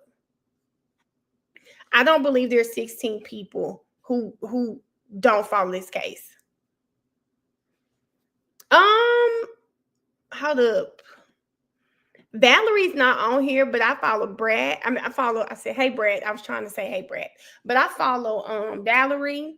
I follow B. She's from the chat. Lexi has really good tweets. Kay is on here. I follow Kay on here for some tweets. Of course, I'm on there. Miss Jefferson is on there. And this is I'm going to tell you, when you start doing content, sometimes it is hard finding new people, but when they come across my page, I will like engage and follow. Like right now, especially during this trial, I get so many comments. I spend a lot of my time commenting back. And then if I'm familiar with people a lot, I follow them on my comments. So, You gotta let me go through them again, and then I can tell you some more people from my comments, especially. But Turtle Boy, 13th juror is good. I follow her. They told me about her as soon as I came on the case. Yes, I love Turtle Boy. Have all the teach-out, but it's a lot. It is a lot. They said Ted Daniels is someone good. Film said Karen Reed Updates is a good one. Oh, I follow the lawyer you know. I do like the lawyer you know. I follow him, and he's really doing this case, and he's been doing really well. I enjoy his breakdowns. Let me see. Let me go and see who else you guys have said. Hey, Keita. Hella wings for $3.99 at Ingles. Ooh, wait. You gotta be kidding me. 4 pounds of wings for $3.99. Kiss, I sure hope you don't eat them wings and turn into a chicken. It sounds like a scheme set up by Todd. You better pray over that chicken. Pray over that chicken before you eat it, baby, because if we don't see you in here in a couple of days, let us know before you fry that chicken, because we're going to have to start doing the countdown, baby. If we don't see Kiss in this live, we know he ate that chicken and he turned into one. $3.99 for 4 pounds of chicken? What?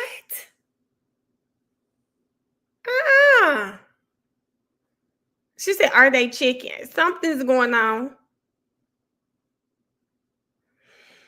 Y'all, so wait, y'all. Is it over? What's going on, y'all?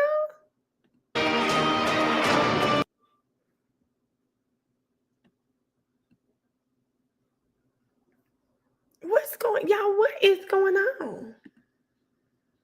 Which is just essentially questioning of this witness as to maybe what his qualifications are, if he can be declared an expert witness, what is the nature of the text messages and what capacity. Okay, so I guess law and crime people had to leave or something.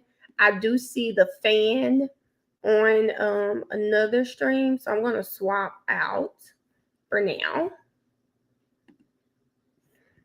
because the fan is up for this one. But it's over with. Wait, I thought we're not doing ARCA today? Are we not doing ARCA? The juror was texting. Texting who, child?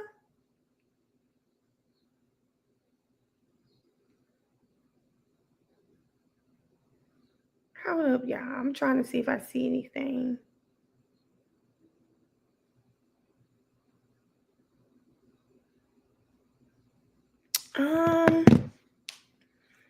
She dismissed the jurors. We know that. But ARCA was supposed to be today as well. Let's see.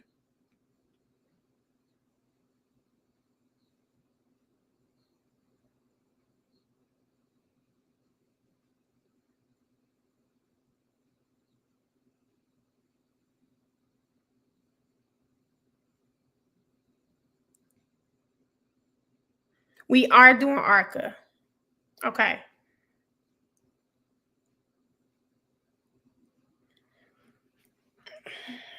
Y'all remember what happened last time? I turned it off. We got off, and then here we go. Next day, having to watch everything during lunch.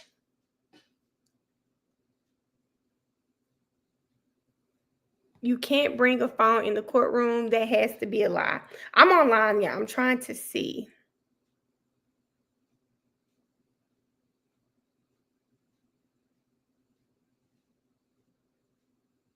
Yeah, I'm trying to see if I see anything.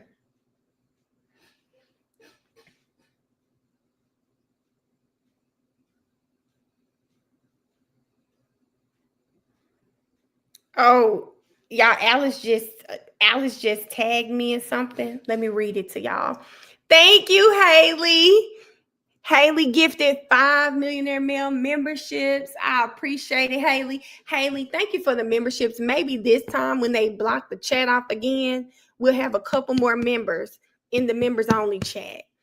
Thank you, Haley. Thank you so much. Let me read y'all what Alice just tagged me in. It says, the affidavit in Turtle Boy Karen Reed case, that's the one that we were talking about earlier, is dated Monday, April 21st. And on Tuesday, April 22nd, the ADA Laura McLaughlin, she didn't show up for the trial. And the police chief, Helena Rafferty, announced her retirement. Things that make you go,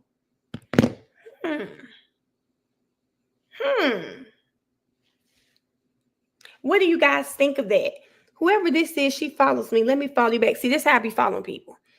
If I happen to see a tweet and I like it, I'll go ahead and hit that follow, because okay, what else do you have to say? What do y'all think about that? I wonder, I said, damn, that woman gonna retire? Didn't she just get there? Aaron, they have, friend. They've been coming in, making sure they say thank you to the chat.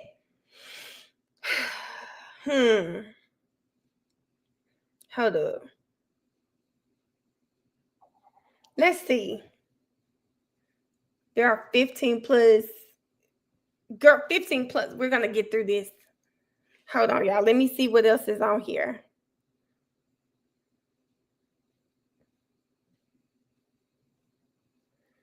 Y'all, this is crazy.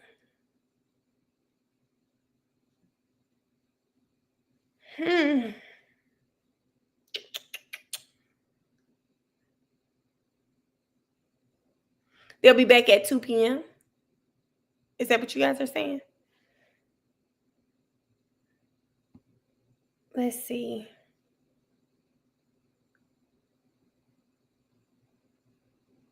Oh, I can't stand Roy. Hey, Kiki.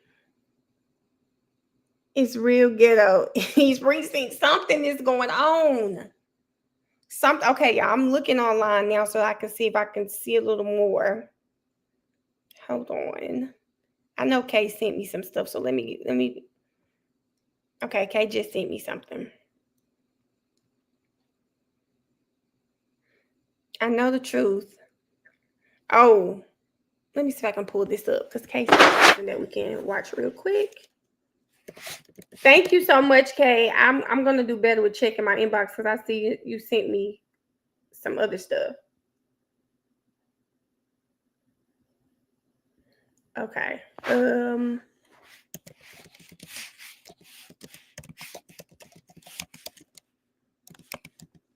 Let's see. So 4 minute video. Okay, I'm probably gonna have to send it to myself, because they're saying court's not back until 2. I hope you guys can hear this. I'm gonna play it. I hope you can hear it. Looks like the beat could. Okay. Any reaction today, too? Quick comment about today, Bill. Thought it was a good Yeah, this is Karen's father. day for the defense. I mean, you saw the cross-examinations yourself. Looks like the beat continues. We've got a fabulous team. We've got a command of all of the evidence now from grand juries, prior testimony. And you see there's so much lack of consistency, and just feel so hot and so strong about it for our daughter.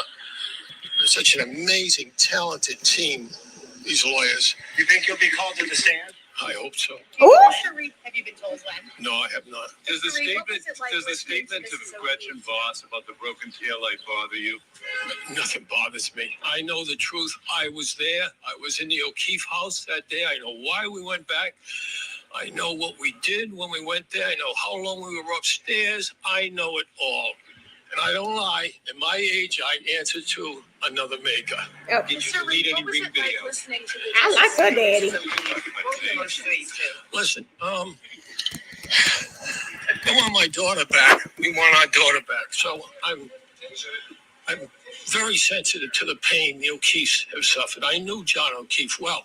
I've been in his company several times. I've been at ball fields when his nephew was playing ball.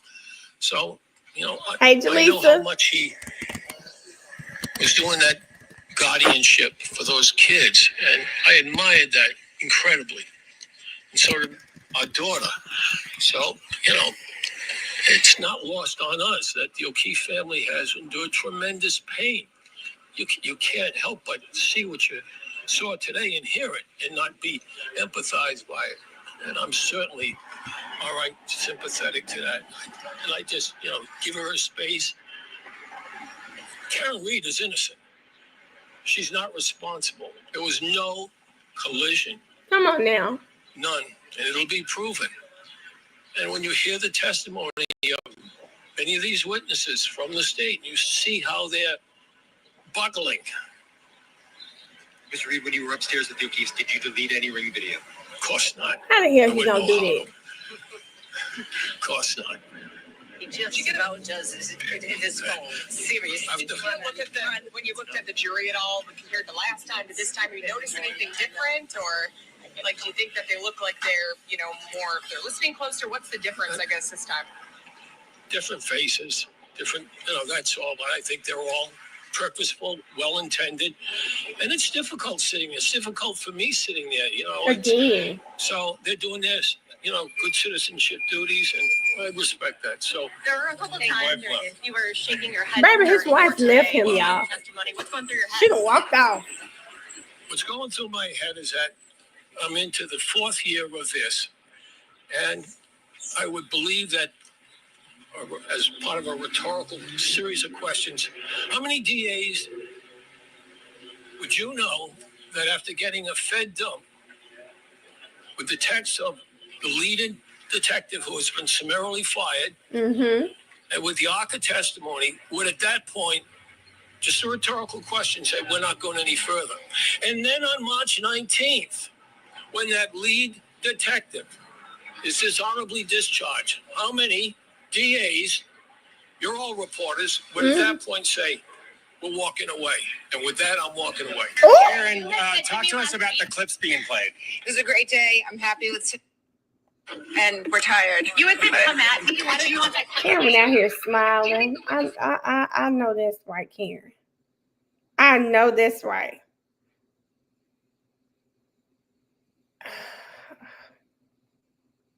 Hold up.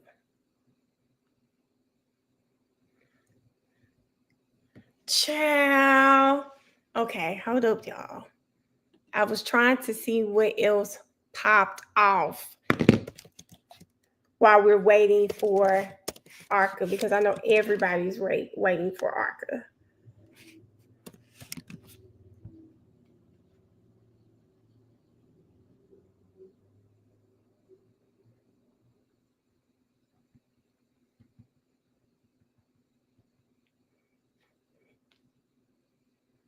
Oh, wait a minute, y'all. They done updated it. Hold up. Oh, it's 4 minutes too. So, y'all, do you think Good Morning America is walking back? I just saw. Okay, friend. Thank you, Mikey. No, Mickey.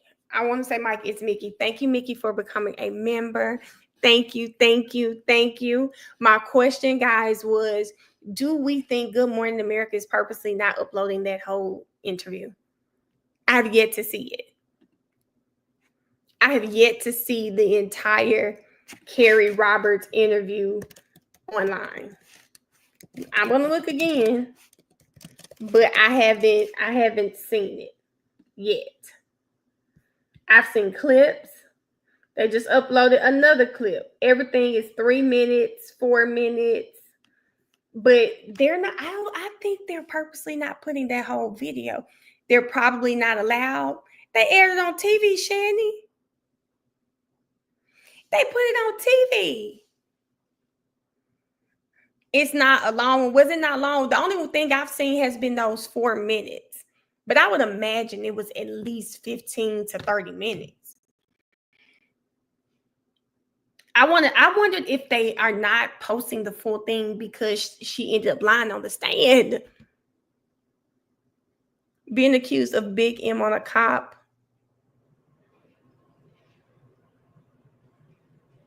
I get that, Brett. That Aaron Since you like the live, you can get $50 shipping on your company. Bye, Aaron. Goodbye. What's in Elise's genetic? Oh my God. Did you see the neighbor interview that said Chloe was biting folks? No, girl. Wait a minute. I think I saved that. Let's see.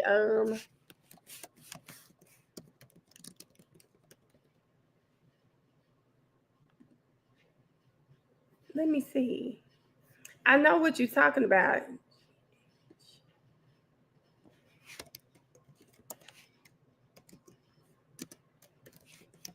I know exactly what you're talking about. I saw it online.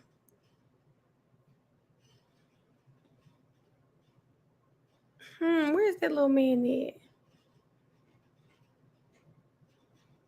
Oh, I see her parents did another interview a year ago. It's so much around this case that it is crazy. Chloe does have a terrible reputation. I think he said he's lived there 50 years. Let me see. Let's see.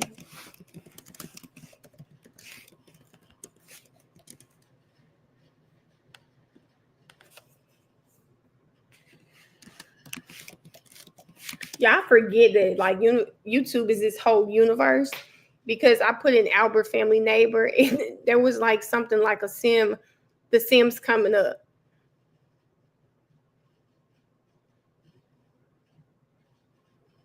It's just too much. I'm looking at some of the clips from what I put in. It's really too much for this case.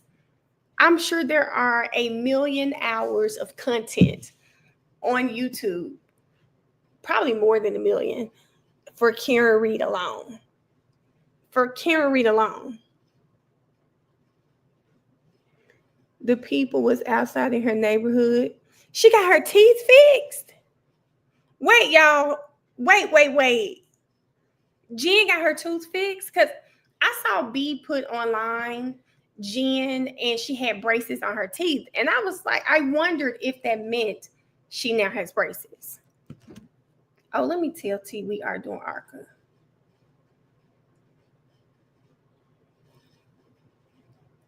Let me tell her that ARCA is coming out. She has not. Girl, they had some braces on that lady's teeth. I said, did she get braces?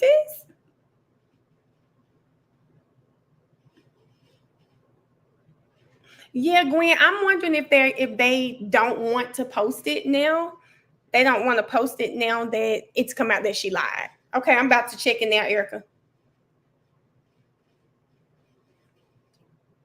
Let me check my email, see what she sent.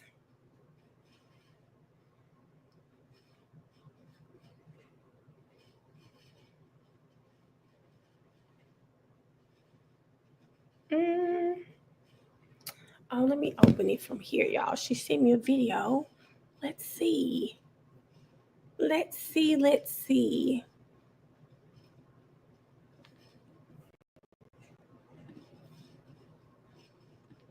I need to check my email lower. I think I haven't checked it in a day or so.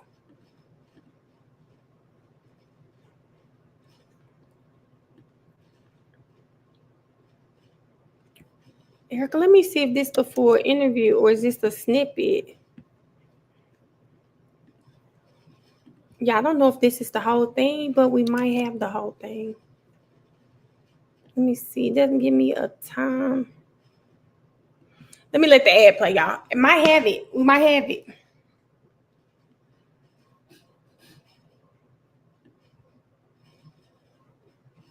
Dang, I thought y'all said she got the little tooth fixed. Y'all, that's sectional. I still can't believe this. Hold up. She said Mel. Oh, okay. Gwen, is that the interview? It's over 2 hours. Okay.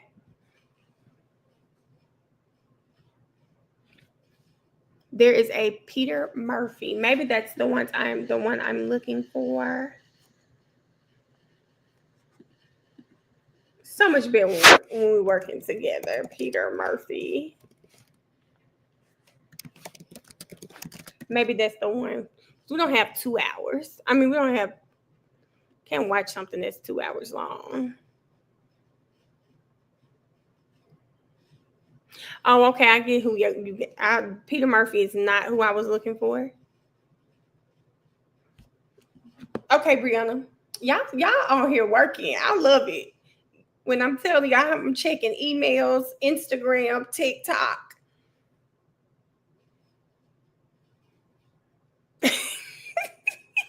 Ash, that's what it feels like, but I think we finally got the real one. Hold on. I think we finally got the real one.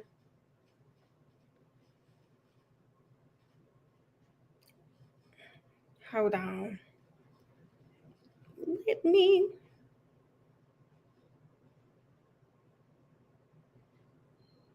Yes, I will.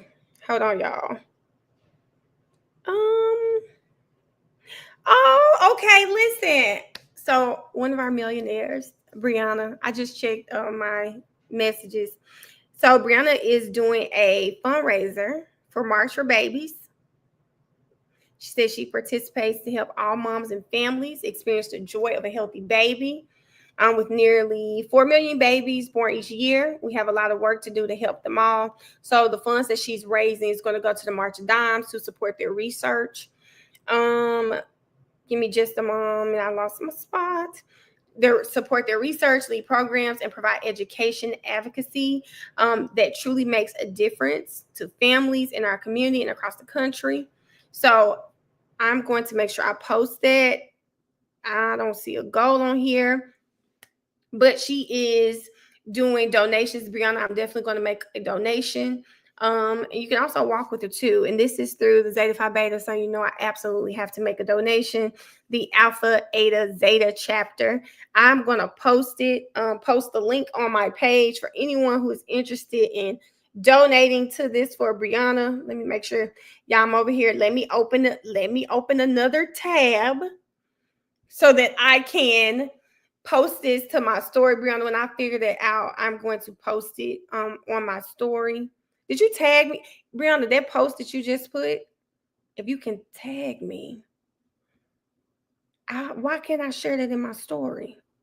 I can only share it to people. Is your page private, Brianna? Maybe that's why. Your personal goal is $100? Is that what you're saying, Brianna? Your personal goal is $100 for here? Or am I reading it wrong? I just want to make sure. Hold on, guys. I want to see what Brianna is saying here, because she said her personal goal is $100. Oh, Brianna. Okay. She said the chapter goal is $10,000. Her personal goal is $100. So Brianna has 62 days to get. It's 2 minutes. Thank you, Gwen. Brianna has 62 days to get her $100, and I'm personally going to make sure that she gets her $100 on behalf of the millionaires. We got 62 days. So before the conclusion of your fundraiser, Brianna, we'll make sure you're at your $100, baby. We got you. If that's your goal, $100, we can make that. We can make this shape. Thanks, Missy, but we plan on getting more. The request is $100 per person. We got you, Brianna. All right. So, Gwen, let me try to click the link from my phone so that I can pull it up here. Pretty, if you want to, you can send it to my Cash App. I'll send it to Brianna. If anybody wants to donate today, I'm personally going to make sure that I donate $100 on behalf of us. But if anybody else would like to donate as well, remember we have 62 days. So if you can't do it today, that's fine. You can send it to my Cash App. Just put in the bio for Brianna and then I'll get it over to Brianna because I do have her information so that I can send it. And you can walk with her too. I just posted the link on my page. So if you can go to that link too. Oh, thank y'all for reminding me. You can go to my Instagram. I just posted her link. So you don't even, if you don't even have to give me anything. You could go donate directly to the link, guys. And Brianna, is that okay too? Or do you want us to donate through the link?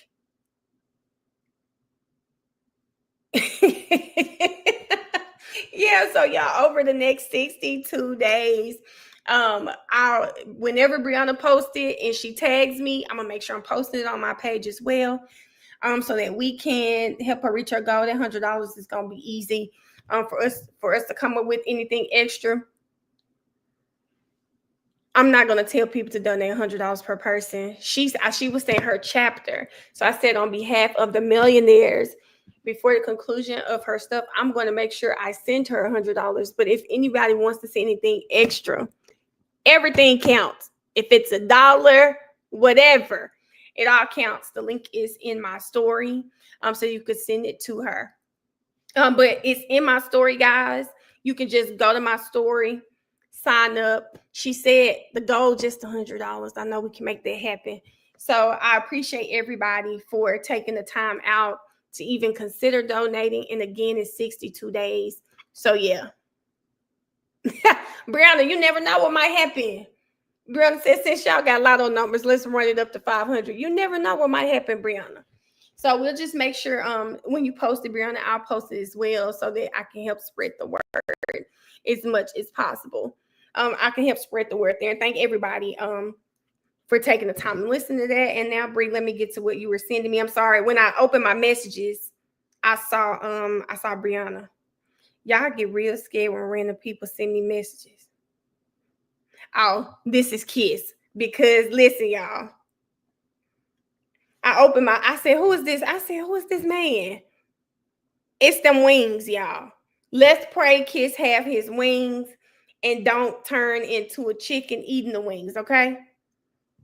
Let's just make sure he does not turn into a chicken eating the wings, baby, okay?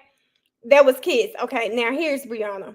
Okay, Brianna said, I don't know if this is you, because I'm seeing too many names. That's not you. That's a TikTok from Saturday. Girl, now let me tell you something. Caroline Helen Todd. I don't even know who you are. I invite you to watch this X video. Come join me. I'm about to report your page right now. I'm reporting you right at this moment. Do they have some on here that say for nudity? Not a specific post. She sent me some really, really messy post, nasty posts. Hold up, y'all. Nudity or sexual activity, sexual exploitation, and report that page. Because, girl, get off my damn page talking about some damn girl. Let me block her. Girl, I'm thinking I'm finna get something related to Karen Reed. She in here talking about come watch an X video. Girl. Okay. Hell, I don't even know what I'm supposed to be looking for because the foolishness is all in here. No, baby, that's on Instagram. I normally don't even get those on Instagram anymore. And look at what's happening. Oh, Jenny, Brianna's doing March of Dimes. It's on my Instagram. She's doing March of Dimes and she's taking donations for her Zeta chapter and wanted me to post it. I mean to mention it on here, but I did put it on my Instagram story. And if you can, oh, thank you, Gwen. Hold up. If you can donate from my Instagram story. Okay, let me go to my channel because Gwen just posted again. And there we go. Okay, thank you, Gwen. Now let me share this with myself so that I can pull it up. Bia, because girl, I thought I was really about to see something Karen Reed related because that shouldn't even be in my mailbox. And it's her. Just being foolish.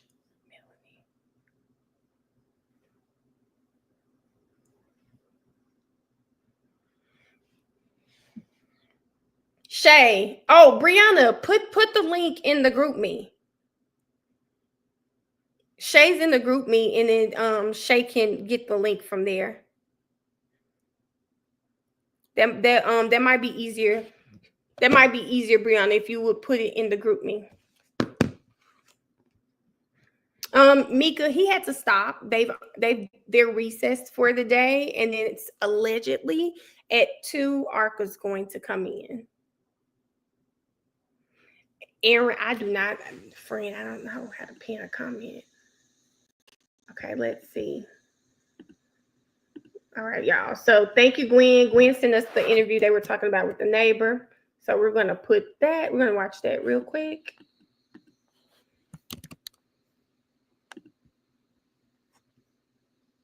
All right.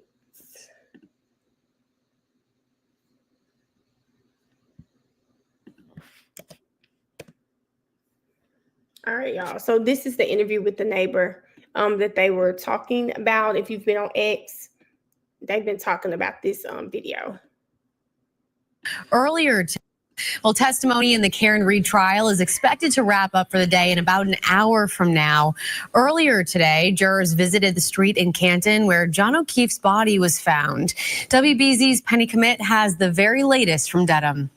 So the view that we're going on is part of the case, and it means that the observations that you make there can be used and considered by you in your deliberations on this case. And with that, the 18-person jury was sent to the scene of the crime, 34 Fairview Road in Canton.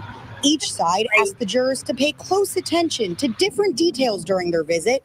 The state, where they claim John O'Keefe hit his head during the first trial. And you'll see on the street before the grass is a little firm, concrete there. It comes up a little bit. I'd ask you just to note that when you go. Meanwhile, the defense requested that the jury note the house, the second floor window to that house, the 3 front doors in the front of the house. I was just going for my daily walk, and I saw all this action, so I said, I think I'll stay here if they don't mind. Okay, you can stay here if you want. decades-long neighbor of 34 Fairview, Jim Malver, says the trial has become the talk of the neighborhood. It's bad news. The 9 men and 9 women then viewed Karen Reed's car. Prosecutor Hank Brennan noting that the rear right taillight would look different as it was removed as part of the investigation. A note on the Lexus about the height of the bumper. I'd ask you to make note of the height from the right rear taillight. And we'll be asking you to take a good look at that Lexus. Just stand next to it. Just size it up. The jurors were not able to take notes, pictures, or conduct their own investigations while on the view. The judge said, quote, "Your job is to simply stop and look. This is the only time they're going to be visiting the scene during the trial." In Dedham, I'm Penny Commit, WBZ News. And we will be streaming the Karen Reed trial every day that court is in session on CBS News Boston and Pluto TV. For information. All righty. Now, is there some more that I'm missing? Because Nacho had me ready for a little tea. He didn't even give me water. Did I miss something? I'm like, Bridget, I'm sitting here like, is it something I'm missing? Is it another link? Because Jim didn't say anything. Jim didn't do anything but piss me off if I'm being absolutely honest. I'm a little that was very underwhelming. I saw it on TikTok. He did say more. He said she's innocent. Thank you, Latigra. I would have brought a measuring tape to the scene. See, and that's why they don't have you on the jury right there. Mickey, that's why they don't have you. Mickey, did you add the C? Hold on, y'all. Mickey, did you go add the C in your name so I'll remember that it's Mickey and not Mikey?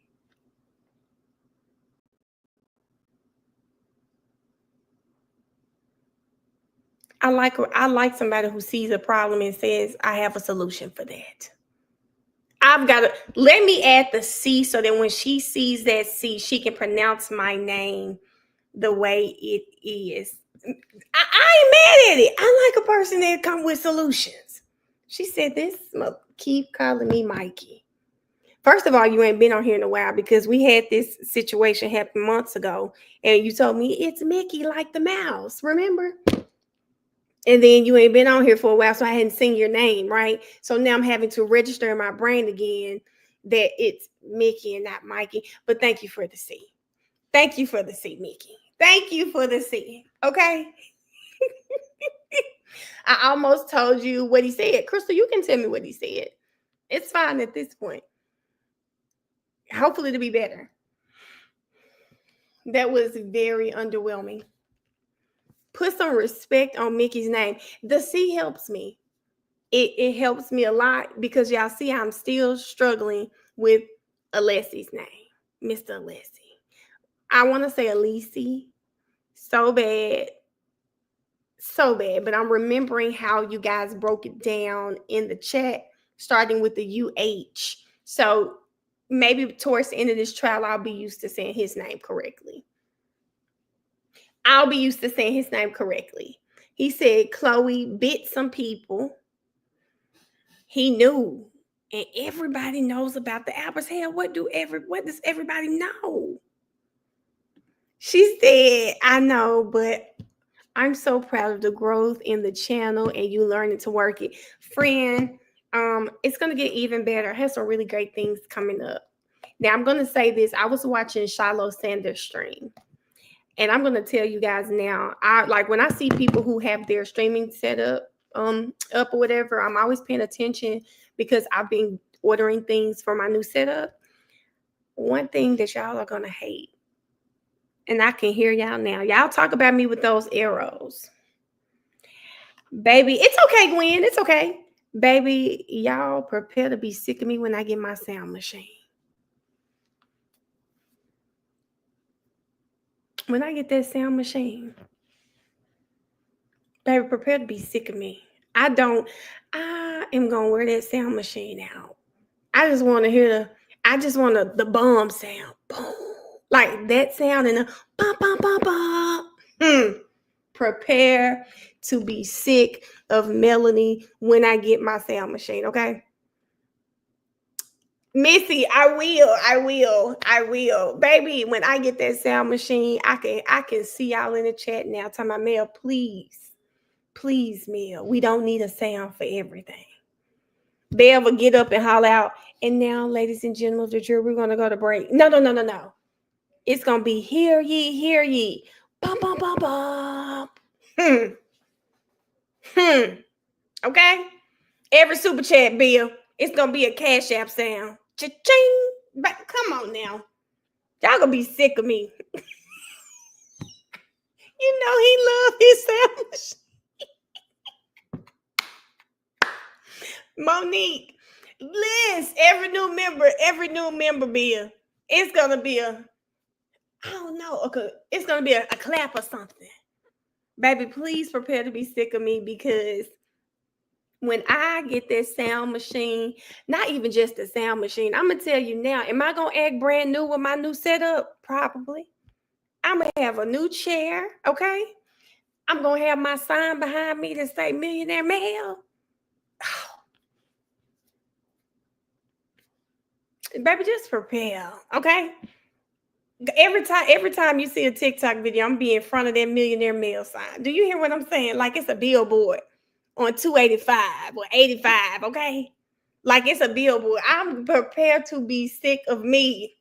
My face gonna be balled the fuck up like Pilar and Shiloh.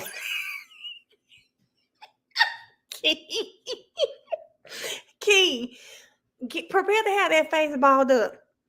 Because his was definitely balled. Just prepare.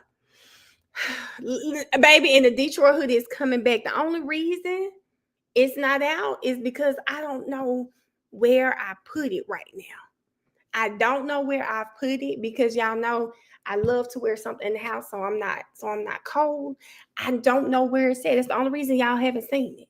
I just don't know where it's at. But when I find it, when I find it, she said, Miss Cherie said Mel will be in a pink robe and her sunglasses. One day I just might.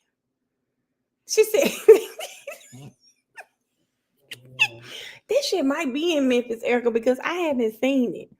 I have not seen it, but when I find it, just know it's going to make an entrance.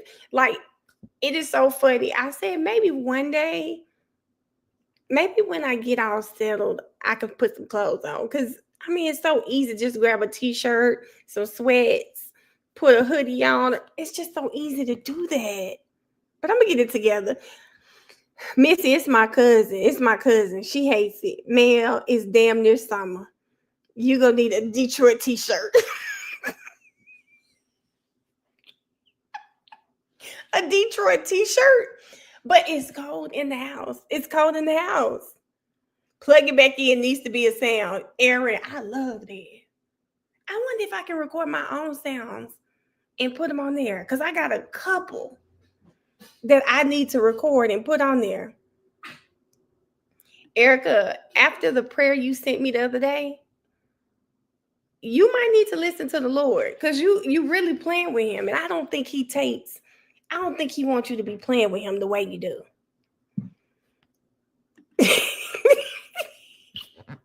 Yates, this will be one. No, we love authentic Mel. And this is why I love y'all, Ash. Ash, do you remember, like, I know you, Key, Erica, some of y'all been here for a long time. Do y'all remember how I said that one of the problems that I used to have with social media is feeling like I had to be made up when I came and did stuff? And during the YSL trial, it made me see that, girl, made up or not, people gonna listen to what you got to say. Best thing that could have ever happened to me. Best thing that could have ever happened to me.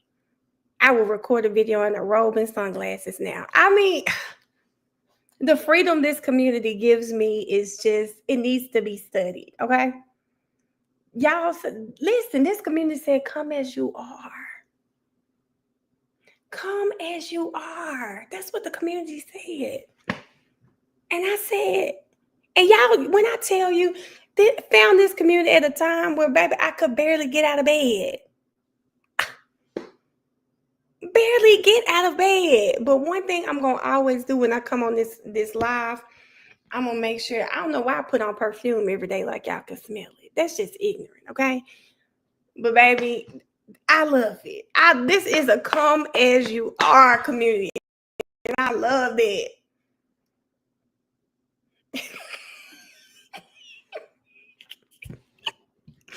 Key, wait till the in-person Mad episodes. I was just telling Zakia this the other day. I said I really enjoy doing Mad, and I know y'all know I like to keep it a little PG in the comments, or a little, discuss some things. But I'm really trying to have like a target audience for Mad, and I'm really excited. I'm really excited for what's coming with it. I'm not gonna cry. No crying right now. Oh, wow. You know what, Aaron? Aaron, don't be messy. Please don't be messy. They're going to be so nice, Indy, especially in person, because I'm using the extra bedroom to just be not only just a content space for certain in-person interviews. So I'm going to be excited to actually put on clothes. I can't wait till y'all see who my first Mad guest, my first live Mad guest is going to be. Missy, I think people in my chats do a really great job of like decoding what they're trying to say. I like a read between the line type of live, okay? I can't wait till y'all see the first Mad in person. Yes. It's gonna be live too, so that's gonna be really, really fun. It's gonna be really fun. Hold on, Miss Cherie.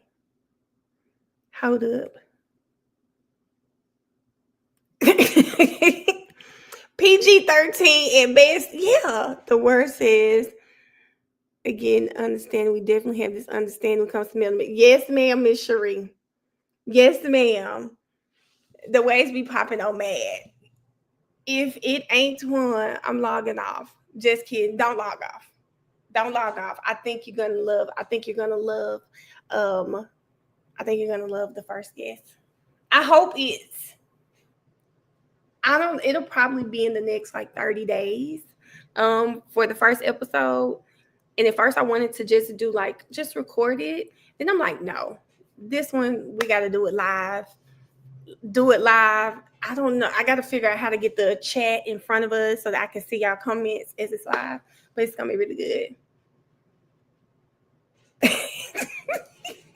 Go long like a wide receiver. Exactly.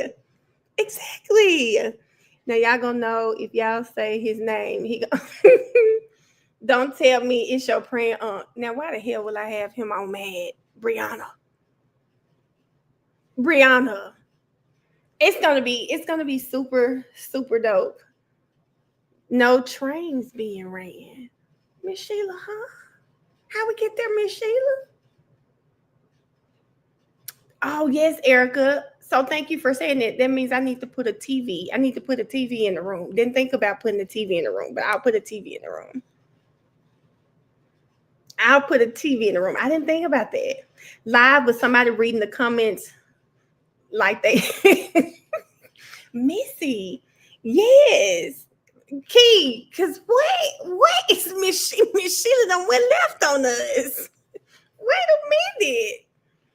Yeah, it's okay. We got 10 minutes till 2. For people that may not be familiar with what we're talking about, if you're waiting for Karen Reed, we should have Arca coming on it too. Y'all gonna be real comfortable. Yeah, I can't.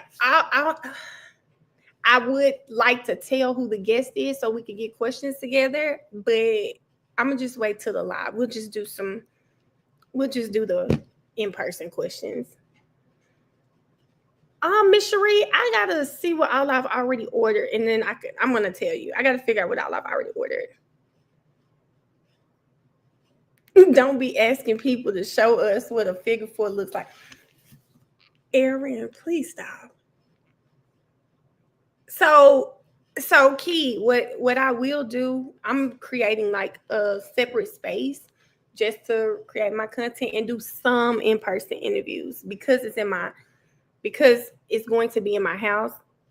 I'm just gonna have to be comfortable with the person because it'll be much cheaper for me to create my own space and then have people come there than reserving space. But I do have a secondary location for like other interviews that I can have them in a content space. There's a content space here that I can have them at too.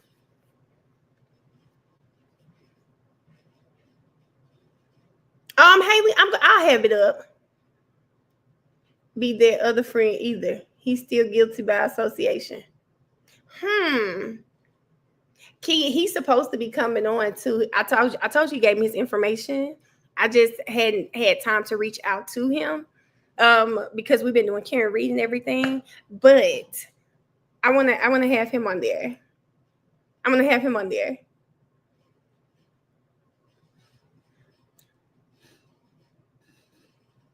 Oh, Brianna is saying, I guess she must have said early in the chat, thank you for people who've already donated to her fundraiser. So thank you guys so much for supporting Brianna. Thank you guys so much for that. I'm so excited for y'all to see stuff coming to the channel this summer. It better hit like I feel like it is. Hold up. Let me see, because not y'all gave me that might be a good idea. Hold on. Let me see. I might need to set this up. Ash, I might need to set this up.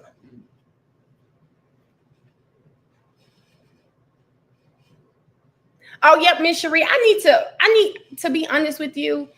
I need to like be moved and get everything together first because I hate to be saying, oh, I need this and I already have it.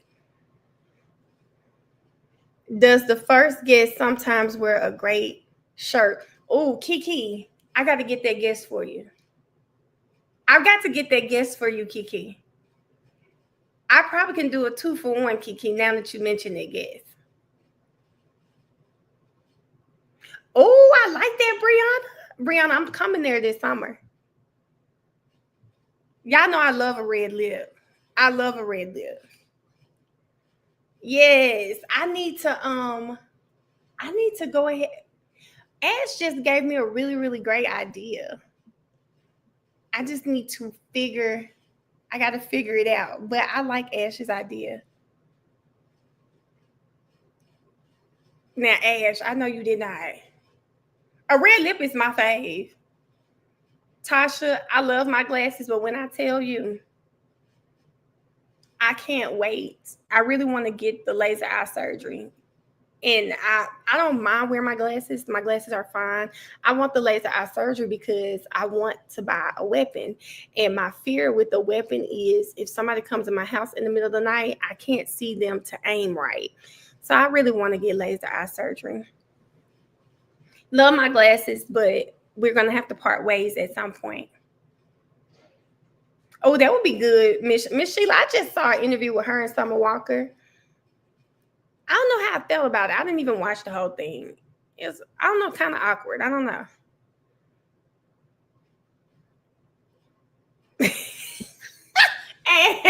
Ash, that was kind of crazy. That was kind of crazy. That was crazy. Yes, I am, Erica, and I want to be able to see when I do it. I want to be able to see when I do it.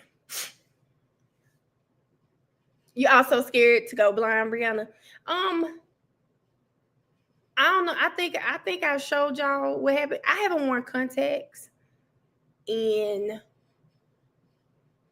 damn, y'all. I probably haven't worn contacts in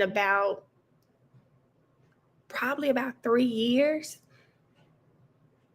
I think there may be a little piece of me. I have some contacts. I just don't wear them. I ain't gonna wear, but no, I don't.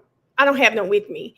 But I think I told y'all about the time my eye looked like somebody had beat me up. Like I thought I was gonna look like that for the rest of my life. And it maybe a piece of me still scared to put my contacts back in. I like that, Didi. I might be a little scared. Being newly blind is scary. Mariah's eye doesn't look as bad as mine. I think I swear I showed y'all this picture before. Mariah's eye, the issue with her eye, it may be an allergic reaction. I actually had something in my eye, but hers doesn't look as bad as what my eye looked like. It's a jump scare.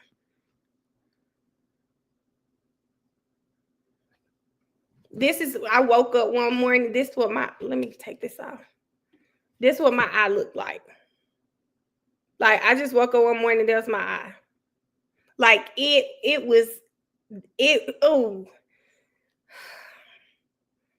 full context on it. So y'all could, oh God. This was some sad time, y'all. Yeah, this is a sad time. Hold up. Oh, Jesus, y'all. It's jump scares all through. I'm too shy. Oh my God.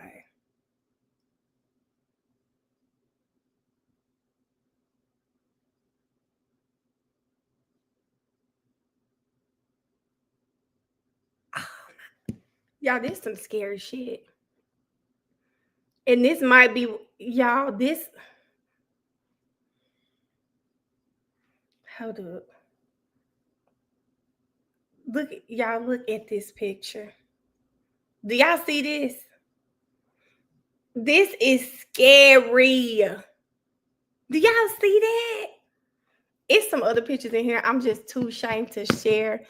It's giving Hunchback of Notre Dame. It is really scary. This was a terrible time in my life, y'all.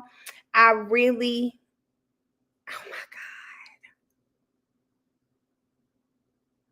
this was a terrible, y'all, I'm getting sad thinking about this because I thought I was going to look like this forever. I was so, my mama saw my face. I remember this. I called my mom on FaceTime. She said, girl, like it's literally, it is jump scare material. Mel, did a cartel light hit you at 24 miles?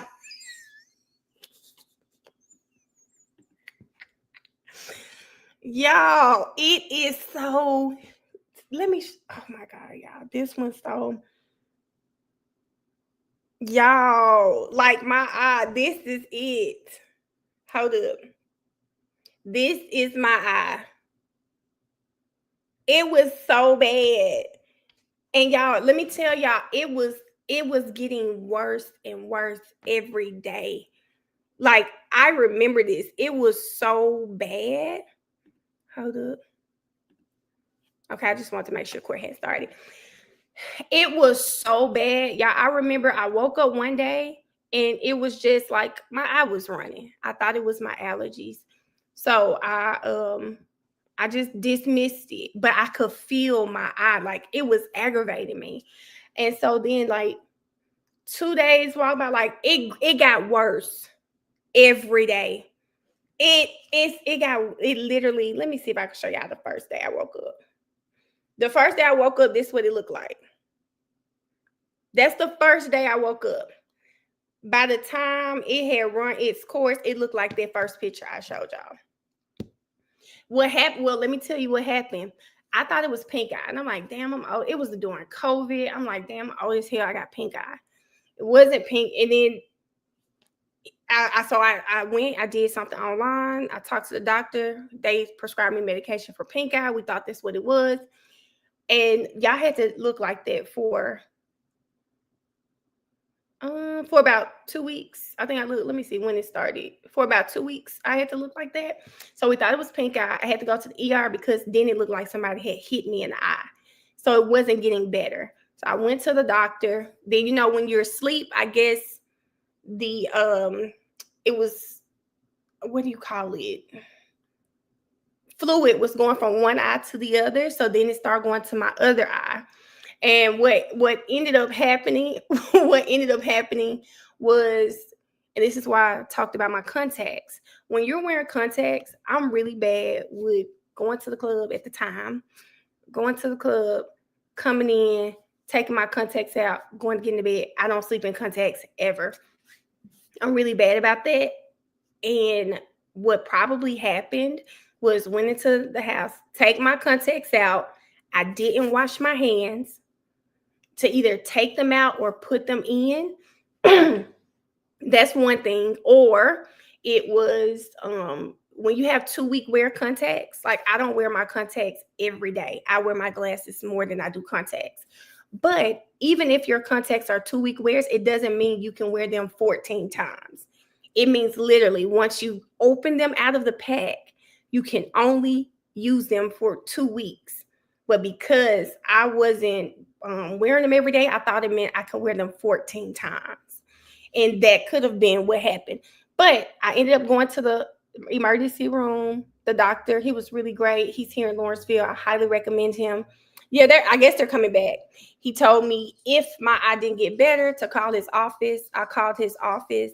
He ended up putting like an orange, some dye in my eye that would turn whatever wasn't supposed to be there orange. And I had a really small piece of lint in my eye, probably from a shirt, something like that. But my body was rejecting the piece of lint because it's not supposed to be there. So 2 weeks for him. And he used these really, really fine tweezers, got the piece of lint out of my eye. My eye cleared up over the next couple of days. But it was absolutely terrible. A foreign object. Yep. It was absolutely terrible. I have not worn contacts. Well, I did wear contacts after that happened, but if it's 2 week wears, because that's what I normally get, you make sure you wash your hands before putting them in, after putting them in, and I'm only using them for 2 weeks. Now, Ash, you ain't heard me say nothing like that. This girl here talking about somebody teaching her how to shoot. The thing is, she blind, so she could. What? What? Y'all, what did y'all think happened? I've told this story before about my eye. And I don't know why Ash in here being messy, because she know I ain't said anything about a man, anything. Let me see what BG done said in this chat, child. Did I meet the Appleton McCabe's? Running, goodbye. Just find that man a banker next time. Goodbye, Erica. It's giving John O'Keefe. Nikki, it was definitely giving John O'Keefe. And if my daughter was not with me to witness it all, I do believe my mom would have thought some man hit me in my eye. Show it. Wait a minute, chat. Baby, it's sad, but it's actually kind of funny.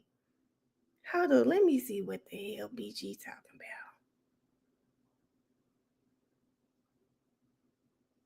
about. BG talking about I can't see. Who else up in here is blind? Because how would you know?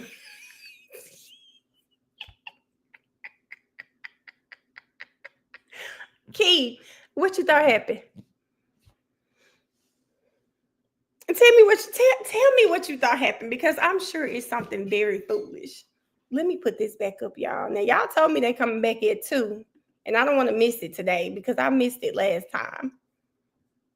BG said, I am so serious, y'all. Somebody run up on me and want to fight, like I'm going to be ready because I can hear you moving. I know that's right, BG. I know that's right. I get the same way with my contacts, but I'm also allergic and I still wear them. What? You're allergic to your contacts? You just have to. I mean, the one thing I learned, because my daughter wears contacts and she actually sleeps in hers, I do not sleep in them. I do not care where I am, baby. If I have to go buy a solution in a case, I will go buy a solution in a case. I'm not sleeping. I don't like sleeping in contacts at all. Keep looking. Why y'all be thinking court gonna start on time? I just have faith in the system, Missy.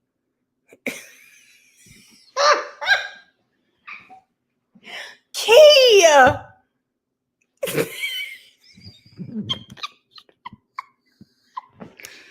Key, why would you say that?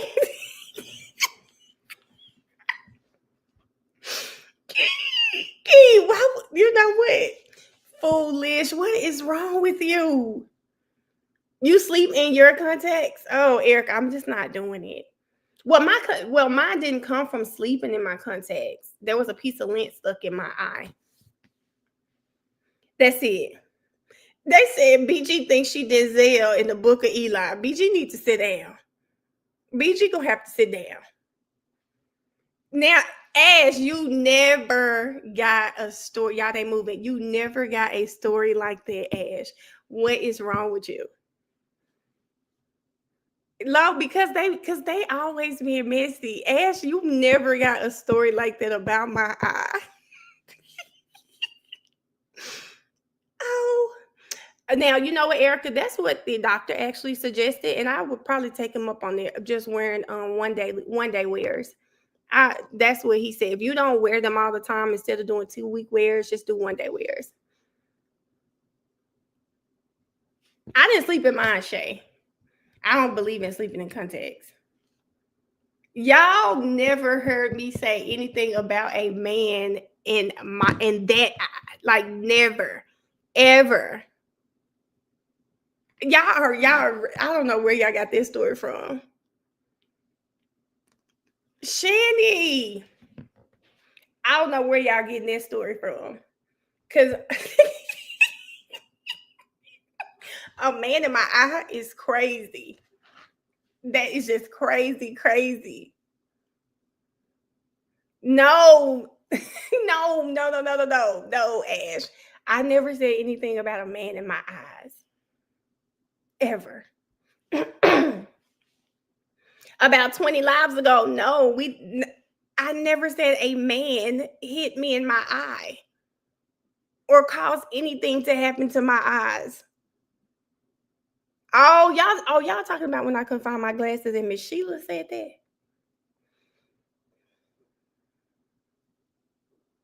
Now, BG, this is why I want glasses. I don't want to accidentally hit the wrong person. Key, I was just clarifying. She said, who said hit? Who are they talking? Y'all, we were right. They are starting back. You are unmuted. They are starting back. Thank you. The back of session, you may be seated. Okay.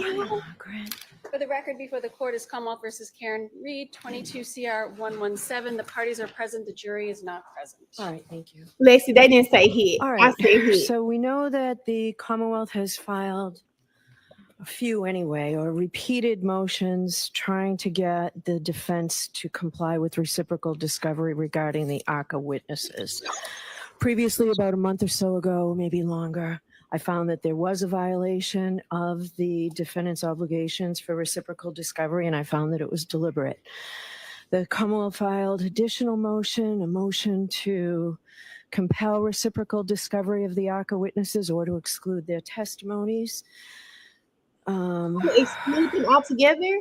Upon that, I believe I issued an order last week for certain discovery to be provided and to be provided by ARCA. On the day of opening statements, it was clear to me that there was another violation of the defendant's rules, defendant's obligations under our rules of criminal procedure. And based on that, especially given what the defense has failed to deliver, I would not permit the defense from mentioning ARCA in their opening. So today we're going to have an evidentiary hearing on your motion, Mr. Brennan. So I expect that we will get through both witnesses by the end of today. If not, we'll have to have them back, but I expect we can get through them. So Mr. Brennan, who are we going with first? Dr. Wolf? Please. Okay. This is ARCA key. Remember, they're trying to see, this is the voir dire of ARCA, trying to see if they're going to let them testify or not. I thought it was just like testify to new information, but Bev sounds like testify, period. Like she will exclude them.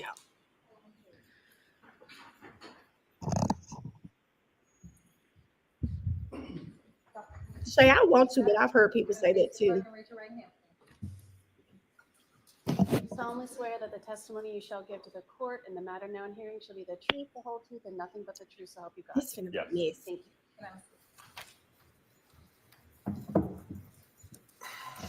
All right, go right ahead, Mr. Thank you. Good afternoon, doctor. Good afternoon. Did you become aware there was an order from this court to produce records?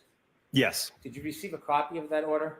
Yes. Who did you receive a copy of that So we order? need Dr. Wolf to identify himself. Please identify yourself for the record. Spell your last name.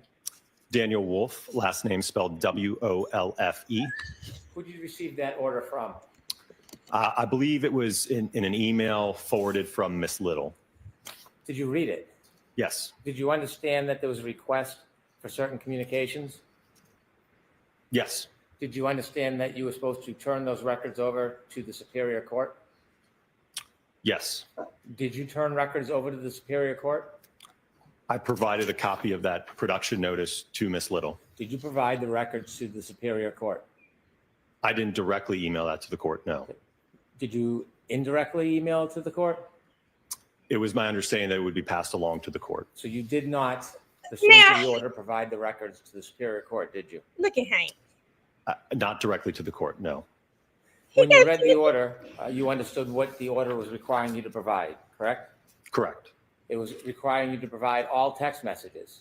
Yes. Did you provide all text messages? I don't have any in my possession. Did you look for any text messages that are not in your possession about this case? Yes. Okay, did you find any? No, sir. What did you do to look? So I went through the phone that I presently have, and as I informed Miss Little, last year I was under T-Mobile, was my carrier. Subsequent to that, I then switched to Verizon in, I believe it was November. So I made an effort to contact T-Mobile as well as get access to my T-Mobile account hub. Unfortunately, I was unable to get access to it or get any records prior to, or at least from my T-Mobile carrier. Then I went through my Verizon records that I have from 2025. I could only go back 3 months, and I provided those records. How about emails? You didn't change email carriers, did you?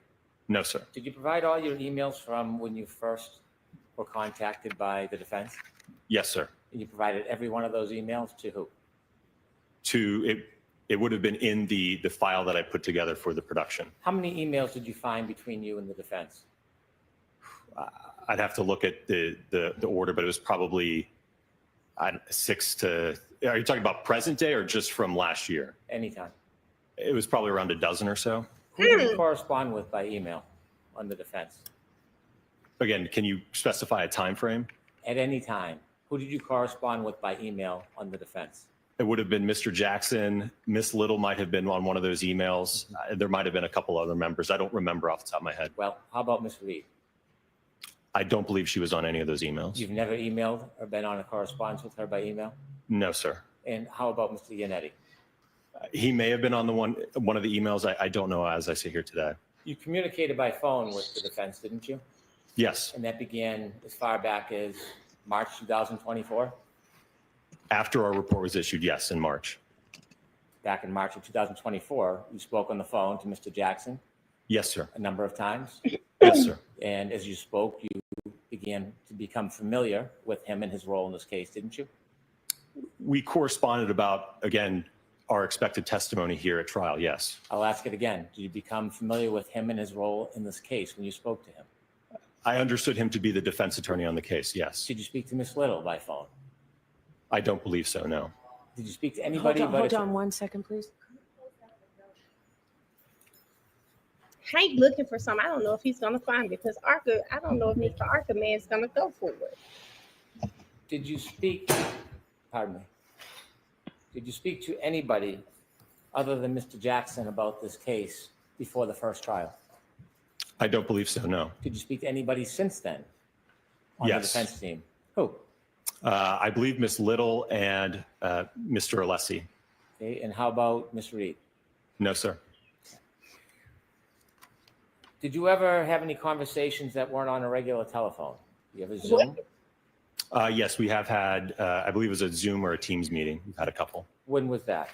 That would have been more recently to go over some of the testing that we've done. Did you ever have any Zoom meetings before the first trial? No, sir. Did you ever have any group conferences before the first trial? I don't believe so, no. Were you ever on the phone before the first trial in a conversation where you and Dr. Rentschler both were on the call? There may have been an instance of that. I just don't recall. Well, think back. No. I don't recall. At some point, you were contacted by Mr. Jackson and you decided or you learned that you may be part of this case as far as a witness? Yes, sir. When you learned you were part of this case, did you have contact with Mr. Jackson before you testified at the voir dire? Did I have communications with him? Yes. Yes. And in those communications, you spoke about your role? I think we spoke about logistics and coordinating my arrival here for the voir dire and certainly the trial. Well, when you spoke on March 20th, 2024, didn't you talk about more than coordination of logistics? I'm sorry, what was the date? March 20th, 2024? So I believe that would have been the very first phone call that I had with Mr. Jackson. Right. Was that more than about logistics? Well, I think we were trying to figure out what should we do. I will note that this was a very abnormal situation for me, being involved in a federal investigation and then ultimately being called as a witness. No. Well, I'm trying to answer your question. But you're not. Did you talk about more than logistics? Come on there. So, are you finished with your answer, Dr. Wolf, or are you still answering? I was still trying to answer. Go ahead. Finish. Right. Thank you. So as I mentioned, again, the situation was abnormal. I didn't know if we could get involved. I didn't think Mr. Jackson knew we could get involved. In terms of a path forward, would we be able to do more work? Could we review additional material? How could we work together moving forward? There was a lot of unknowns, so there was a lot of uncertainty. You done? Yes, sir. Did you talk about more than just logistics? Messy. No, sir. Did you talk about fees or structures?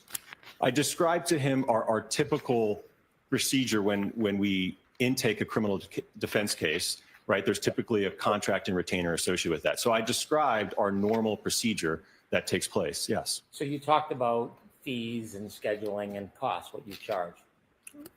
I did talk about, yes, the contract and the retention letter. When you talked about that contract, there was a discussion, wasn't there, about them hiring you, paying you, or retaining you? Potentially, again, I prescribed our standard procedure. Why was it you were talking about fees and I think schedules if you very- didn't think that you were potentially going to get hired? Again, I prescribed our normal operating procedure. I had no idea how it was going to work moving forward, which is why ultimately, immediately after that phone call, I contacted the Department of Justice to get clarification on that. We'll get to that, but I'm asking you specifically, You don't want to hear why this. were you talking about fees and scheduling and being paid at that point? Objection, Your Honor. I'm going to allow it. We knew it. Again, because Mr. Jackson was interested, I believe, in calling us to testify at trial. So I explained to us the normal process. When a client reaches out and wants to engage us for trial testimony, that's typically, again, the procedure that we prescribe at ARCA. So that's why I had that explanation to him. So you were talking to him about details about potentially being hired. Isn't that fair to say? Oh my God, Hank. I don't know about being hired. I think, again, him utilizing us in the trial as expert witnesses. Well, because what's the difference between him utilizing you and paying you for that utilization and him actually hiring you? What's the difference in your mind? Well, I think there is a difference because ultimately, after I got clarification from the Department of Justice, they indicated that they could not, the defense that is, sign any type of contract. There could not be any type of agreement or retainer. I'm not asking what you determined later. I'm talking about That's the not a- conversation you had on March 20th, 2022, when you were speaking to Attorney Jackson. That's what I'm talking about, okay? Understand? I don't know that I understand your question then. Okay. When you had a conversation on March 20th, 2022 with Attorney Jackson, you discussed potentially being hired, paid, compensated by Attorney Jackson or the defense for this case, didn't you? We did, like I said, I did explain to him our typical operating procedure when a client reaches out for trial testimony. I went over that with him, yes. I'm not talking about a client. I'm talking about this client. Did you talk about them potentially hiring or retaining you for work in this case? That's the question I'm asking you on March 20th, 2022, not the 22nd, not the 24th. March 20th, 2024. Did you speak to Attorney Jackson about them potentially retaining or hiring you for this case? I spoke to him like I speak to any other client that would be interested in calling us as a witness. Okay. And so after you spoke to them, you spoke to representatives of the United States Attorney's Office, and you wrote an email back saying that you were going to put the conversation on hold. Is that fair to say?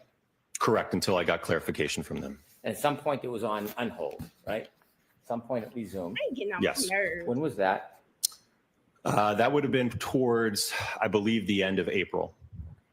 The end of April.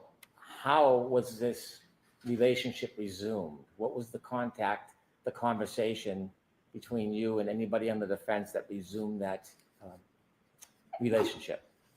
I think that I reached out to Mr. Jackson. Like I said, I think it looks like about a month had passed.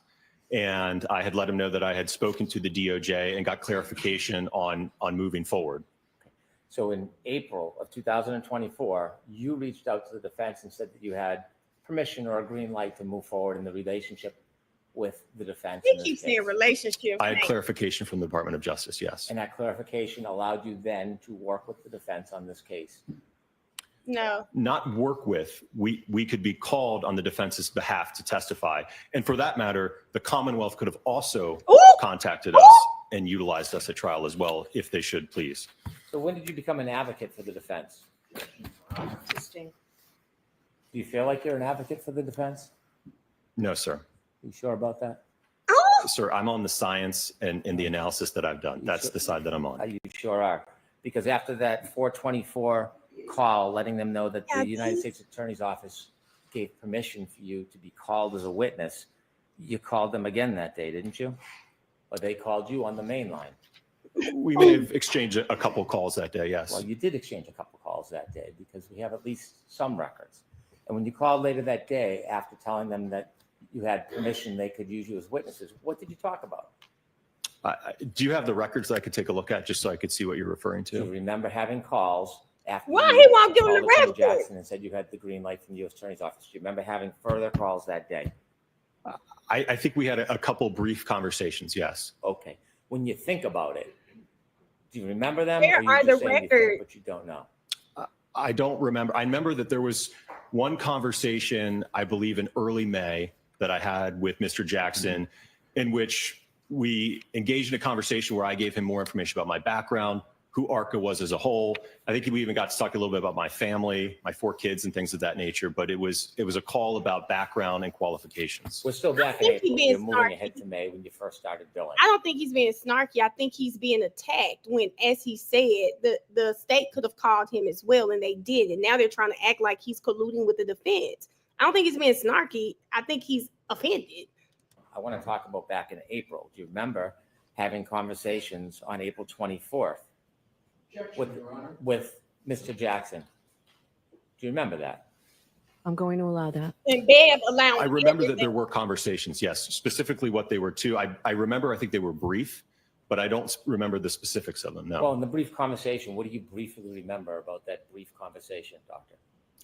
Well, as I mentioned, I think I had finally received clarification from the DOJ, so I think I was letting him know that I had received that clarification. Well, sir, you said that was the first call. There were more than one call. There was then 2 calls to the main line. What did you discuss with him during those calls? Well, to be honest with you, the call to the ARCA main line, I don't even know if I spoke with him. That's just to the main line, not to me directly. So he could have spoken to a receptionist who then tried to get a hold of me, right? So I don't know if that specific call to the main line was to me or someone else at ARCA. Well, this is a new relationship, right? You were working on a contract with the federal government. You have only spoken to Mr. Jackson, according to you, twice. You don't remember the early conversations with them and what they were about? I'm sorry, are we talking about now at the end of April Yeah, still? I'm still talking at April. April 24, 2024. Yeah, as I just discussed with you, from what I recall, it was relaying to him the clarification that I got from the Department of Justice. Right, but that doesn't take more than one call, does it? I don't know. He may have been in court. There might have been some phone tag. I don't know, sir. Well, there was a 9-minute call on April 24th, and then there's 2 calls to the ARCA main line, 3 minutes and 2 minutes. Do you remember any of those calls? Again, when you say 3 minutes and 2 minutes, that makes it sound like, in all likelihood, he contacted the ARCA main line, got a hold of a receptionist or my project manager, and couldn't get a hold of me. Are you just making that up, or that's what happened? Sir, that is my best guess. I don't recall from a year ago. We're not asking you to guess. I'm asking for your testimony. And he trying to give it. That's what I recall, sir. Do you recall him calling a secretary on the main line? That's what you recall? He very well could have. I just don't know, sir. But you're making a representation that you recall him using a secretary in the main line. I'm asking what you actually did and actually said. Do you remember speaking to Mr. Jackson, Mr. Jackson or anybody on the defense team after that initial call back on April 24th, 2024? Do you remember those 2 phone calls?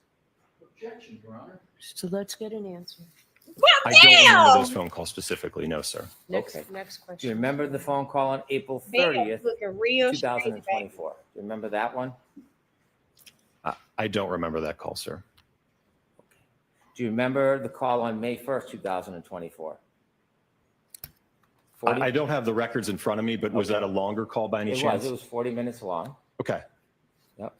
So then, yes, as I just described earlier, that would have been the call in which I went over with Mr. Jackson a little bit more about ARCA, my background, my education, qualification, the kind of casework that I do, things of that nature. And did you discuss issues regarding this case? No, sir. So during the 40 minutes you spoke, you never discussed any of your findings that had already been made. No, sir. You had never discussed any of your testing in this case during that 40-minute conversation.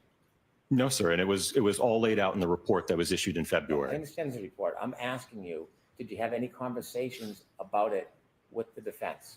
No, sir. So in that 40-minute conversation, you talked about your family, your pastimes, ARCA, but never ever talked about this case. Objection, Your Honor. I'm going to allow it. Ooh. You billed for that time, didn't you? I believe that I kept track of that time, yes. Okay. When you kept track of the time, did you submit that time and ultimately get money for that time? Did he work? Again, I routinely keep track of my time when I'm working on a project. So yes, that time was kept track. That's not what I'm asking you. Ultimately, that time that you kept track of, did you then submit it and get paid and compensated for that time? That's what I'm asking you. Well, first off, I'm a salaried employee, so I don't get direct compensation when an invoice goes out. That invoice, when it's sent, ultimately comes back to ARCA. That doesn't come back to Dan Wolf. Okay. So in order to get paid for that, you would have had to submit that time through ARCA to then forward it, wouldn't you? Objection, Your Honor. Going to allow it. What? Is that true? Yes. I keep track of my time so that my boss knows what I'm doing. Yes. Okay. Your Honor, can you approach, please? Right, because Who asked Bev, me Your Honor. no, Point Bev. over. If Bev wanted to do anything to show that she's a neutral party in this case, she's not doing it right now. Because again, y'all, I think Bev is fishing because Bev wants to know what the FBI has up their sleeves and she doesn't know. She is out of the loop and it is killing her that she is out of the loop. So all of these questions that probably shouldn't be answered right now, she's letting him answer those questions because it's helping her connect some dots. She is fishing, baby. Bev is horrible and she is fishing like Monique said. Monique, she looking for the big fish right now. Bev trying to see what's going on.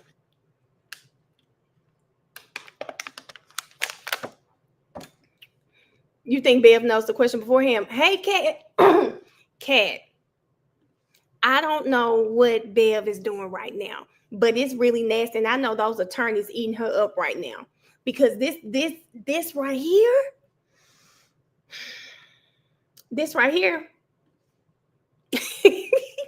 Key, she's gonna keep trying. Bev gonna keep trying. Oh, she's gonna keep trying. What is going on with Big Bang Bev today? She don't know. Listen, she doesn't know what, but she's hoping something comes out. I mean, for me, when it comes to ARCA, it seems cut and dry to me. DOJ hired them. We have to go through DOJ to see if we can even try to get them to come testify. I call, he tells me, here, this is what you have to do in order for me to testify. We say, cool, we'll make that happen. I ain't trying to make it like it's this big conspiracy theory. It's not. Doctor, again, to focus you, we're on May 1st, 2024. May 1st, 2024, you had a conversation with Attorney Jackson.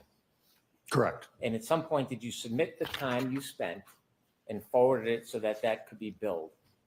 Yes, and I will note that all of that time was actually tracked under the same project number that the work that was done for the Department of Justice was under.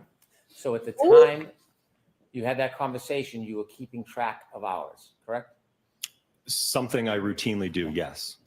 And do you know who ultimately paid that bill for that day, May 1st, 2024? I know now that it was the defense, yes. Now, when you billed, did you bill for the entire conversation? I don't know. You said most of the conversation was background, talking about ARCA, talking about your families. Yes. Right. Do you typically bill clients when you're spending time talking about families? Again, that wasn't the entirety of the conversation. I think you just briefly asked me about my family. Oh, now it's brief. Okay. All right. Objection, Your Honor. No comments, please. Do you typically charge when you're talking about non-related work matters in your billing? Sir, I think the majority of that phone call was related to, again, work-related topics. Work-related, it took that much time to talk about ARCA? And my background, certainly. Yeah, okay. And how much was the majority? Sir, I don't know that I can parse it out in individual segments or minutes for you. What? And so after that May 1st conversation, did you communicate with the defense before June 9, 2024? I don't believe so. I think from what I recall, next up was, I think, the voir dire. Either Alan, I think Alan contacted me letting me know that the court wanted to do a voir dire of myself and Dr. Rentschler. And you mean Alan, you mean Attorney Jackson? Yes, sir. Okay, so you became friendly. I guess first name basis, is that what you're referring to? No, I'm saying, did you become friendly? No, I wouldn't say that we were friends. I didn't ask if you were friends. I said, did you become friendly? What? I talk to him like I talk to all of the attorneys that I work with, sir. What would you call me if you were going to address me? Probably Mr. Brennan. So, do you remember the next time you spoke to Alan? As I mentioned, it probably would have been sometime in early or mid-June. Going into June, you were keeping track of all your communications with Attorney Jackson or anybody from the defense, weren't you?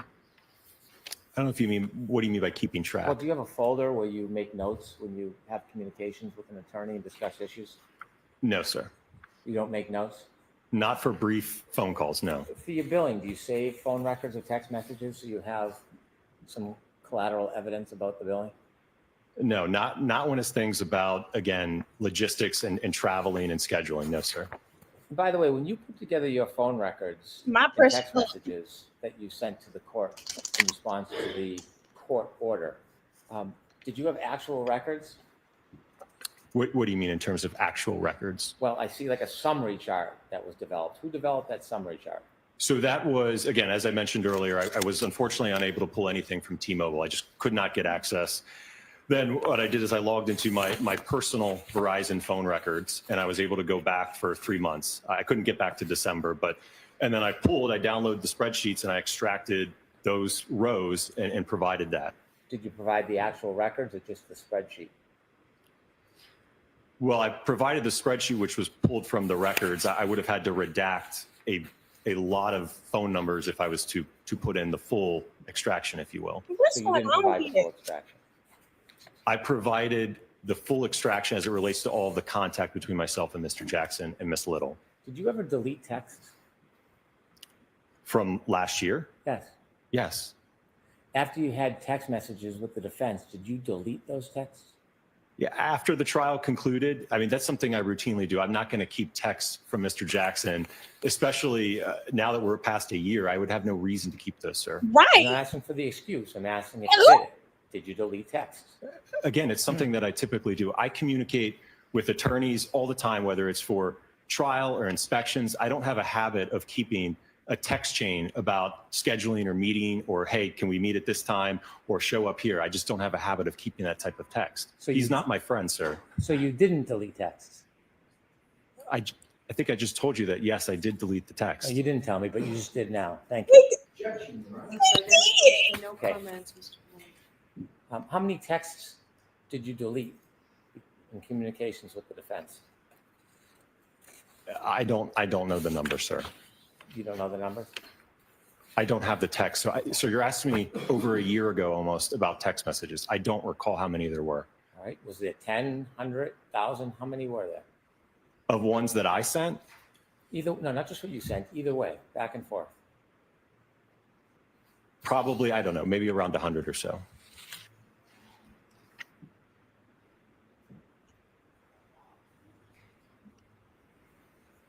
And when did you delete those over 100 texts between you and the defense? As I mentioned, I think the last text that I remember was Mr. Jackson texting me, just thanking me for my time coming up here after the trial. Again, that was at the end of June. And then I didn't hear from him. And at some point, I don't know specifically when, it would have been last year, but I deleted those texts. There was no reason for me to keep those, sir. Do you remember about when you made the affirmative intentional effort to delete around 100 text messages between you and the defense? It would have been sometime after the trial, probably before I got my new phone in November, but it would have been probably in the month or two after the trial, sir. Where were you when you were deleting these texts? Were you at your office, at home? Do you remember What? sitting down and Y'all, what deciding is they intentionally to doing? delete over 100 texts? Where did that decision happen? I have no idea, sir. Cause what? You can't remember deleting over 100 texts where you Sir, were? I just said I delete text routinely. You're asking me to specifically It's one give you a swipe. location and a time when I deleted those? I don't recall that. It's one said it was swipe. after No the grid trial. though. Yes. And out of the 100 texts or so, who were you texting on the defense team? I believe it would have just been Mr. Jackson on that. Did you ever communicate by any other means, like signal or an application? During the time of the trial? Anytime. Yes, sir. With the defense? Yes. Is it typical for a biomechanical engineer to use an application like Signal to talk to an attorney on a case? Sure. You know the benefit of Signal, don't you? I mean, it's a messaging platform, yes. Well, it's an encrypted app, isn't it? What was that? Encrypted? I don't know, sir. It keeps no record of the communication when you use an application like Signal, does it? I don't know, sir. Well, you used it. Did you have it on your phone that you were using it with other people? No, I don't believe so. So the only time that you use Signal in your career is when you were dealing with this defense team? Yes, it was earlier this year. Mr. Jackson had communicated with me, indicating that it was his preferred method of communication. Okay. So yes, we did exchange some messages on Signal. But this was at no point in time during the first trial. Using the Signal app, was that your suggestion? No. No, again, I think it was Mr. Jackson that said it was his preferred method. Is that standard in your industry to use Signal when you're talking to clients? I don't know that there's a standard out there, sir. I'm asking about your standard. Is it your standard to use an encrypted app when you're talking to attorneys? If the client has that preference, I don't have a problem with it, sir. How many times have you done it other than this defense team? Again, as I just mentioned, it was the first time. How many conversations did you think you had with the defense team by Signal? Again, it would have been just Mr. Jackson. And like I said, it was really, I think, just in the month of March of this year, but it was brief. I know that I think we exchanged a couple phone calls, and I remember the call quality was terrible. So we really didn't use it that much. Okay, you're saying a lot of things. You're saying you think. I want to know your best memory. I don't want you to think. If you don't know, you don't know. How many times did you use Signal with the defense to talk about this case? Going to allow it. From what I recall, it was probably a handful of times. When you say if what you recall, are you purposely being vague in case there's records, or do you not remember? I don't remember, sir. As you mentioned, it doesn't keep a log of it, so I just don't recall. Well, you don't have to rely on a log. You can rely on your actual memory. Right. I'm telling you that I didn't keep track of it, so I don't know the specific number. How many times do you think you talked by Signal? As I just mentioned, I think it was a handful of times. I don't know what a handful means. Probably probably 4 to 5. Well, was it 4 or was it 5? Baby, he guessing. He doesn't. It was probably 4 to 5. It's the best estimate I can give you. How long were the conversations on Signal? The 4 to 5 times. Now, this is crazy. I think they were pretty brief. I'd say probably around 5 minutes or so. You think each one was 5 minutes? Probably 5 minutes, Were yes. you putting it on a timer? Each one had to be a maximum of 5 minutes? No, I'm just giving you my best estimate, sir. How certain are you that the Signal calls were 4 to 5 minutes? Again, I just told you I'm providing my best estimate. How confident are you? He's not. The times were between 4 I'm and on the 5 minutes. screen right now, y'all. That's the best answer I can give you, sir. I'm giving you my best estimate. I'm asking you how confident Hell, you should have done Jen like this. Answer that. How confident are you, Dr.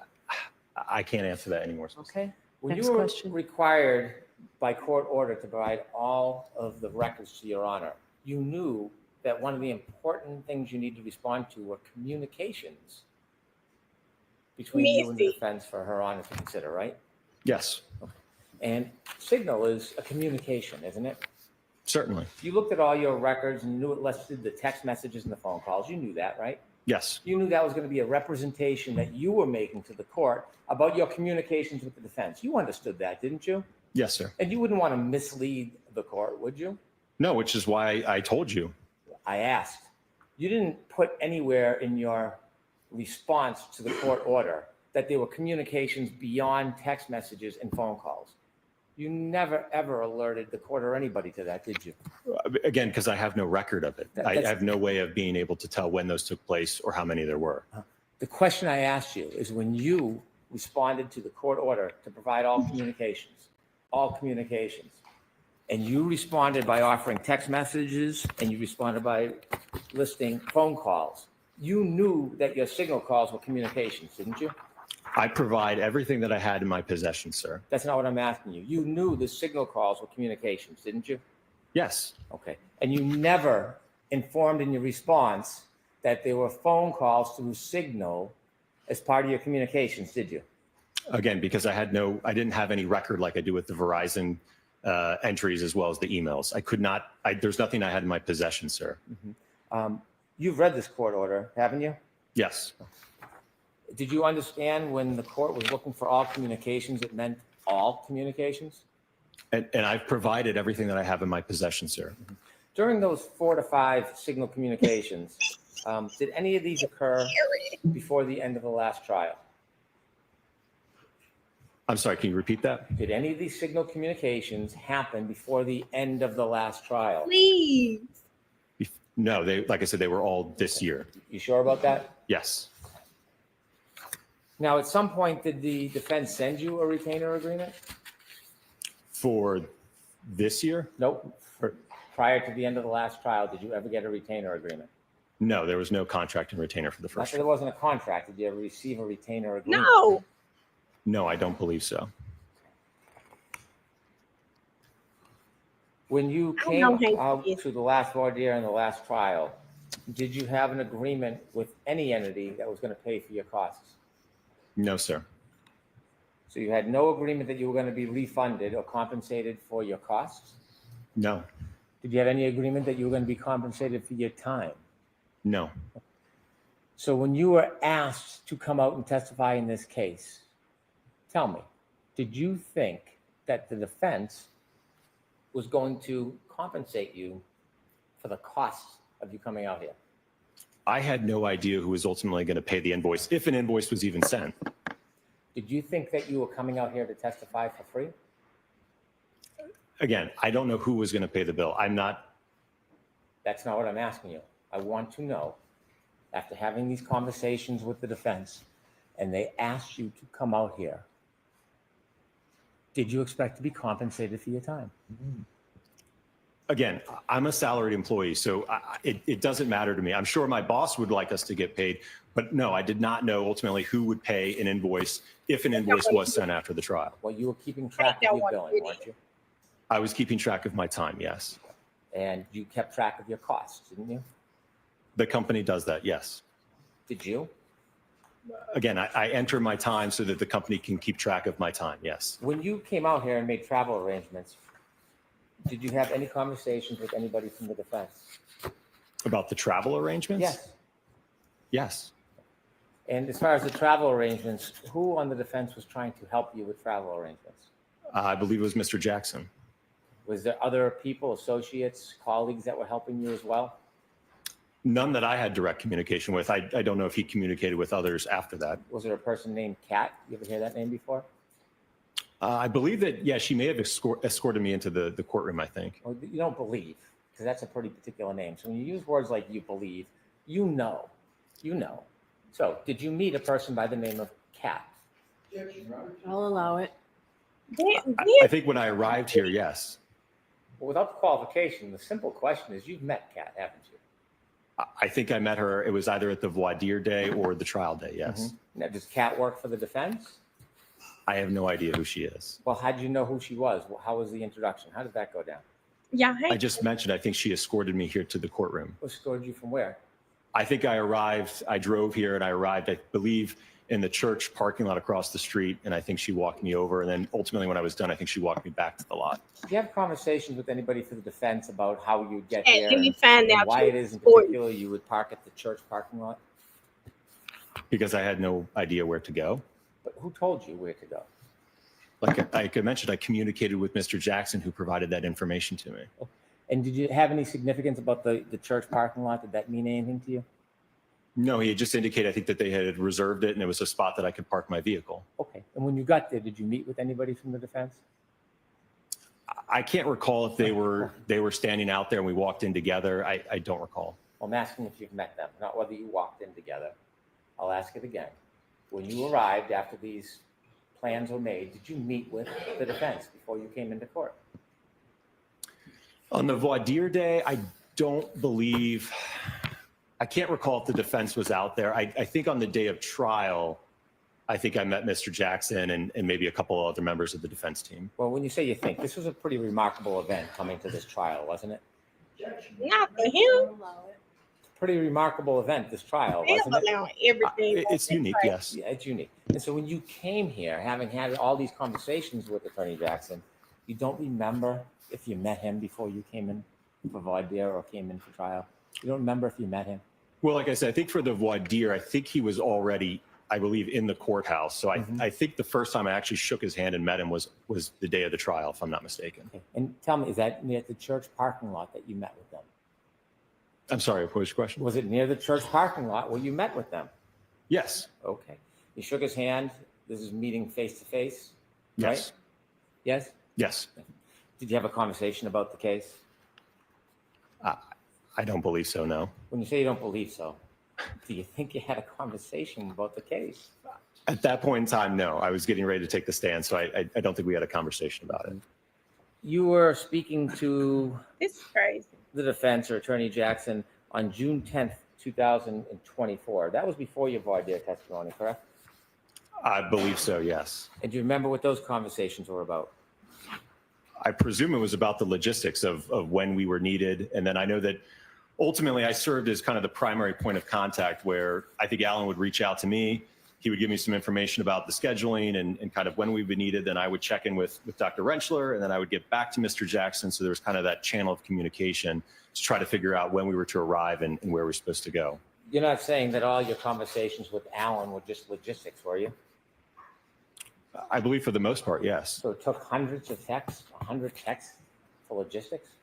Absolutely. I could certainly go into the day before my trial testimony, which was a very extensive travel day where I don't even think I left the Philadelphia airport. We're going to get there. We're going to get there, but there's a lot more communications before we get even closer. Oh my, yeah, I don't know. Do you remember on June 10th having conversations with Attorney Jackson?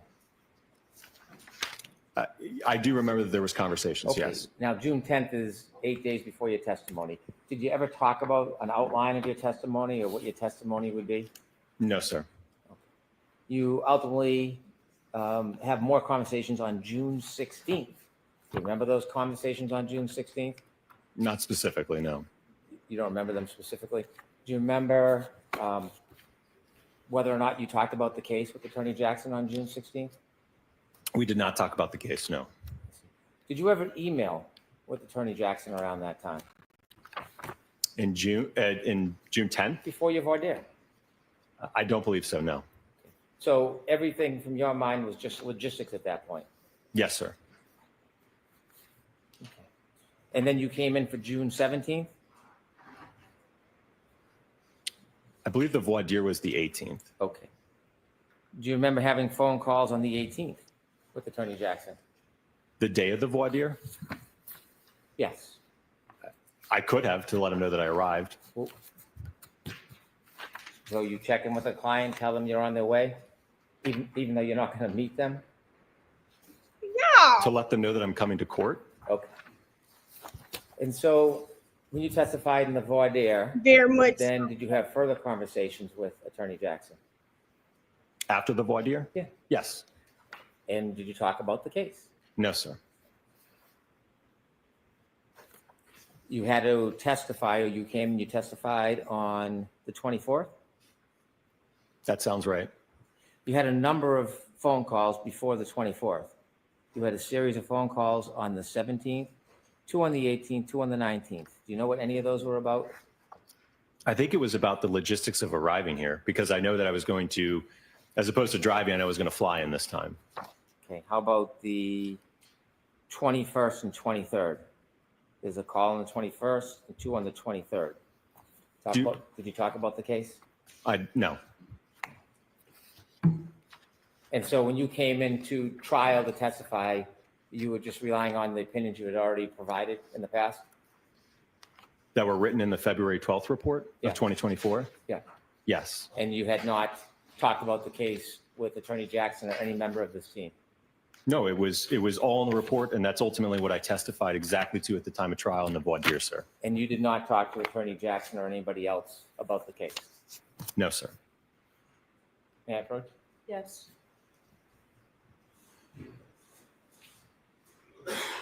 Yeah, this is crazy. Bev's gonna exclude them just how she keep allowing everything. Bev's gonna exclude them, and when she does, I'm gonna need her off the case. Email, do you recognize that? Yes. From you to who? To Mr. Jackson. And what's it labeled as? Wolf Direct. And that's before you testified on trial 24. It's at 6 p.m. the night before I testified, yes. So it's before you testified. Yes. Okay. Let me show you this document. Do you recognize that one? Yes. What's that? That is the attachment to the email. You recognize reading that? Yes. Do you recognize discussing the case before you testified on June 24, 2024? I never discussed this with him. This is something that I sent to him, that I did on my own, and that I sent to him. But he never asked this of me, and we never discussed it. So you sent him what you thought would be the best questions and answers that he would ask you when you testified. So this is something I routinely do when I work with attorneys, okay? I prepare this on my own to prep myself and prepare for trial. There's an email with a document I'd like to attach as an exhibit. Okay. Yeah, Bev gonna exclude them. I feel it. I feel it. She's trying to exclude them. They don't have to get her removed. I'm so sick of Bev. So you assisted the defense before your testimony. Hold on.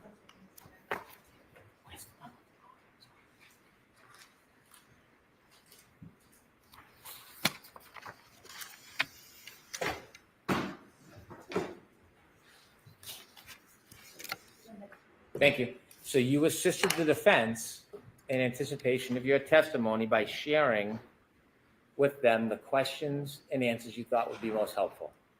Again, as I mentioned, this is something that I do internally to prepare.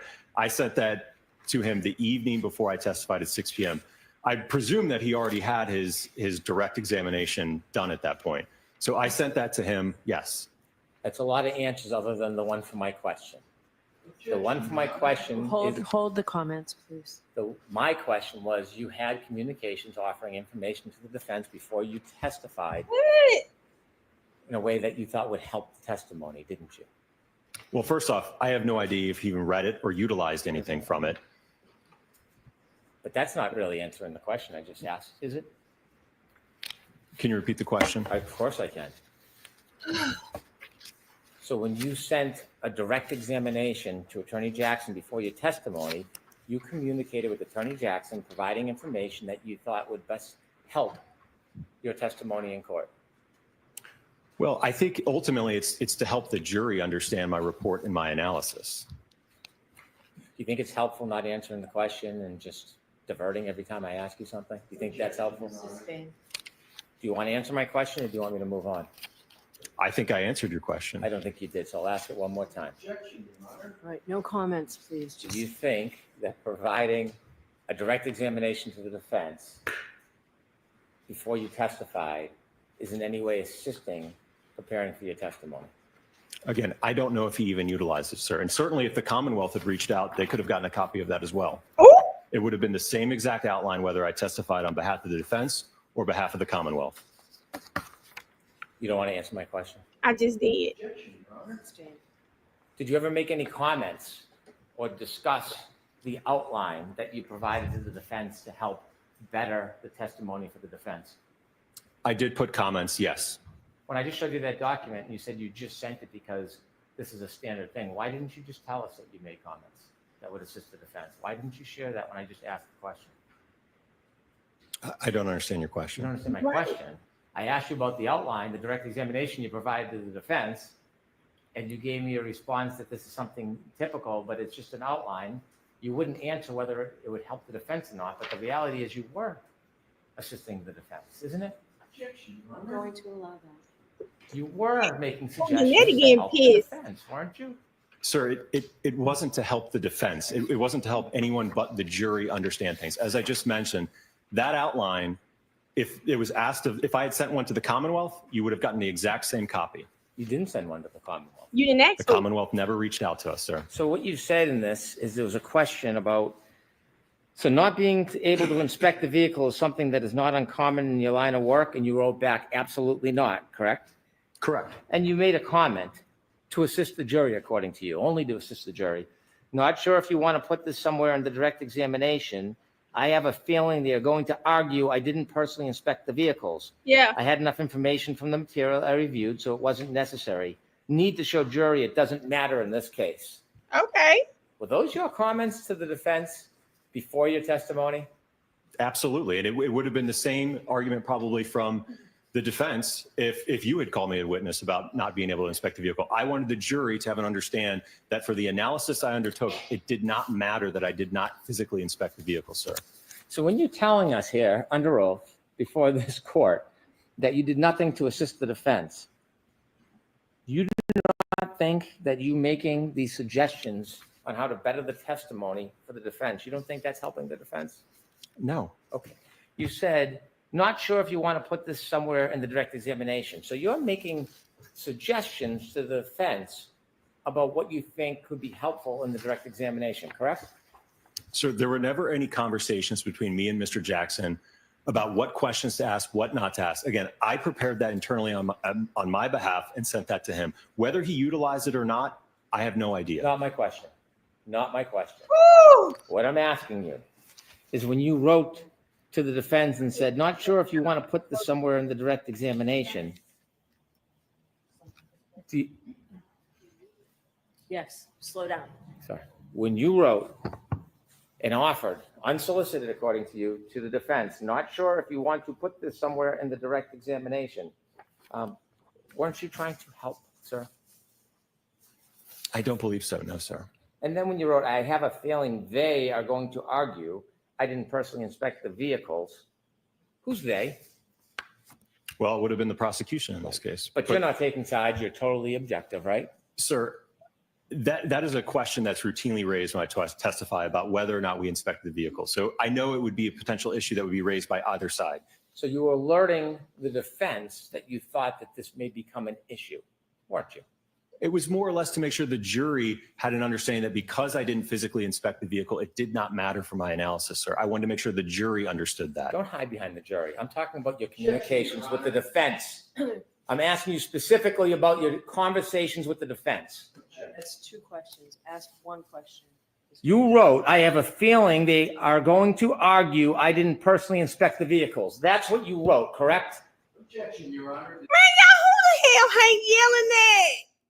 Who the hell is he hollering at like this? The tone of the argumentation. Did you write that? Yes. Right. And when you said they, you're referring to the opposition, the Commonwealth, correct? Correct. Right. And you offer an explanation or a way to deal with what the Commonwealth may confront you with, don't you? You make a suggestion to help the defense, don't you? Again, it was to help the jury understand that because I did not physically inspect the vehicle, it did not matter for my analysis. That was the point I was trying to make. I had enough information from the material I reviewed, so it wasn't necessary. Need to show the jury it doesn't matter in this case. That's what you wrote. Right. Need to show the jury. That's what I was trying to make sure that point was understood to the jury. In your collaboration with the defense, that's not all you wrote, is it? You gave them discretion about things that you should or shouldn't say in front of that jury who you say you want to hear everything. Didn't you? There were other comments, yes. If you want the jury to hear everything, you wouldn't be relying on the defense to tell you what to say and not say, would you? I don't know if I understand your question. Okay, you'll understand if I read this. Number 19. Would it be fair to say that because you do a lot of nighttime visibility work, your cases frequently involve pedestrians? You remember that one? Yes. And then you wrote back, yes, unfortunately, there is a direct correlation between the time of day and pedestrian fatalities. You remember that? Yes. Statistically speaking, most pedestrian fatalities occur during the evening and night hours. You remember that? Yes, sir. So my specialty in the area of lighting and human factors results in a lot of my cases involving pedestrians. Yes? Yes. And then do you defer to the defense, not the jury, trying to give the full story to the jury? Do you defer to the defense in exercising discretion on what you will or will not say to the jury back then? Well, allow me to explain, if you will. I'm asking you a question. Well, let me explain. No, I'm asking you, did you defer?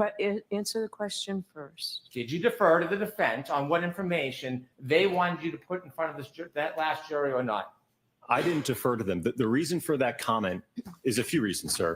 Let me read it and then you can give any explanation you want. Hold on. Next question, Mr. Brennan. You and said- then you answer, Dr. Wolf. You said, if you don't want me to say this, that's fine. Are those your words? Yes. Allow me to explain. Because for one, I want the jury to have an understanding, again, the jury to have an understanding of my background in lighting and human factors and how it relates to me seeing a lot of pedestrian impacts, right? So I want them to have that understanding. At the same time, I don't want them to get caught up in a statistic that just because there's more pedestrian impacts at night, that this alleged incident must have occurred because of that statistic. I get that. Question 31. Have you been qualified as an expert in court before? And you wrote back, yes. Remember that? Yes.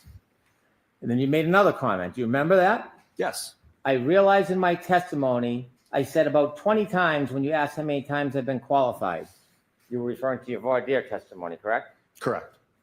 I misinterpreted your questions, which was my fault.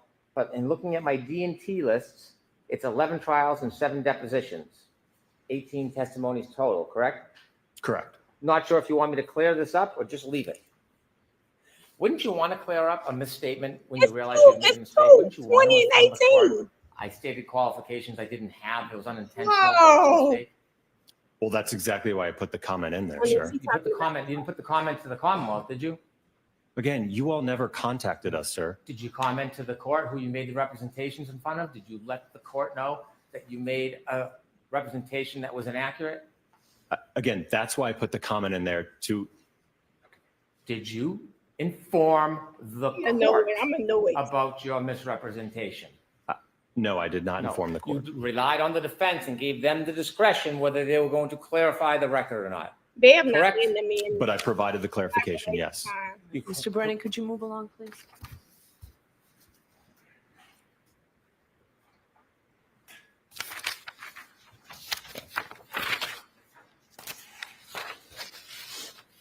As you sit here today, you don't really know how many communications you had with the defense before your last testimony, do you? For trial one, Yes, trial one. I think it's all memorialized in the records and the emails that were produced. The ones that were produced, but not things that were lost or destroyed or deleted, correct? Again, there are records, even though the physical texts aren't there, there's certainly records of the calls, incoming, outgoing, as well as texts. Do you remember when you testified in the voir dire, you were asked that before that morning, when you walked into court, you had never met Attorney Jackson face to face? Correct. But you met him in court that day, right? I believe I met him that day, yes. You were asked whether or not you had ever discussed at trial now, after the voir dire, on June 24th, you were asked whether you ever discussed the substance of any of your testimony. Do you remember that? Correct. And so when you shared questions and answers and suggestions by email, was the statement under oath, you and I have never discussed the substance of your testimony. Is that still truthful? We never discussed it, sir. Again, I sent it to him on my own behalf. There was And- no discussion that took place between Mr. Jackson about that. You made comments after this was exchanged. That was sent with the comments, sir. And then you were asked whether you had ever been paid by the defense. You said no. You were later paid by the defense, weren't you? He's never paid. ARCA did send an invoice afterwards, yes. Did you talk to ARCA about that? About the billing in this case? No. You submitted your bill? Yes? ARCA submitted the bill? Yes. Yes. Mr. Klein, he was involved in the testing you did, wasn't he? Yes. Why is it that Mr. Klein didn't come in and join you? Who made that decision for trial? Well, I think it was around, again, when we were talking about those June calls, I think that there was some discussion between Mr. Jackson and myself about Mr. Klein's involvement. And ultimately, he's also an accident reconstructionist. So it essentially would have been duplicative testimony. So we didn't feel, or Mr. Jackson, I don't think, felt it was necessary to call Mr. Klein as well. That sounds like a little bit more than just scheduling, doesn't it? I would describe that as logistics, sir. Logistics. You had to describe what Mr. Klein's role was or wasn't in that report, didn't you? Again, I went over his background as an accident reconstructionist, yes. Well, so you only talked about background, and from that the decision was made not to call him, or did you talk about his role in your testing and in your opinions? I didn't talk about his role, sir. I think ultimately the decision obviously was made by Mr. Jackson, not I me. understand that, but Yeah, I'm gonna swap tomorrow time so that you guys can see the split screen. So just a second, putting it back up so we can see the split screen here. Correct, but I think it certainly was testified to at the voir dire in the time of trial. Before the voir dire. When you spoke to the defense, did you explain to them what the different roles were for the different people that led to the decision not to call Mr. Klein? Again, we went over our backgrounds, and I think from that you can deduce that. I don't know what that means. Well, if you're familiar with what an accident reconstructionist does and you're familiar with what a biomechanical engineer does, then you would be able to understand that. Well, it would be easy to understand if you could just tell us what the conversation was. That's what I'm asking you about. I'll allow it. When you had a conversation with the defense, did you tell them the role that Mr. Klein played in your investigation and in your conclusions? Again, I told him that we are both accident reconstructionists. Okay. And he chose you instead of Mr. Klein. Did you say there was a difference between you and Mr. Klein and what you did? No, again, we were both a part of the testing. We were both a part of the review. So we had exactly the same role, essentially. Did you tell him that? No, I told him that we were both accident reconstructionists. And you remember that's all you said about it? Yes. During the voir dire and the trial, did you get to watch any of the Commonwealth's experts? No, I don't believe so. Did you ever communicate with the defense about any questions and answers that could or should be asked? No, but I will note that during the entirety of the first trial, the Department of Justice was closely watching it, and we had certainly a direct line of communication with them that they were giving us and providing us information about the trial as it was ongoing. Did you ever communicate with the defense about questions and answers to ask? No, sir. Did you ever see anybody's testimony at any time during the first trial? I might have seen a few news clips, but I didn't watch any specifically, no. Did you ever watch anybody's testimony? Did you ever watch any of the reconstruction's testimony? No, sir. Did you, after the trial, spend any private time with the defense? No, I left town. Okay. You didn't go to lunches or parties or anything like that? No, I went straight to the airport. Yeah, And sir, is there any other communications that you've had with the defense that you didn't tell us about outside the texts and the phone calls and the signal calls? Or any other communications that you can think of that you had with the defense? No, sir. I've provided everything I have in my possession.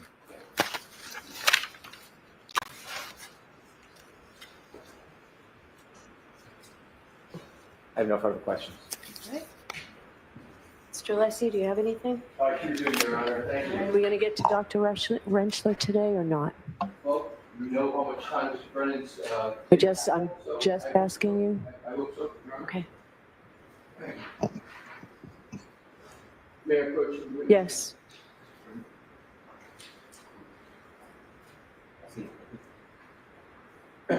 Please for this, sir. Your Honor, may I approach the witness for the document? Yes. Thank you. Dr. Wolf, I am providing you with a document. Do you recognize it? Yes. What is it? It is the order for production of records. And is that an order from this court? Yes, sir. And is this the order that you were provided with in response to recent matters with regard to this court and what you should or should not be keeping in terms of records and what you should be producing with regard to records? Yes. Could you please read the, excuse me, at this time, Your Honor? I have it in front of me. Okay, well, I understand. So if Your Honor has it, I would like it to be part of the hearing right there. We can mark it. That is exactly, thank you. Exhibit 2. Thank you.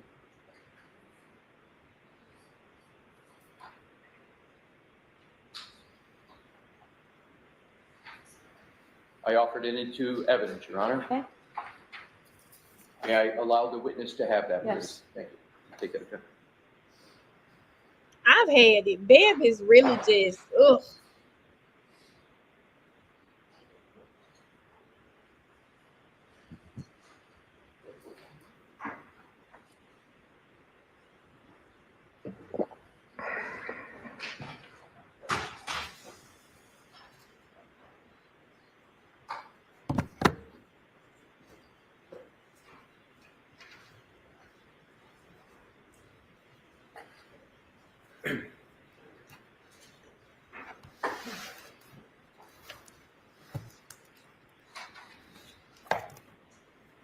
with me, Your Honor.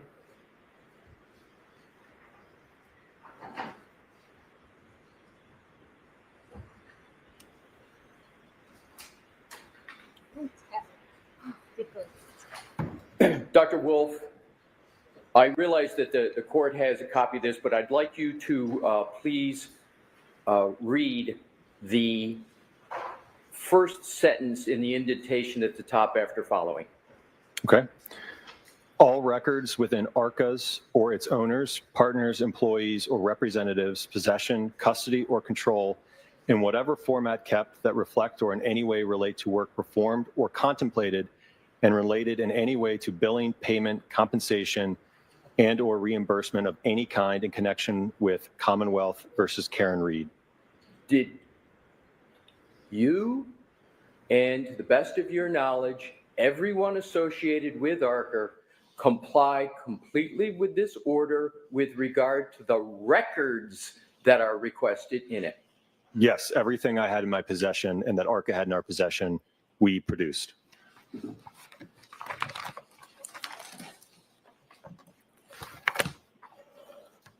What I'd like to do is to go back in time with regard to your interactions with the United States Department of Justice in February of 2024. Was ARCA under a contract with the United States Department of Justice? Yes, sir. Was there a contract number assigned to that contract? Yes. Was there an internal number at ARCA for which all time was billed for your work on that matter in February of 2024? Yes. Did that contract number that began in February of 2024 ever change in ARCA? Well, let me just clarify something real quick. So the original case, when it came in from the Department of Justice, was in the year of 2023. So when that project was opened with the Department of Justice, we assigned a project number to it. That project number from the original case with the Department of Justice remained the same all the way through the trial. And now let's go from in the trial in June of 2024, correct? Correct, yes. From June of 2024 to the end of December of 2024, did that contract number ever change?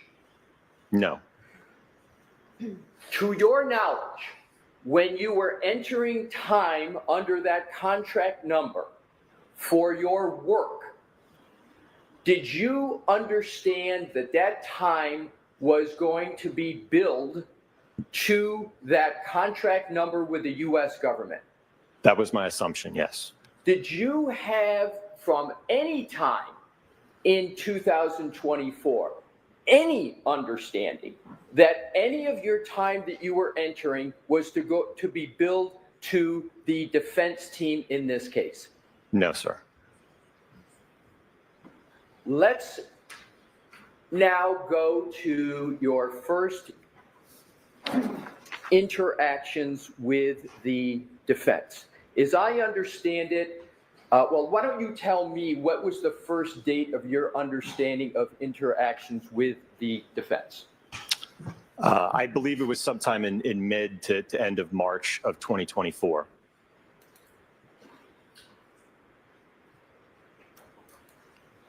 Again, that would have been over a month from when we issued our report to the Department of Justice. Your Honor, may I approach the witness? Yes. Thank you.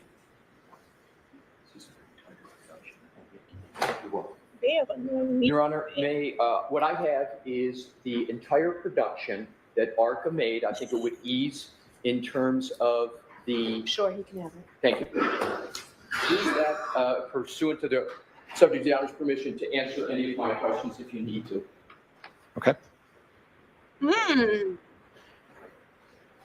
Now, in March of 2024, Had your final report been issued, the final report that you prepared for the U.S. government? Yes, that was issued on February 12th of 2024.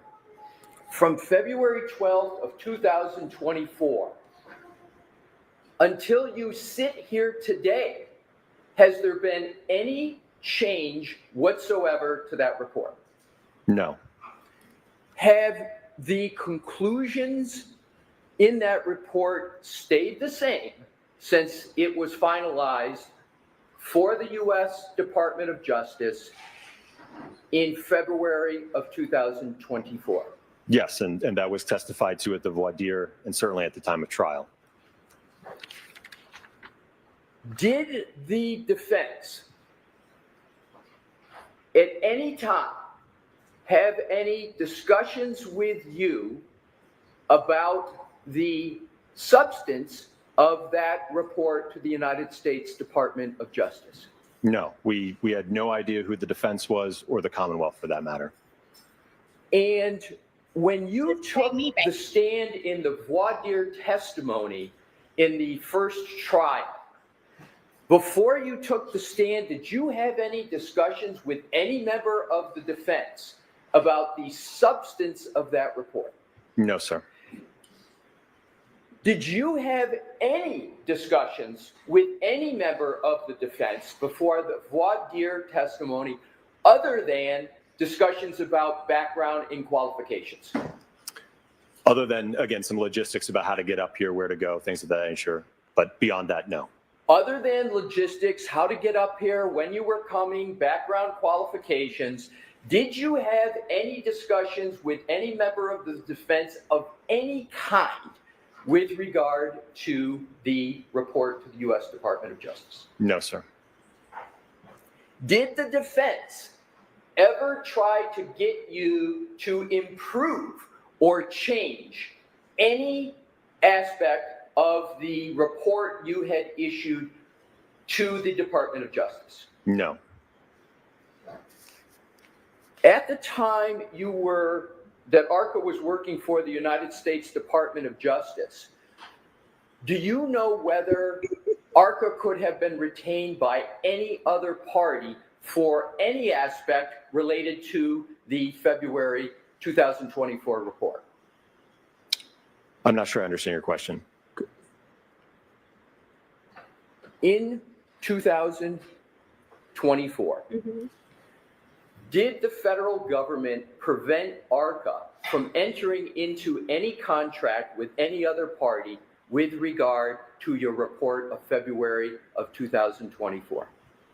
So we were, again, because we were still under contract with the Department of Justice, we could not have any other formal agreements, contracts, retainers, anything of that nature, because we were still under contract with the Department of Justice. Now let's go to the emails that were discussed with you starting with March 20, 2024, and then the subsequent email of March 22nd, 2024.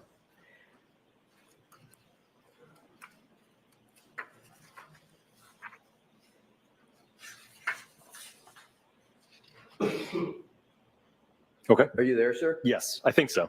Okay. Well, let's test to make sure. March 20, 2024, 10:49 a.m. from Alan Jackson to Daniel Wolf. Do you have that? Yes.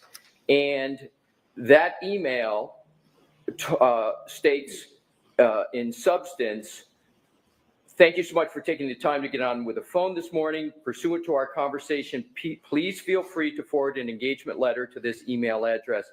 I will get that countersigned and returned to you forthwith along with your retainer as required. As of March 20th, 2024, was there any understanding that ARCA would be compensated by the defense for any aspect of current or future work? No. Was there any understanding or discussion that ARCA would receive any reward or payment or compensation for any contemplated work with the defense? No. The discussions that you had with Mr. Jackson that are the subject of this March 2024 email, were there any inducements to ARCA from the defense? No, sir. After that email was received by you, did you have any understanding or expectation of any kind that ARCA would be compensated for any work associated with this case? No, sir.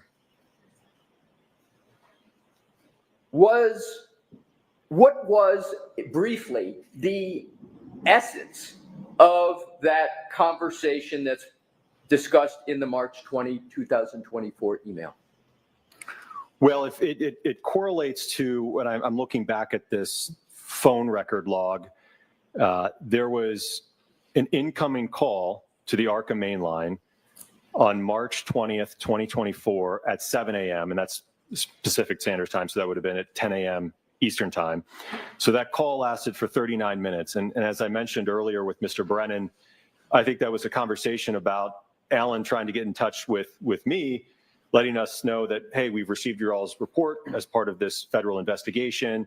You know, how can we go about utilizing you guys to come testify at trial? Can you guys come testify at trial? So, and then as I mentioned, I went over him with our typical, protocol for when a case comes in and a client wants to utilize us to testify, which is certainly outlined in that email. But obviously, given the very unique nature of this case, I had no idea if that was something that was okay, if it was allowed, what to do. So subsequent to that email, I then reached out to the Department of Justice to get clarification on what the guidelines would be to move forward. I'm going to come back to these emails, but I want to go right to the July invoice from ARCA to Worksman Jackson Firm. So can you locate that? Is that in your production? It's the July invoice.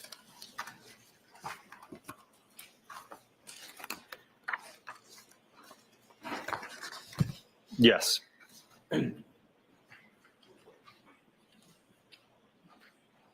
I have it located, yes. Did you ever have any discussion of any kind with any member of the defense team about that invoice before July 12th of 2024? No, sir. And I will note, I am not a part of the invoicing or accounting at ARCA.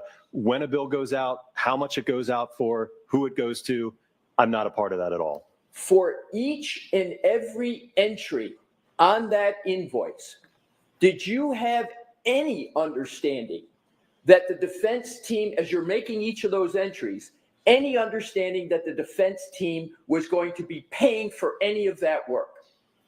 No, again, I think my boss wants to know what I'm doing with my time, right? What am I working on? Am I sitting there twiddling my thumbs, or am I working on a case? So that's the purpose of tracking time, sir. So can you please describe how it is you enter time and what your thought process is as you're entering each of those time entries? Not each one, but just collectively. How do you do it? Why do you do it? And how does that work in your firm? So again, there's usually just a spreadsheet. Sometimes I'll write it down. Maybe my project manager will enter it. But ultimately, I keep track. If I've got an 8-9 hour day, right? I'm working on multiple cases that day, right? So I figure out, all right, did I have a telephone call? Did I work on a report for this long, right? So I keep track of my time in a spreadsheet, so that ultimately, again, my boss and the accounting department knows what was Dr. Wolf doing on this day, this month. Let's take the first entry on May 1st, 2024. You see that? Yes. Did you have any understanding when you made that entry that the defense was going to be paying for that time? No. 6/9/2024. Did you have any understanding when you made that entry that the defense was going to be paying for that time? No. For any entry on this invoice, did you have any understanding that the defense was going to be paying for this time? No, sir. When you're entering this time, if you had any understanding, was your understanding that this time was under the contract with the U.S. government Yes, because that's the project number that I put that time towards. So at the time you're making each one of these entries on this entire invoice, what project number are you billing to, and which one do you have in mind at that time? I don't recall it off the top of my head. I know it was the project number for the Department of Justice case, though. Right. I'm sorry. I wasn't asking about the specific number, right, but the ultimate client, when you're making each of these entries, who is it? It's the Department of Justice. Is it the defense in this case? No, sir. Did you ever have any discussion at all with any member of the defense team that this invoice was going to be sent to the defense? No. And for any entry on this invoice, did you ever have any belief that you were retained or engaged by the defense? No, and as I mentioned earlier, again, the Department of Justice forbid that. So we could not be retained or in a contract with the defense. I would like to now go back to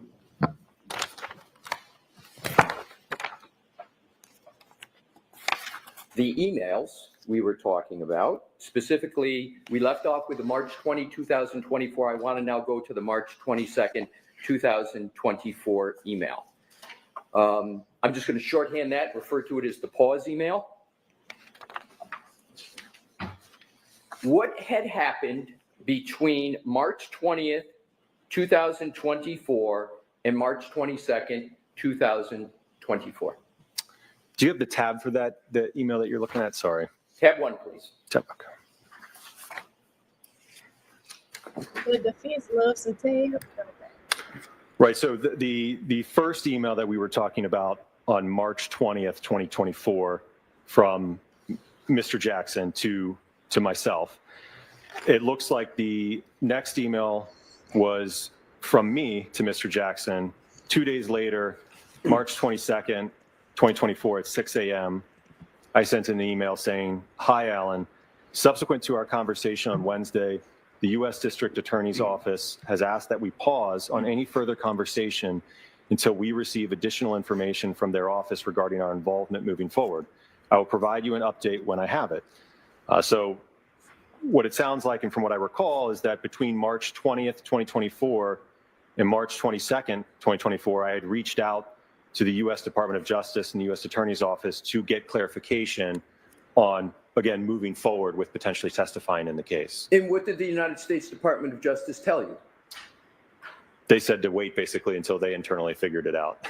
So what was your conclusion from that conversation as to whether you could do any work on this case at that point? At that point, I didn't even know if we were going to be allowed to testify. I know that from my conversation with the Department of Justice, I knew that there was a great deal of confusion on their end on whether or not, as expert witnesses involved in a federal investigation, if we would be even allowed to testify in the state matter. So their legal teams were trying to, I think, figure out what the road forward looked like. And were you entering time under that U.S. contract matter in March of 2024? Yes. And do you know where that time was being billed to? It would have been the same project number as the Department of Justice one. That time was not, to your knowledge, being billed to the defense, was it? No, again, there was through the entirety from, again, when the case from the Department of Justice came in 2023 till the trial concluded, all of the time was put to that one project number. In March of 22nd of 2024, was any engagement letter sent to the defense? No. As of March 22nd, was there any retainer sent to the defense? No, there was never a contract or retainer sent to the defense in 2024 at all. So in terms of the discussion in the March 2024 email about engagement letter and retainers, were any of those ever sent? No, we were not allowed. And let's go back to that discussion of March 20th about engagement letter, retainer letter.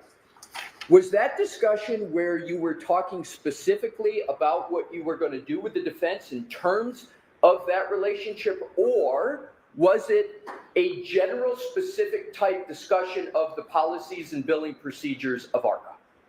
Certainly, as is alluded to in the email, I prescribed to him our typical operating procedure for when a case comes in.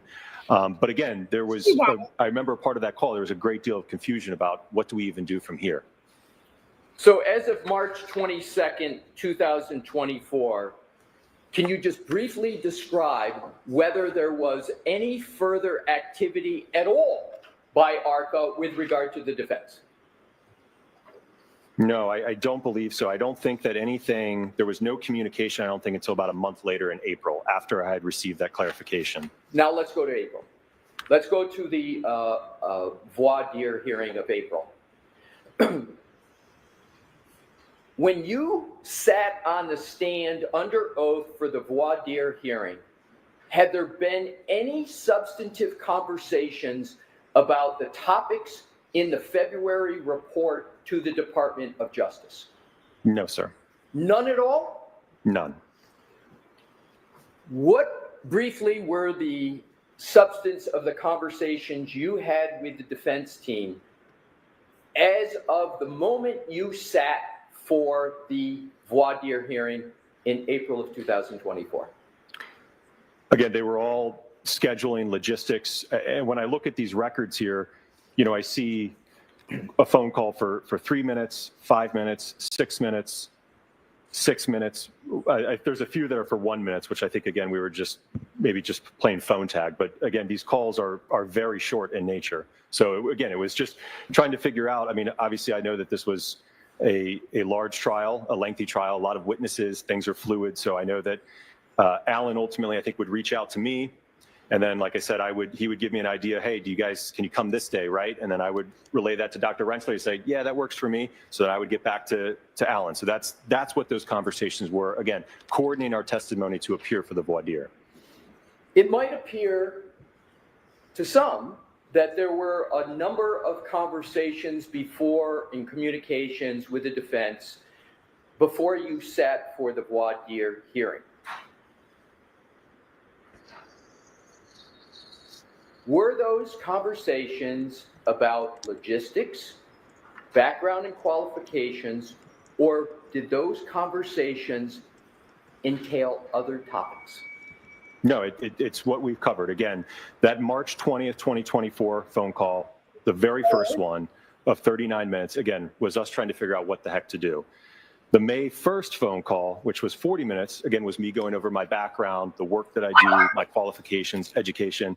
Other than that, there are very short phone calls, like I said, of 6 minutes, 3 minutes, 1 minute, 9 minutes, right? And again, that was in preparation to appear in terms of scheduling, logistics, timing for the voir dire.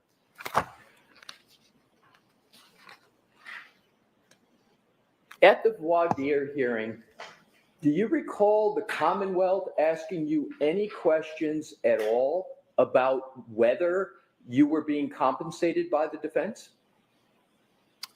I don't recall a single question by the Commonwealth on that, no. Did the Commonwealth ask you any questions at that voir dire hearing about whether you had any substantive discussions with the defense about your February report to the United States Department of Justice? I don't believe they asked, no. Oh, what changed? Did the Commonwealth at that voir dire hearing ask you any questions about whether you had any promises or inducements from the defense before you sat down for that voir dire hearing? No. What changed, y'all?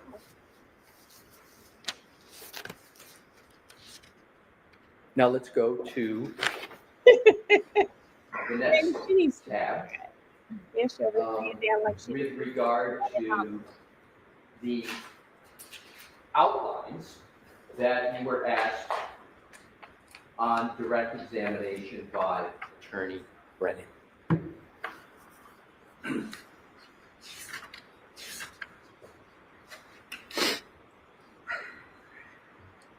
Mm-hmm.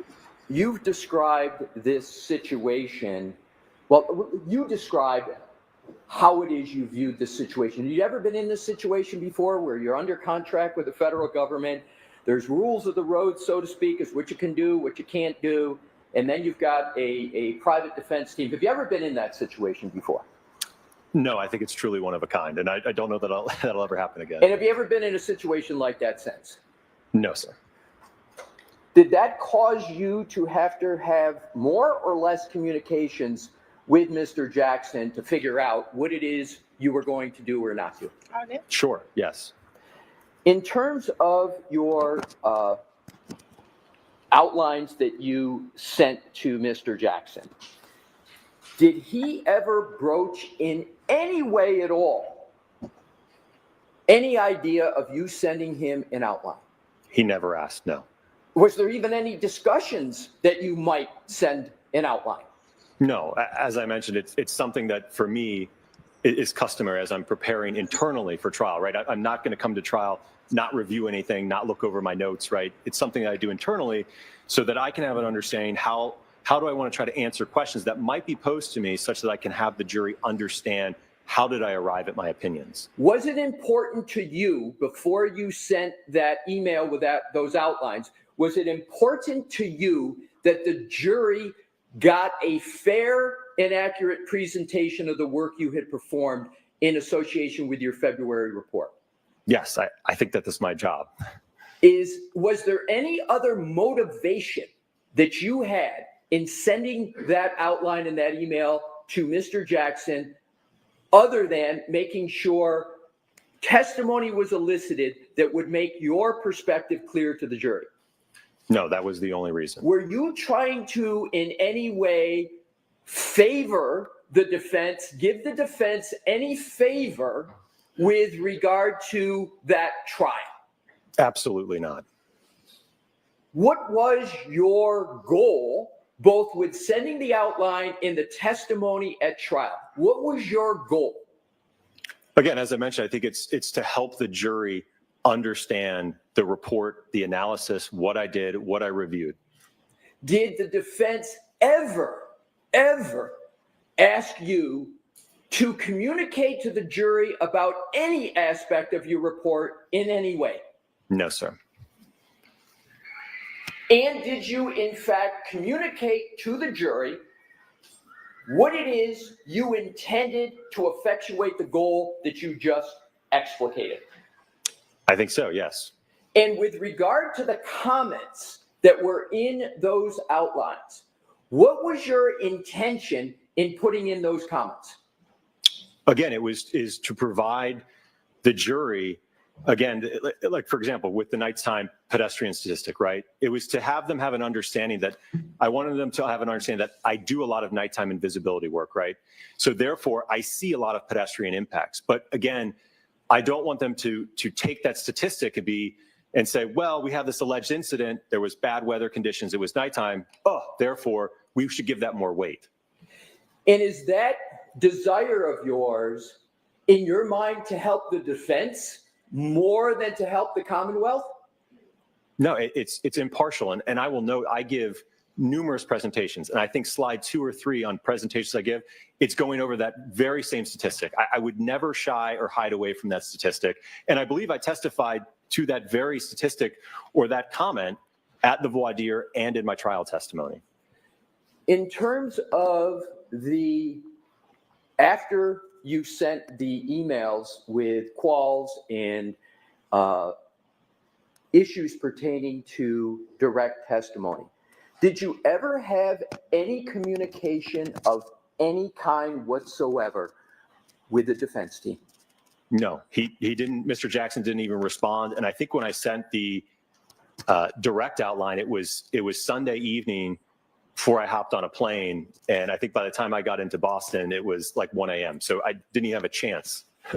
When you took the stand to testify the next day in that trial, had you had one word of a conversation with Mr. Jackson or any other member of the defense team about the substance of your upcoming testimony?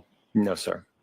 So you went and sat during that trial and gave testimony to the jury without ever having talked to a member of the defense team about the substance of your February 2024 report? Correct.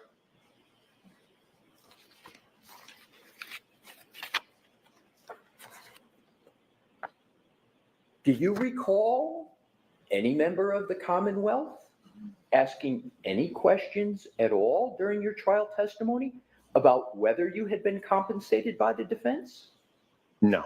Do you recall the Commonwealth ever asking any questions at all whether you had communicated with any member of the defense with regard to your testimony while during your trial testimony?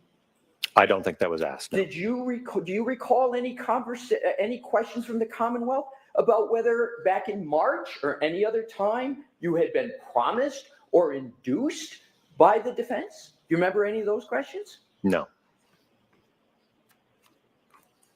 Do you remember any questions by the Commonwealth at either the voir dire or the direct testimony about whether you had had conversations with the defense? No. Do you remember any questions of the Commonwealth at all before you sat down and after you sat down for trial about whether you had any text communications with any members of the defense? No. At the end of the trial, did you have any understanding whatsoever that ARCA was going to be compensated by the defense? No. At the end of the trial, did any member of the defense ever say to you, we're now going to compensate you for any of your work up to the time of your trial testimony? No, and the records certainly reflect that I never spoke to Mr. Jackson after the trial in 2024. There was no conversations between us. Well, let's go beyond Mr. Jackson. Let's go to any human being. Did you have any discussions with any human being as to whether the defense was going to compensate you for any work, travel, expenses, disbursements that you had or incurred up to and through your trial testimony? No. And at that time, were you still under contract with the United States Department of Justice? Yes.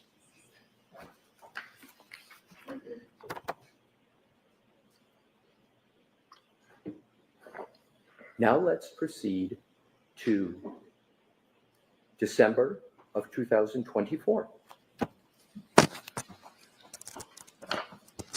Were there any conversations from the end of the trial until December of 2024 other than logistics? Was there any conversations of any kind? And please summarize briefly what they were. Or texts. The only communication that I had with the defense was Mr. Jackson. After I took the stand, I think that he sent me a text just thanking again for my time traveling up here. I said it was great, and then we left, and that was it. I did not communicate with Mr. Jackson for the remainder of 2024.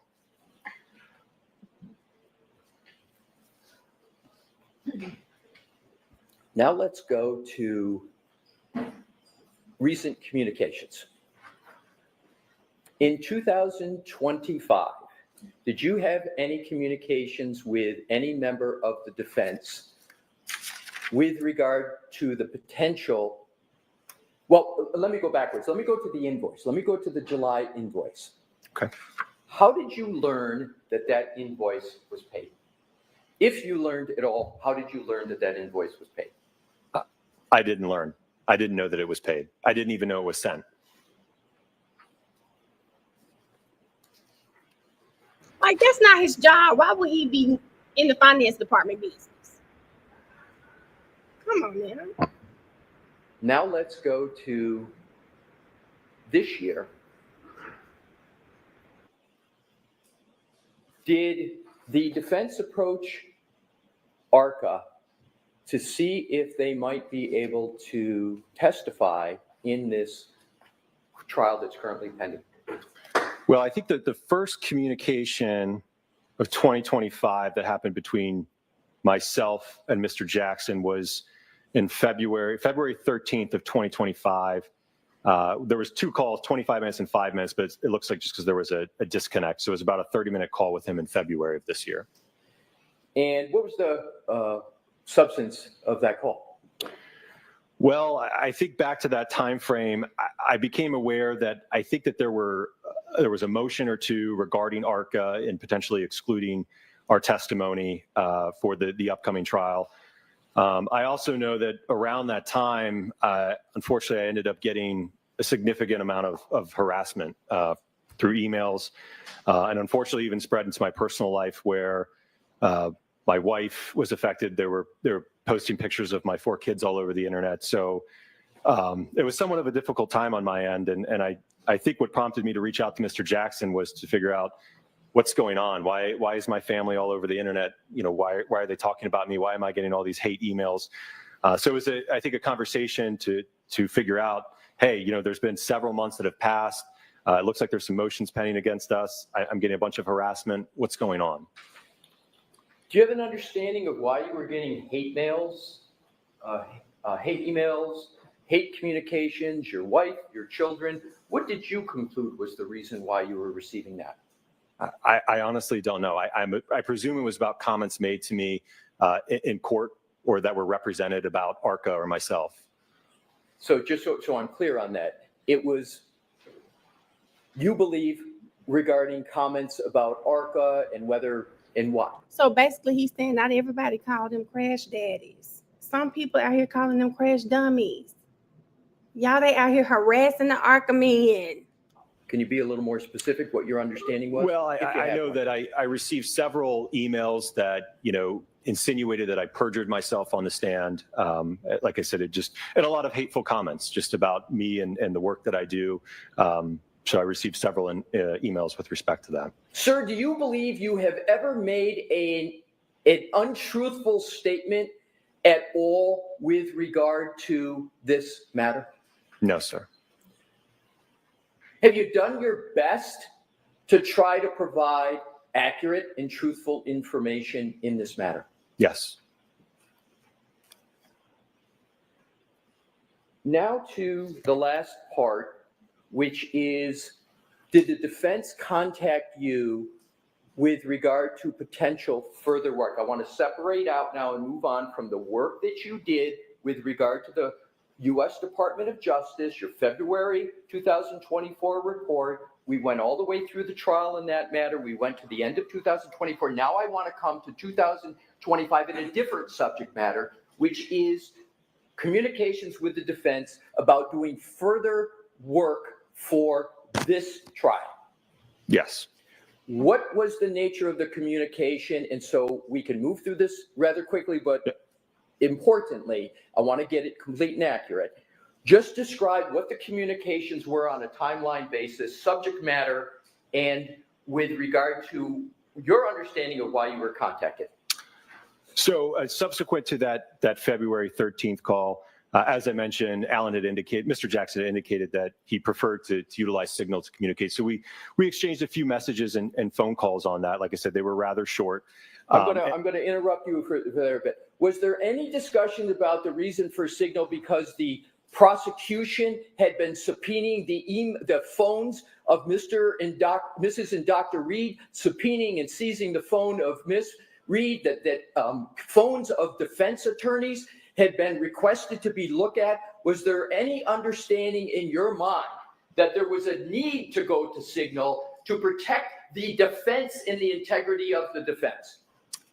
I didn't know that was happening, but like I said, I did not have a problem with communicating. To me, it was just another messaging app. I know people use all different types of applications, so I didn't have a problem with it. Was there anything in your mind nefarious or underhanded about using Signal? No. And my understanding is it's the first time you used a Signal app with regard to a matter professionally. Is that correct? Correct, yes. Did you get any understanding from communications with the defense that there was anything at all untoward about communicating through Signal? No, I was not aware of any issue with using that communication. Was there any communication whatsoever that you can recall on Signal that you have any concern about as you sit here today? No. And what were the majority of the communications, as best you recall, with the defense on Signal? Well, as I described, I know that at that point, and like I said, it was primarily confined to a pretty short window in March, but Mr. Jackson had indicated that around that time, I think ARCA was being litigated by this court in terms of our involvement in the case.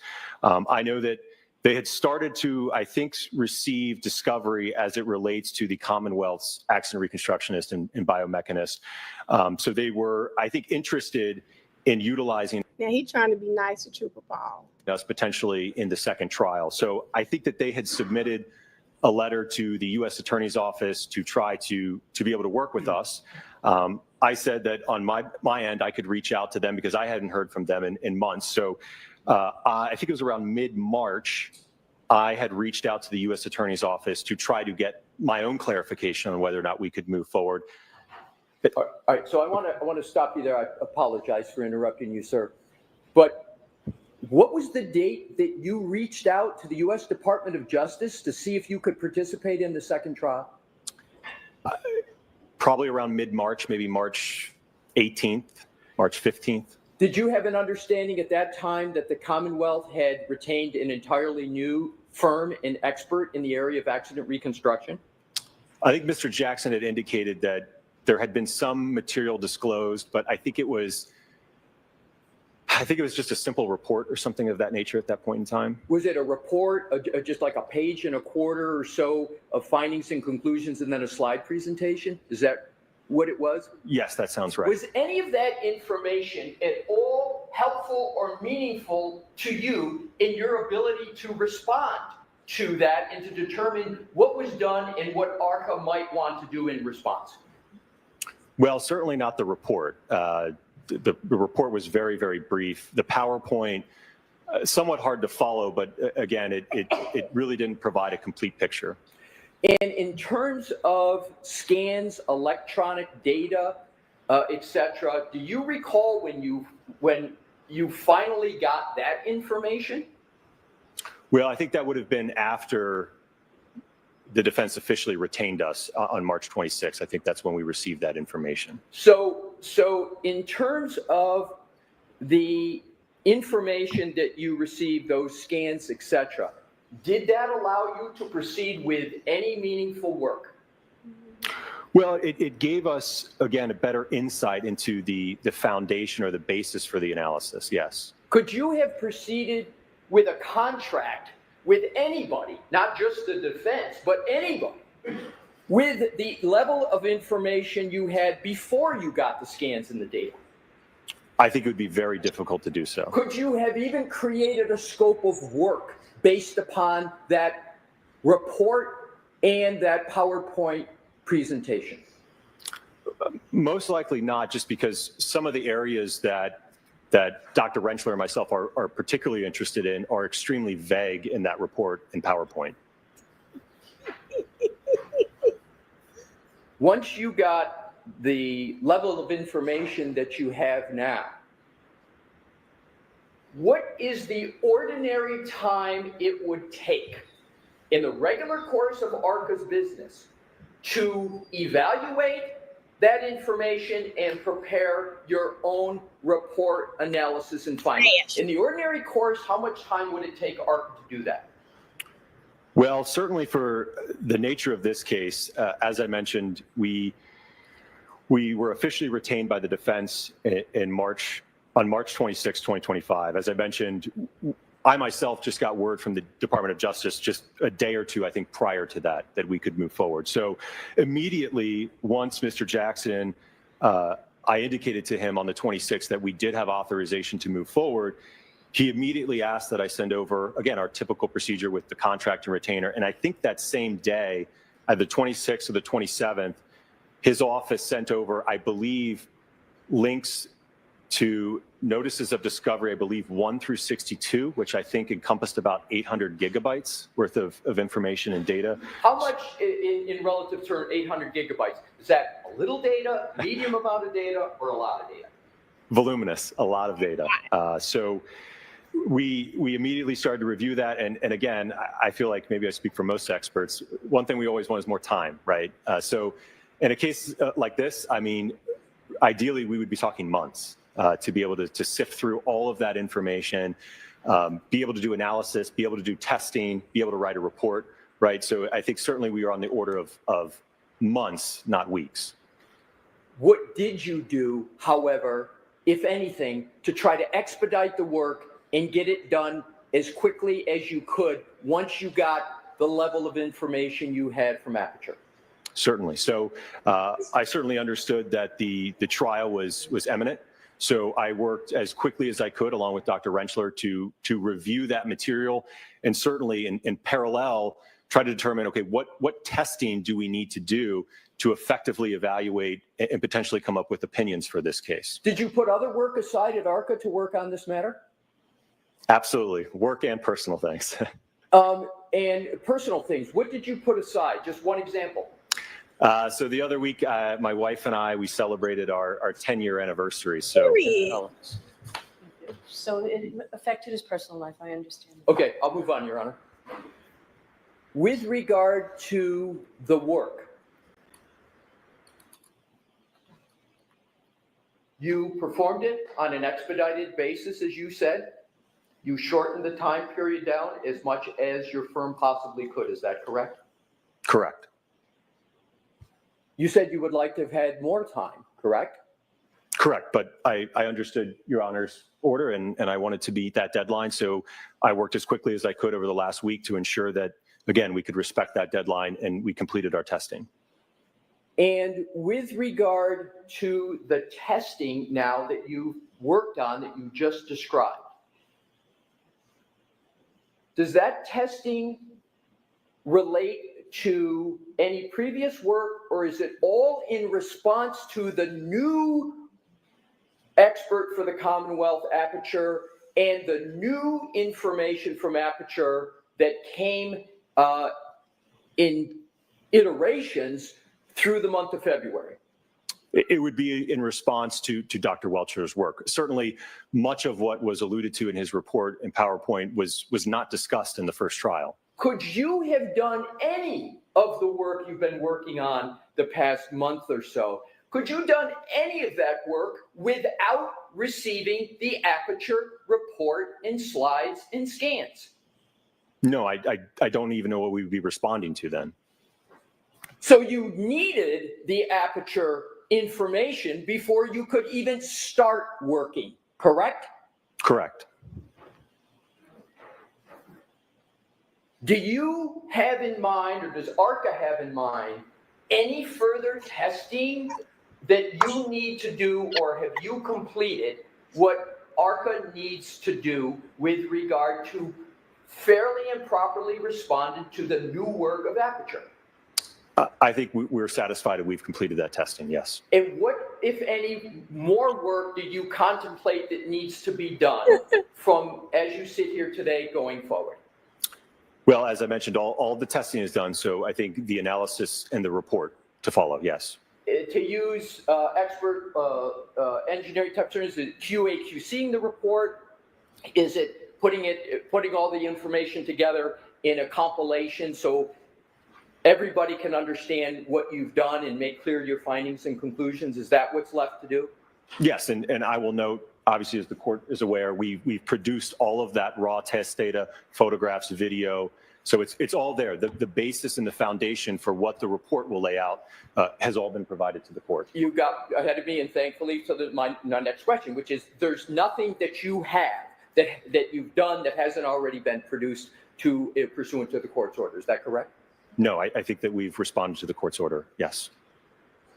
How long, on an expedited basis, well, let me ask you, in the ordinary course, how long would it take you to do this last part of your work, in the ordinary course?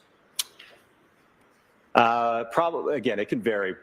Maybe around a month would be fair. However, it would take a month in the ordinary course. How quickly can you get that work done fairly? I'm hoping, if it pleases the court, hopefully May 7th will work. And so you believe everything would be completed by May 7th? Correct.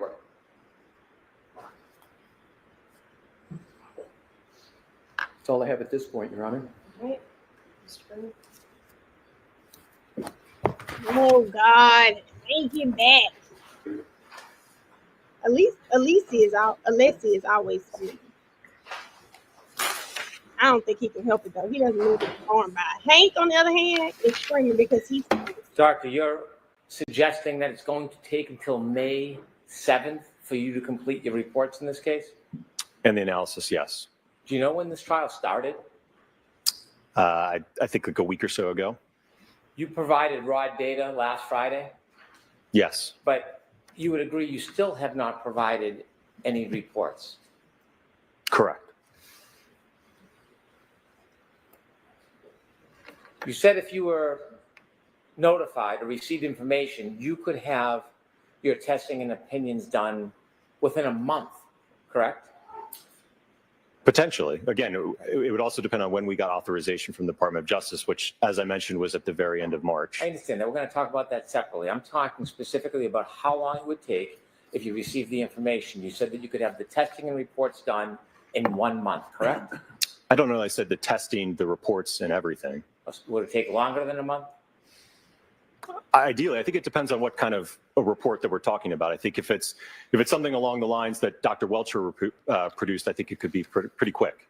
You said March 26th is when you received authorization, and you're going to have things done by May 7th.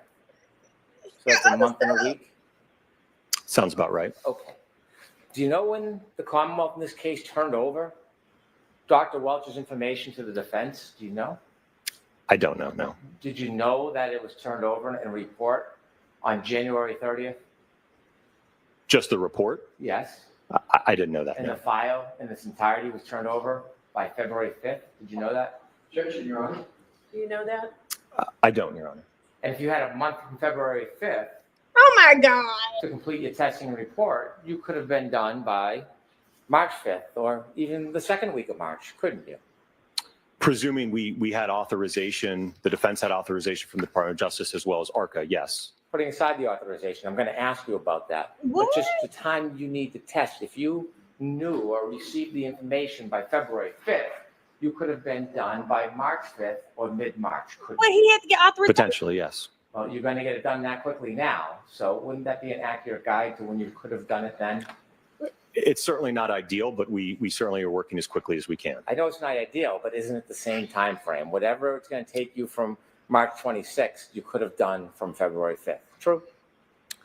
Again, I don't know the timeline in terms of what exactly was produced when from Dr. Welcher, so I'm not aware of that. But I'm not asking about the timeline. I'm talking about the time needed to deal with this information. You said you could have done in around a month. I think a month or more, yes. So your contract with the federal government ended, ARCA's did, in June of 2024, didn't it? I believe it was sometime last year, yes. Do you know the Commonwealth notified the defense that they were going to have a new expert back in October of 2024? No. Are you aware of any effort by ARCA or the defense to try to facilitate an agreement that the defense could use ARCA as witnesses back in October or November of 2024? Why would he know that? No. Are you aware of any efforts by the defense to try to notify the federal government to be able to use ARCA in December or January? Why would he No. know this? And so as far as you knew, this came out of nowhere in March, that the defense wanted to use ARCA, or specifically you and Dr. Renchelier, in late March of 2025. No, I think, again, it was, like I said, around February of 2025. I know that, like I said, when I spoke to Mr. Jackson, that he had indicated that the ARCA issue was being litigated. And I think that, like I said, there was, I think, multiple motions pending against us, and he didn't even know if he could move forward with us at that point in time. Do you know why the defense waited until February 2025 to even seek permission from the federal government to retain you and Dr. Renchelier so you could review the materials? Objection, Your Honor. Do you know? Say, why should you I don't know, no. Next question. You shared with us communications you had with the United States Attorney's Office. Were you receiving information in this case since the last trial from the defense or from the United States Attorney's Office? What do you mean with respect to information? Evidence, discovery, information. From the Department of Justice? Anybody? No, not until recently, no. So you haven't seen any discovery until after February of 2025. Isn't that fair to say? Correct. Okay. Now, when you were involved in this case before trial last year, we talked about your communications and conversations with the defense. Was anybody giving you information as an intermediary? Was anybody updating you on the defense of the case or giving other information to you? Yeah, I think I previously testified that the Department of Justice was closely watching the trial and providing us information. What information were they providing you about the trial? I think that they provided information regarding some of the witnesses that had testified with respect to, I think, the reconstructionists, I think some of the evidence. So when the Department of Justice was giving you information Now, they want during their fed the cases trial on. about They want their witnesses, fed case back. what witnesses do you remember they were giving you information about? One that comes to mind was, and I don't even recall his name, it would have been the accident reconstructionist. Super Paul. Is it a coincidence that when you were receiving information from the Department of Justice about particular witnesses testifying in this case, is it a coincidence that your phone calls and text messages are more frequent? Is it a coincidence? Yes.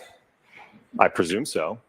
Well, when you were receiving information from the Department of Justice about witness testimony in this case, was that part of the catalyst for you to either call or text the defense and ask questions? No. Did you ever share any of the information you received from the Department of Justice with the defense? No. When you were receiving information from the Department of Justice about witness testimony, that was before you testified, correct? Correct. And part of that, when they were giving you information, did they ever give you any live video? No. It was Yep. just verbal And communication. they were giving you updates and summaries of testimony? I wouldn't say summaries. They just pointed out some key things I think that came out. What were the key things they were talking about with the reconstructionist testimony? What were they All the telling you? handbook, math I think class. it was as it relates to the arm being outstretched, and I think some of the kinematics of the pedestrian. I also think there was some mention of potentially some DNA evidence. And is that how at trial, even though you had no evidence that was produced as part of your report or to consider for your report, that you knew that there was DNA evidence because of the intermediary? Because of the Department of Justice? Yes. Yes. Did you know there was a sequestration order in this case that you were not supposed to consider or review other witnesses' testimony or review information? anything. Did you know that? I was never made aware of that. No. Nobody made you aware about a sequestration order in this case? No. But you did, in fact, receive information about other witnesses' testimony From the before you testified fed. in this case in front of the jury, didn't you? From the Department of Justice, yes. What other witnesses were you advised about their testimony and issues in this case before your testimony in this case? That's all I recall. Well, you said it was more than one. You said some witnesses. Take a moment, think back. What other witnesses stand out that you were offered information from the Department of Justice about this case before you testified? As I mentioned, I don't know which witness provided the DNA information, but I would presume that that's the other witness, yes. So you heard information, you learned that there was information and testimony about DNA. Yes. And certainly when you took that information before you testified, you considered it when you testified, didn't you? No, because again, our report was already solidified, so it didn't change my opinion in any way. Well, not about whether it changed your opinion. You testified about DNA, didn't you? I don't believe that I did, no. I'm going to approach. Like you didn't watch May, his Your Honor. testimony? This is your outline with your comments. Do you recognize this? Yes. What did he say about DNA? I'd like to just as an exhibit, please. Thank you. Exhibit 3. So as an expert, when you receive information, you need time to look at the raw data, don't you? Potentially, yes. You need time to look at the report of another expert, don't you? Potentially. And then you got to consider whether or not you think that their testing is accurate. You can test their testing, can't you? You can, yes. And you can also generate new tests based on what you've read if you think that there is some explanation needed. Yes? Perhaps, yes. And then you can write a report. Yes. So it's fair to say when an expert introduces new information, testing materials, it takes about, if not at least a month, to process through that information, vet it, and then consider your own testing. Well, if they've already authored a report and done their own testing, that should be solidified and memorialized already. Well, if there's new testing, if a new expert does something new and an expert wants to look at it, you would agree to sift through that much information and consider and vet it and then do independent testing. It could take over a month, couldn't it? If it's necessary. Well, And it would be the expert that determines whether or not that was necessary, wouldn't it? Sure. And if your report is not due until May 7th, is that what you said, May 7th? Yes. May 7th. It could take an expert if they wanted to do testing based on new. I know the hell he's not talking about damn Trooper Paul needing a month to do anything. I know the hell that's not who he's getting at. Testing that you provided over a month, couldn't it? It depends. I can't answer that. When you wrote that initial report and you provided the report, how many pages was it? 10, 12 pages? The original DOJ report? The report that you produced in this case with your opinions, yes. That sounds about right. Okay. You never gave the raw data for that report, did you? No, it was all protected. It was all what? It was protected as classified. Have you been asked for it? Has there been a request made for all the raw data that formed the basis of your opinions, of those initial opinions? My understanding from communication with the Department of Justice is that all communication and work product is protected and cannot be disclosed. So that raw data that's necessary to you for your evaluation and your testing, that wasn't provided in this case, was it? For the first trial? Yes. No. And videos of the demonstration, you built like a potato cannon, right? I'm sorry, what? Potato cannon. If that's how you want to characterize it, sure. Okay. Did you take videos of it when you were doing your demonstrations and tests? Yes. Never turned over those videos, did you? Again, we're talking about trial one. As I mentioned, for trial two, let me finish. Trial one. So Okay. no, I want you to focus on. Okay, no, that trial was one. not produced, no. Never turned over any of those videos, did you? Again, we were not able to. And was there any failed testing the first time around? No. In addition to videos, I'm sure you had other raw data, notes, photographs. Right? Yes. And so when you look at a report, so for example, you saw Dr. Welch's report and you had access now to his file and data, correct? Correct. You reviewed that, didn't you?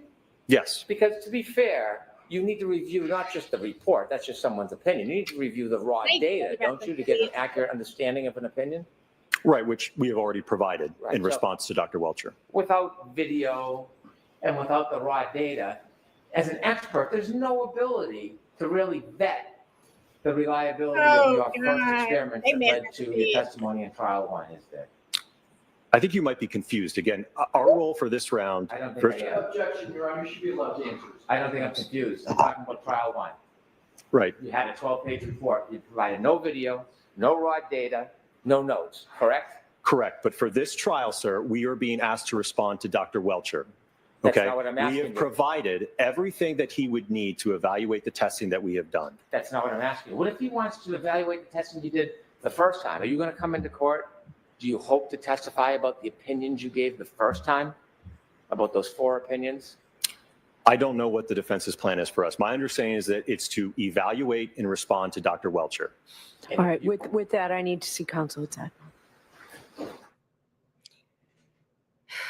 Y'all, I don't know where this is about to go, but I hope it does not end well for Mr. Hank Brennan, okay? Because the man is saying that everything you're talking about is protected. How can I provide something that is protected? He said everything they use is work product. Notes, anything. It's all work product. I can't bring that in here.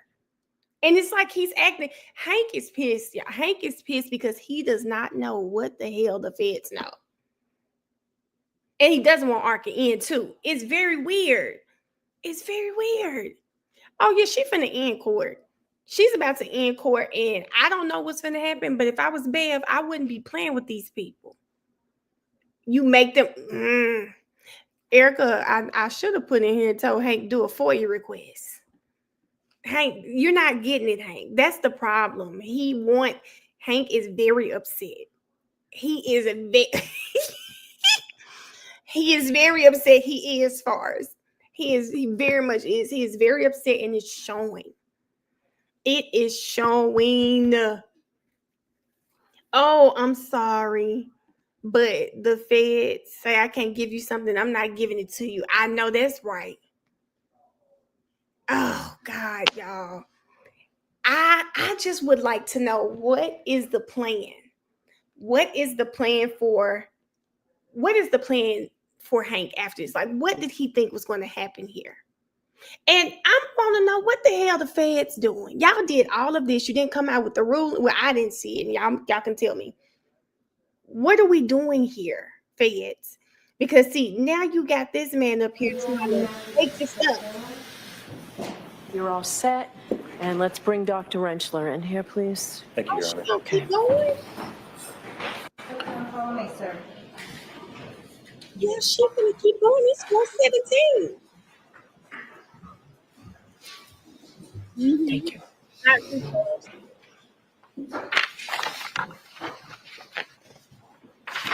See, that's what it's giving. That's what it's giving. They think they're bigger than the police.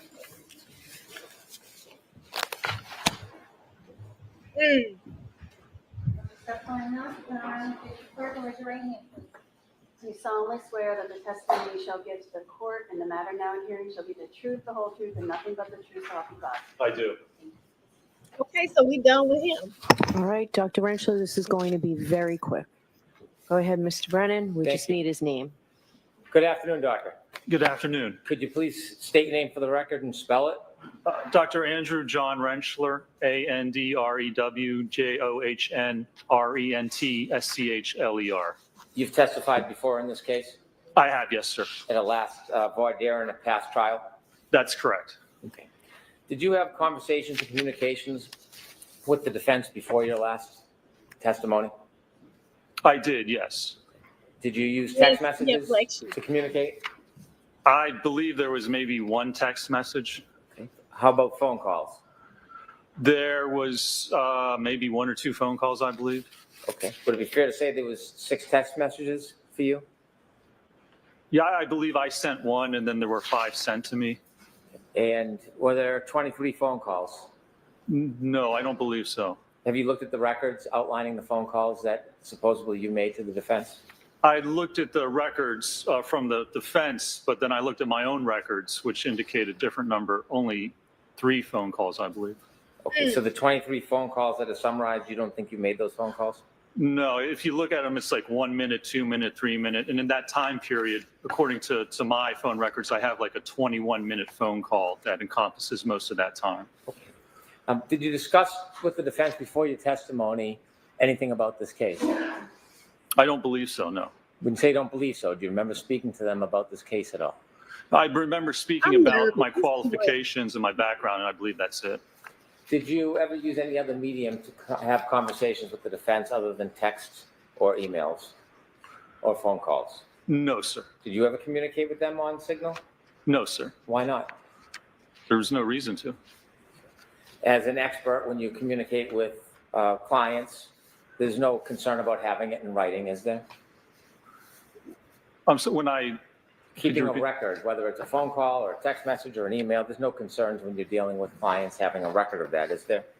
Well, I don't believe that ARC has any specific policy for that, no, sir. Did you keep track of your hours prior to your testimony? I did, yes. And before you testified, did you have conversations with people from the Department of Justice about this case? Yes, I did. Did they inform you about witness testimony? They did inform me, yes, about testimony and situations and events that came forth in the trial that I was not aware of. Who decided whether it was going to be an issue worthy of talking about before trial? With the DOJ, you mean? Yeah. Well, certainly that would have been up to the DOJ. I mean, I would have had conversations with them. I don't believe that I asked or requested anything, but they were called to update us about what was going on. Do you know why they were calling and raising certain issues with you? I do not know, no, sir. And by calling and raising issues and telling you information, even if you weren't requesting it, it helped prepare you for your trial testimony, didn't it? It would certainly help prepare me to understand what was going on during the trial, yes. Did you know there was a sequestration order? That there was supposed to be no discussion of testimony and issues that were occurring in the courtroom before you testified? I'm going to allow it. Were you aware of that, sir? No, I was not. Okay. After you testified, before you testified, did you get a chance to meet anybody from the defense? Just when I came to court, I think for the voir dire is the first time I met anybody. Did you just spend time with the defendant and the defense after your testimony? Well, after my testimony at trial on the 24th, Yes, I was provided a ride back to the airport, and I believe I was the last witness. So before my ride to the airport, they said, there's a lunch next door. We need to get somebody else to take to the airport. Come over, have lunch. I had lunch, stood in the corner, and then got a ride back to the airport. Spend time with the defendant and her family? Oh, they were certainly there. Did you talk to them? Well, they talked to me. As I said, I ate my lunch, and then I actually went and stood in the corner, and then I believe some people came over to talk to me and approach me. So you spent some time with them? Certainly, yes. Okay. And, sir, I understand the report is not going to be ready until May 7th or after? I believe currently that's what the estimated deadline is, yes. And so when evaluating Dr. Welch's materials, you wanted to look at the raw data, the conclusions, the findings, the PowerPoint, all the materials, right?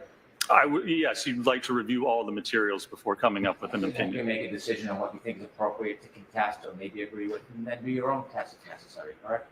To be able to respond to what those opinions and allegations are, yes, sir. And it's taken you at least a month to fairly do that, hasn't it? Well, I believe that's what we've had, a month. I don't know if it's taken us a month. That's basically all we've had up to this point to do that. And it's still not done? No, not yet. That's correct, sir. All right. Is that it, Mr. Brennan? That's it, thank you. All right. Can you get that report and everything completed before the 7th?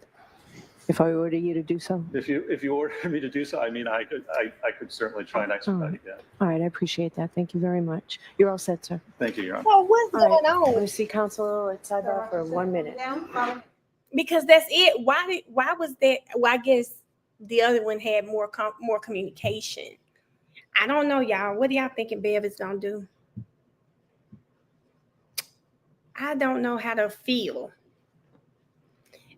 But T-Fran, here's the thing. Why would you rush them?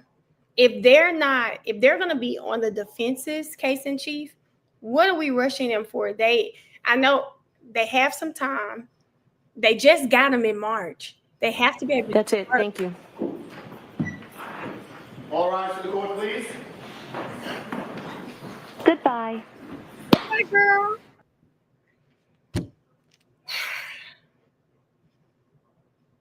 You think she's gonna keep? I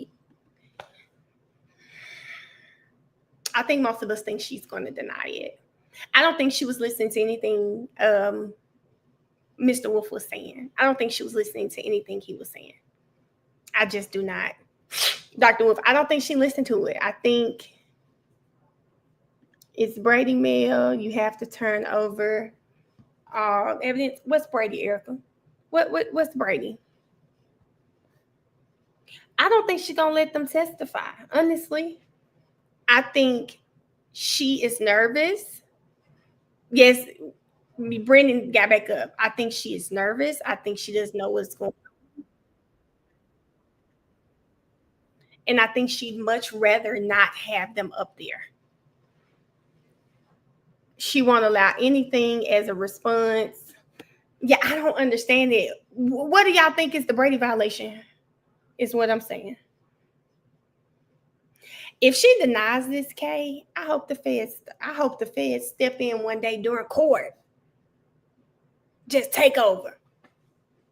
Key, I'm with you. If she does it, I'm really going to be surprised because everything about her is given. She's not going to let them go. She's not going to do it. But very limitedly. Okay, Lexi, I can see that. Won't have them testify to anything new. Won't let them contradict what the state's witness is saying. You might be right. Dang. You missed it, Jaleesa. It was messy.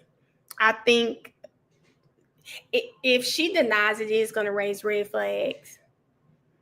T, yes, ma'am, baby. Let the feds come in just come in like we're in court one day, and then all we see is officers start surrounding the courtroom. We hear ye, hear ye. The Federal Bureau of Investigation has shut this trial down. Cut the cameras. Something like that. Baby, Feds come asking for a sidebar would be crazy, Ash. Listen. So I don't think they withheld anything, Jaleesa. It does sound like once. Let me say this. Let's say this, guys. Okay. this is what I got from Dr. Wolf. He started out as a neutral party, right? I'm going to do this, whatever. He was available to both sides. Only the defense reached out because they're the only ones who agreed with their theory. So now you're asking me questions. You're telling me who you are. You're telling me what happened. Now we're building a communicate. We're communicating because remember, he's going based off of the science. Listen, Bia, boom, boom, boom, boom. But he starts. He is going off of the science, and the science does not show that this man was hit by a car. So he's like, come on, hey, I could do this. Now I want to testify to whomever wants me to talk about my science. That's right, okay? He starts doing that. Then along the way, let's just say Sarah called. She said, hey, Dr. Wolf. He's like, what's up? She's like, I don't know if you watched trial, but they have an absolute nutcase on the stand named Trooper Paul. Trooper Paul is saying that this man had his arm out, did a pirouette, flew 70 feet, and he got hit by a car. Can you believe this nut? Dr. Wolf is saying, according to my calculations, that could not have happened. It just couldn't have happened. And Sarah said, that's what I'm thinking. But they got him on the stand. And get this shit. They found some DNA on the car. One single piece of hair. And he probably like, hey, Sarah, he was, is this for real? Sarah, are you serious? She said, yeah, this was going on. And so now he bothered because now, and y'all know Sarah told him, they done asked him a physics formula. He couldn't even get it. So you know they done laughed already at Trooper Paul.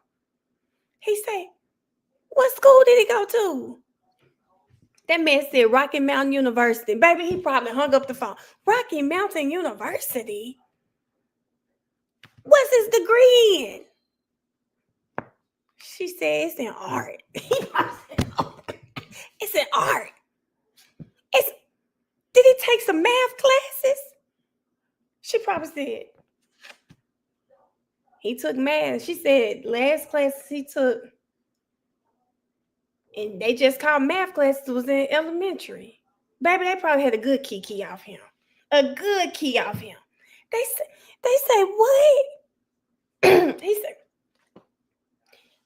okay, let me call you back. Let me call Mr. Jackson on the phone. And he said, Mr. Jackson, they just told me about that food that's on the stand. You ain't even got to pay me right now. I got a little company credit card. I can put it on the company credit card. They might hit you with an invoice. You can pay that shit later. I will get on the plane tonight. I heard it's a man up there that didn't know the formula.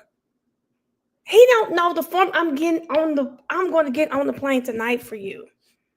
Okay? I'm getting on the plane for you tonight. And you know what Alan Jackson said? Book it. In fact, let me get my assistant up here. She'll help you book it. Because I know sometimes you busy. I'm going to get my assistant up here. She's going to book it. Okay? Give her the card number. She got you. Okay? She got you. And that's why Hank mad. That is why Hank is mad. Y'all, this is why Hank is mad. This is why he's mad. I'm not auditioning for anything. I'm trying to walk y'all through what happened. Yes, this man was started off as a neutral party, right? And then Trooper Paul got his dumb ass up there, didn't know the formula. Talking about there are several. I know that man, he ain't gonna say it, but I know he watched that testimony and fell out his seat laughing. Bev already wrote up this decision. She will allow part of the motion, deny some of it. She will allow discussion of fees and give Weasel free missiles on cross-examination. I love y'all back, but I'm telling y'all, this is it. She said, "Man, you need to change your position for each character you're playing." Listen, when I'm listening to him, guys, that's what I'm hearing. There was never a plan for him to solely be a defense witness. That's how it panned out, because the state did not contact them. They didn't want to contact them. And then just real shit. Do y'all think they were listening? Whomever was calling them from the feds, why would they have been calling them? Because they wanted to know too. Like, we think this is dumb, but you tell me what you think. You tell me what you think about what is being said.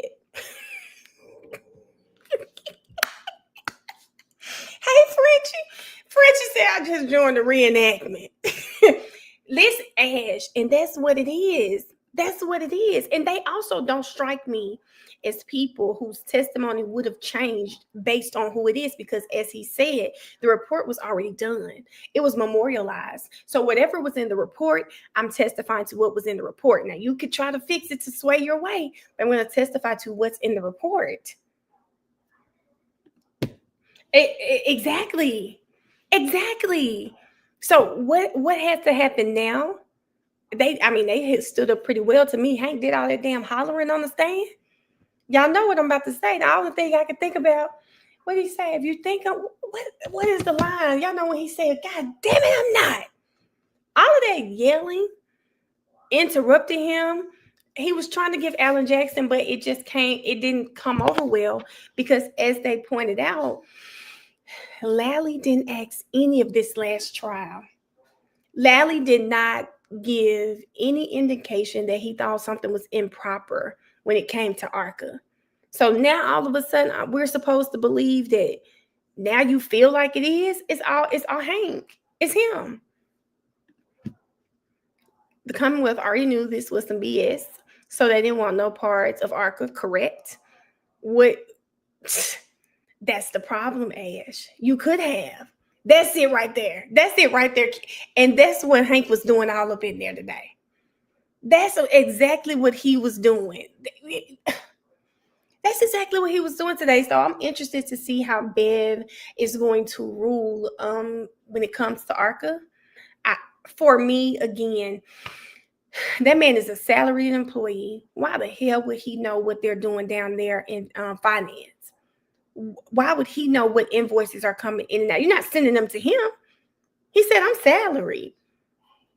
That man said, "I make my money whether y'all pay that invoice or not. I'm going to make my money. You don't have, don't pay the invoice. Don't pay the invoice. My tax return looks the same. I don't give a damn if you don't pay it." And I'm glad he brought that up. Hey, they're not sending this information to me. I also think he was being helpful because of the science. He knows the man wasn't hit by a car. So the fact that people are trying to make him believe he's wrong, I get it. He wanted him to step out of character. Sassy, did you see him go? He said, "I know that's right," because he makes me want to throw something. I think she's going to grant ARCA. Okay. Because the defense had the right to cross. She didn't even allow them. And she asked them, could they get the report so they May 7th? Diamond, that is the only thing that she said that made me say, maybe. But I'm still with she may not. I don't know. He did. Hank was acting like the whole thing happened last month or something. You know what, Mickey? What I don't like, and thank you for that, see, it helps me. You see how they mess up? What I don't like is they were just able to get them in March. You don't just stop everything for this one case. They have other things they have to do as well. And he tried to act like they're just taking their time, and I didn't like that. Key, what do you say? Baby, I don't give a damn what y'all talking about in here. I'm getting my money. They definitely insulted his intelligence, and I do like that he stood tall up there. I think you may be confused. When I tell you I loved it. I loved it, guys. I loved it, guys.